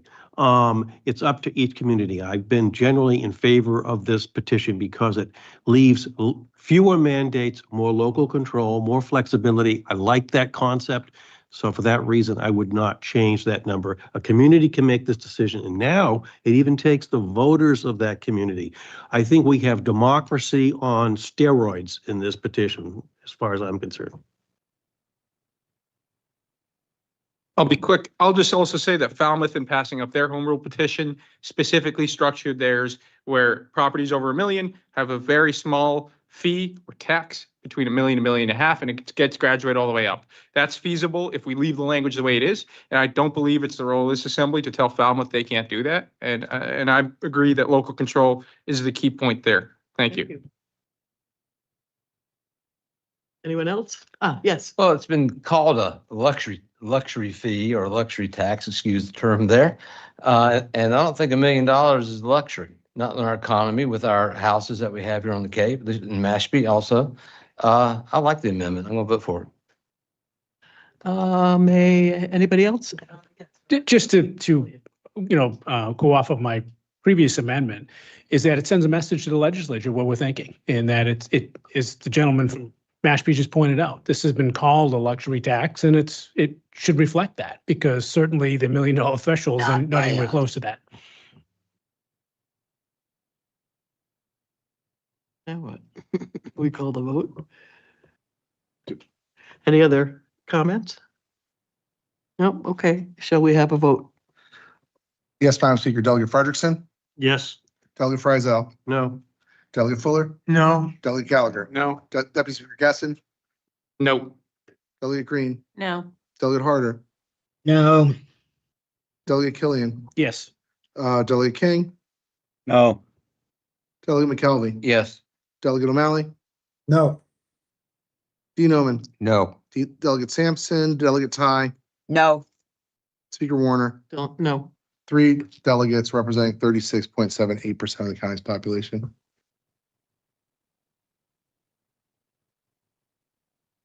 I propose that there be a 10-year sunset clause on this, that after 10 years of being put in place that it becomes extinct. I'll second. Delegate Frizel. Thank you, Madam Speaker. I will not vote in favor of this. The reason for that is I agree with sunset concept. However, we have it built in. Any community at any time can rescind this. So unlike, I think, a lot of other taxes that have been imposed where there's no possibility of rescission, this does have rescission built in. It doesn't have to wait for 10 years. It can happen at any time. So I think, again, local control, let local communities decide when they think it's already enough that's been collected. We don't need it anymore, and they rescind. So for that reason, I'm going to leave the petition as is and vote no. Thank you. No, I think that's well put, and I'll also add one more thing. The key point here is the funds are dedicated to very specific enumerated purposes, very specific enumerated funds. So unlike a fee that might be, or a tax that might be collected and sent to the general fund, which then you'll find 10 other purposes for once the actual crisis is over. If we no longer need money for housing, then folks are going to see that there's no funding, that there's funding being collected that's not being put to a purpose. So I do believe that that's going to be an opportunity for a community to decide to rescind. If we ever get to that point, God willing, we'll get to a point where there is no housing crisis on Cape Cod. But I'm not going to put an arbitrary 10-year expiration on it.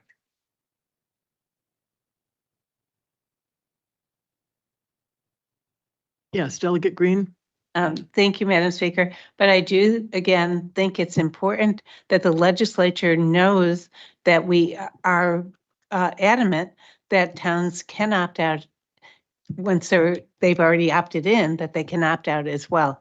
So that is a message that goes to the legislature, so while I won't support this amendment, I do think that message is important, that the legislature gets that.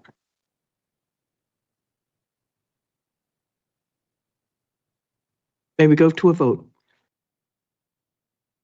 Yes. Delegate Frederickson. Yes. Delegate Frizel. No. Delegate Fuller. No. Delegate Gallagher. No. Deputy Speaker Gasson. No. Delegate Green. No. Delegate Harder. No. Delegate Killian. Yes. Delegate King. No. Delegate McKelvey. No. Delegate O'Malley. No. Dean Omen. No. Delegate Sampson. Delegate Ty. No. Speaker Warner. No.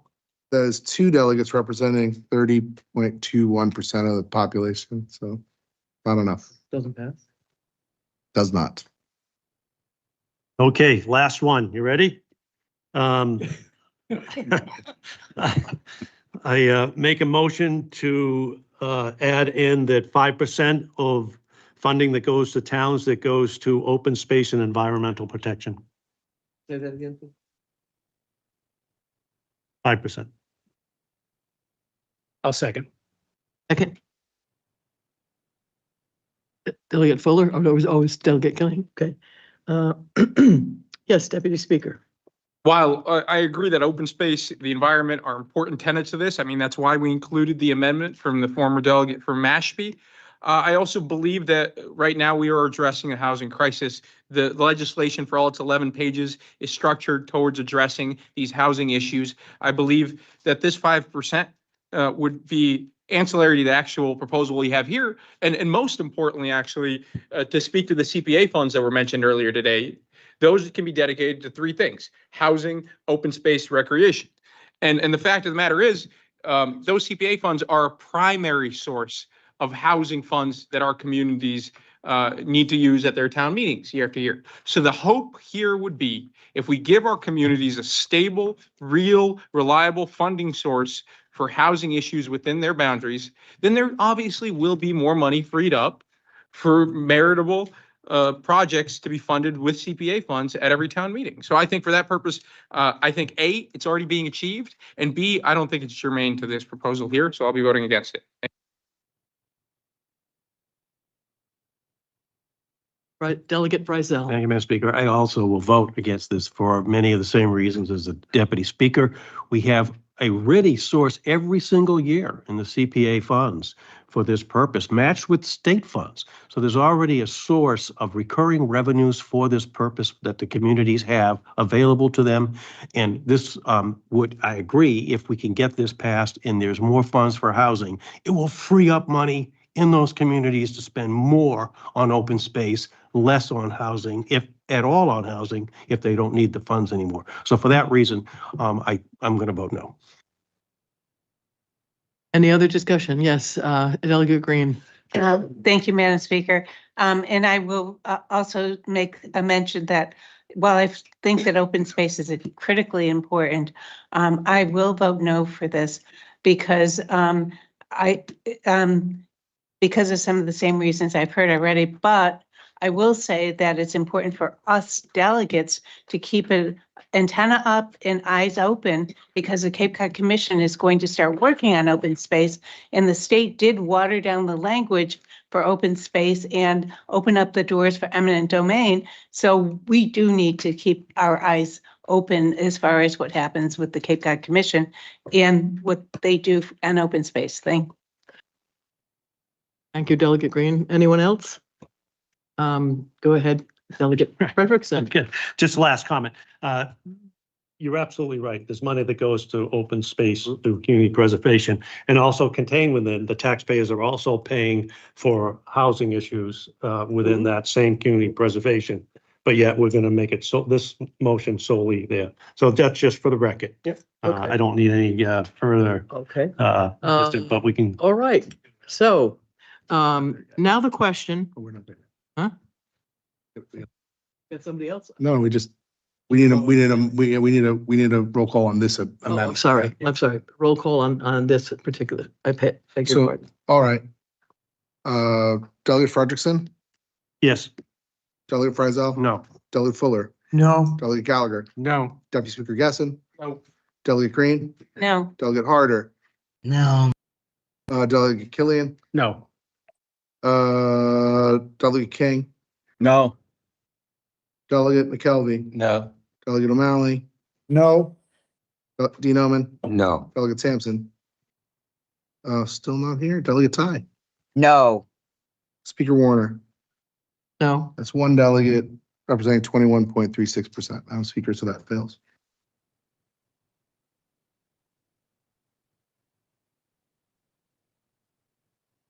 Adopting petition 2026-01 as amended. There is already a motion on the floor with a second. Is there any further discussion on the main question? Point of order, Madam Speaker. Can we just read the amendments that have passed so we know which ones are going to be included if we vote yes?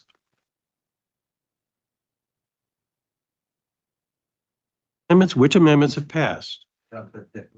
I'm honestly not sure. I could take a recess and figure it out. If we're not sure, we shouldn't be voting. Well, So I could we need to take a know recess what and we're figure it voting. out. You know. If I'm correct, the ones that passed are the three that were recommended by the committee itself, all right? And one that passed from Delegate Frederickson was to change the word fee to tax. Correct. And another passed was from Delegate Killian Yeah. concerning the additional exclusion for those 62 and above. Those are the only amendments I'm aware of. And That I think you miscounted the ones from either four because you broke up the one into two. Oh, I'm sorry. About the two- administration. The two small ones from the Yeah. administration also Yeah. passed, yes. That is, I was so focused on each individual thing, I lost track of the larger That is thing. all of the amendments. Yeah. Yes. Would it be wise to get them all written up so we can actually see a clean document? Or are we just satisfied that we can just go through with the amendments and kind of, you know, in the State House, they get engrossed where they take the wording and put it all into a document and share it around and say, is this what we said, to make sure it's accurate? Yes, go ahead. Yes, to my understanding, the only amendment that was not in writing that did pass changed it from fee to tax, and I'm plenty comfortable. Okay, that makes sense. Every other amendment was in writing, was presented on the screen, and I think I'm comfortable voting on this tonight. Thank you. Okay.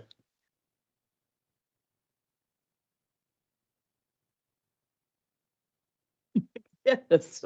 I'll speak to the actual question now, and I'll be very brief because I know it's been a long night. But I want to emphasize the fact that sometimes when we get so bogged down into these individual words and into the minute details of these amendments, we lose sight of the fact that we are trying to address a real issue here, and we are in a housing crisis. A number of folks here talked about how the values of their homes have risen and how they purchased them 25 years ago, and now they meet this threshold. And I would say that's not a reason not to vote for this, but that's actually the symptom of the problem we're trying to address here. When I was born here, it was 25 years ago on Cape Cod. In the year 2000, the median home cost less than $190,000 on the Cape. And as a corollary, the median age was in the early 40s on Cape Cod. 25 years later, the median home price has risen at twice the rate of inflation to over $800,000 on the Cape. And the median age has risen by 17 years on Cape Cod. The fact of the matter is, when you're sitting here and you live here, you feel like, oh no, nothing's changing. And that's the problem. Nothing is changing. We're all staying with, we've frozen Cape Cod in time, and we're pushing it to this unsustainable point where the median age has risen from 43 to 57. It's no surprise that the maternity ward that I was born in Falmouth closed 8 years ago. And now 8 years later, we're closing down the middle school where those kids that would have been born there would have been going. And the fact of the matter is, this is something that folks, especially folks that don't own a home yet and haven't been fortunate enough to own a home yet, are feeling every single day. When you're trying to rent a house here on Cape Cod, you are not competing with what the market should cost for the jobs we have here or the economy that we have here. You're competing with what that property goes for as an Airbnb for 14 weeks during the summer. And it's going to take a real source of funding to put our municipalities in the driver's seat to address these challenges. Because we're right. Everyone here who's worried about open space knows that you're not going to build our way out of this challenge. But if there's no consistent source of funding for housing on the Cape, the only people with money are going to be developers, and their only incentive is going to be to build. That is the origin of the concern that the delegate from Barnstable is raising about the developments here on the Cape.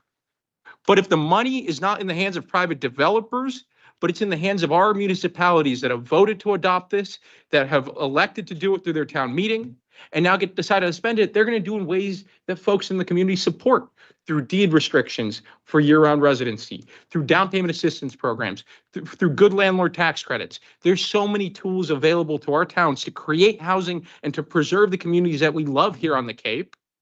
But those tools are only available to us if we give them the source of funding they want. And most of all, and it's been said so many times tonight, but I'm going to reiterate it one more time. 6 communities on the Cape have already asked the legislature to do it. They've asked permission to do it. Their voters have supported it. They've been voting it time after time after time and sending it to Boston, and it's been going nowhere. And our legislators came today and they signed a letter that finding out about this meeting, thanks to Delegate Gallagher a couple days ago, that it might even come up for vote today. They met today and drafted a letter today because they knew the urgency of the matter. And 6 of our state legislators signed onto it today to tell us, if we want to see this on Cape Cod, this is likely the most viable path to bring it here. So if you come from a community where folks don't want it, I get it. Don't do it. Tell your town councilors, tell your voters, campaign against it, please. But please have it in you to understand that we're dealing with a crisis, to understand that we're dealing with generational and demographic shifts that are really going to change the face of Cape Cod. We have an opportunity to find a solution that our towns have wanted, and all we're doing here today is giving the towns that want it an opportunity to opt in and do it. If your town doesn't want it, then it won't happen in your town. It just won't. So let the voters of Falmouth have the tool that they've been clamoring for. Let the voters of Provincetown have the tool they want. And if the voters of Chatham and Barnstable don't want it, if their select boards don't want it, then it won't happen in those towns. Or if you want exemptions that Delegate Frederickson raised, then adopt them and argue for those at your town meeting or in front of your town council. But please look at what your communities are asking for. Look at the folks in your communities that look like me and would benefit from this in a smart, positive way, and understand that we are not flippantly voting on, something that's a message to send. We're actually creating a tool that the legislature and our legislators are telling us they might be able to adopt, and it would give us an opportunity to actually have a fighting chance at the American dream here on Cape Cod. So please, I know we've had a long night, but I urge you to vote in favor of this today. Thank you.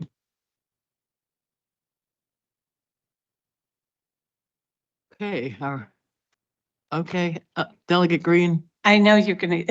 we're going to a vote after this. I know. Yeah, we can- And all I can say is, very briefly, my town wants it, 5 other towns want this. You're not, if your town doesn't want it, it's not gonna get it. So would you please think inside of yourself to have the courage to vote for this so that our towns, the 6 towns, can have it because they really want it. Thank you. Delegate Frederickson? First of all, thank you all for your patience with me. I appreciate the fact that we've been able to process this for a number of times. I think met with Dan up in Sandwich, Deputy Speaker up in Sandwich, and one of the first things I brought up to him was making it optional. You did that. I appreciate that.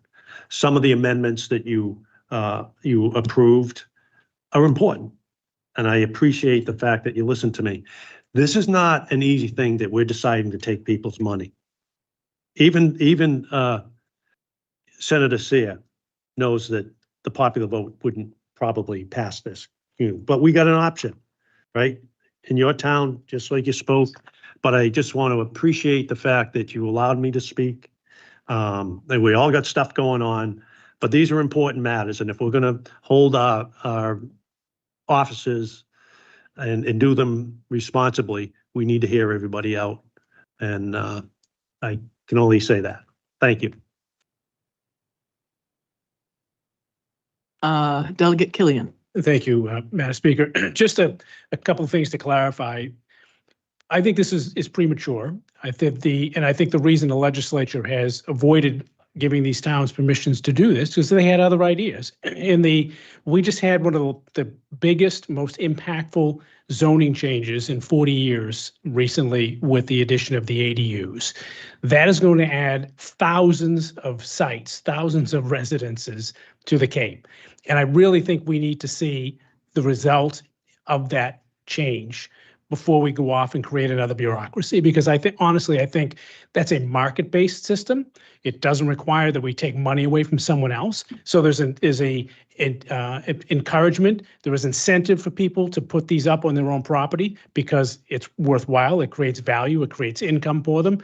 And I think it will have an effect. And furthermore, it won't create really dense centers. These ADUs are going to be spread over large areas, so you're not going to have the density that people are talking about doing. I think we ought to give that a chance. We ought to see how that plays out. And it might take another year before we see it, but I think it's going to have a far greater impact than this will on its own. Delegate Harder and then Delegate Green. Thank you, Madam Speaker. The other ideas that the legislature have include mandatory 50%. One of the reasons I want this at the legislature is to let them know that they can't have the towns get at least 90% of their revenue back, not 50%. That's what's important. ADUs right now cost anywhere from $80,000 if you go cheap to $250,000. This money would be very helpful to let people build them because you can't do ADUs with capital A affordable money, excuse me, because nobody's going to want to have to build an affordable ADU that gets open to a lottery. So again, this is something that people on the Cape have been working on for over 10 years. And this is just our way of trying to help them should they want it. Thank you. Thank you, Madam Speaker. So I just one more one more plea for those who think that their towns do not want this. Each town is so different. We all know that. That's why there's 15 delegates, and at a very low cost to Barnstable County taxpayers. We're doing hard work here. My town is very different, and I can speak for a lot of the towns on the Outer Cape. The dynamics are different. As far as the ADUs, it's not going to have the same impact in my town as it may in your town, Delegate Killian. And so my town, this, if we pass this tonight, this will, and it goes to the legislature and not much has changed, it will really help the 6 towns that really have already voted to have the legislature adopt this. So I'm just asking you to look inside yourself and see if you can support this for the at least the 6 towns that really want it. Thank you. Thank you, Delegate Green. Thank you, Madam Speaker. I think no one's mind is going to be changed by any words that anybody else is going to say tonight. We've been over this quite a bit. I think we've done a good job. I'm glad we did take your amendments and consider them, and we heard them. So I think I plead with everyone, let's just vote now. Yes, thank you. And I just have one short thing to say, except to say, yes, Delegate so-and-so, I haven't said much. I just want to thank everybody for their time and commitment over the last year to doing the kind of investigative stuff that we needed to do to get the information that was really necessary to make an informed decision. Not all of it is going to always, you can't please everybody all the time. And I know that since I've been here, which is about 12 years now, housing has been the topic of discussion for 10, 12 years. And from what I understand from others who have lived here a lot longer, it's been the same for them. And it's not, the housing is not just, affordable housing per se. It's housing for people who need a little help for a down payment, or who need somebody to work them through loans, through other ways. And it's a way to try to get our community back into a real community that just isn't going to age out.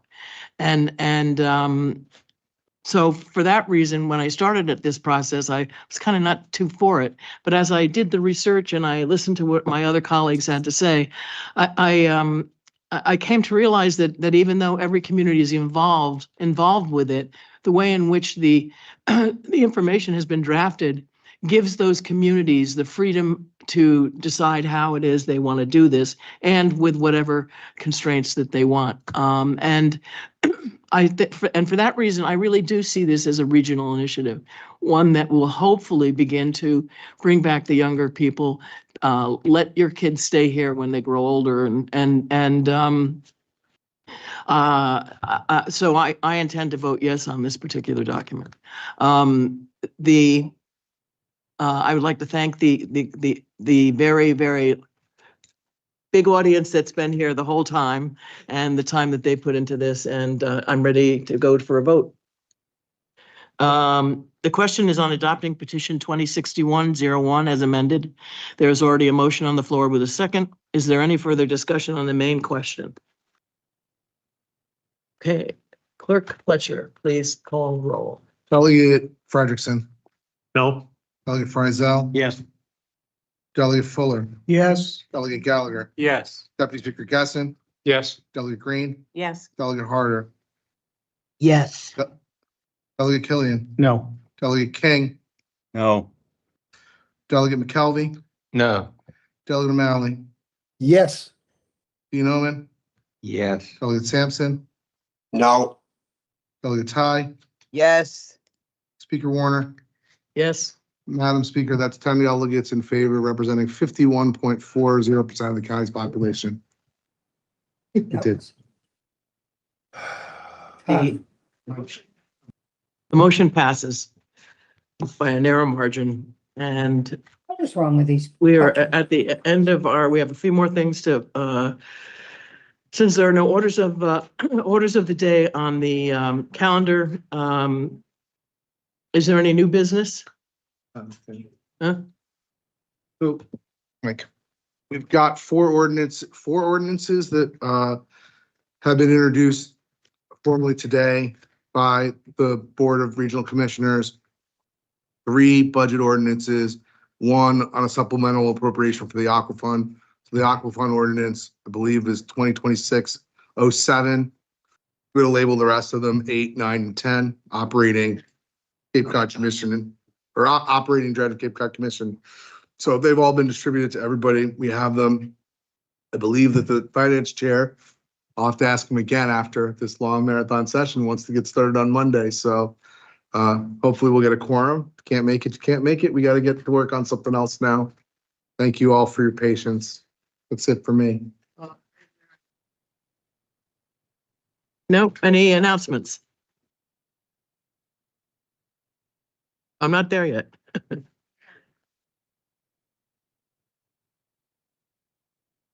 Deputy Speaker Gessen, can I have a motion? What? Did you want an announcement, Madam Speaker? Oh, I'll be brief. First of all, thank you everyone for the discussion tonight.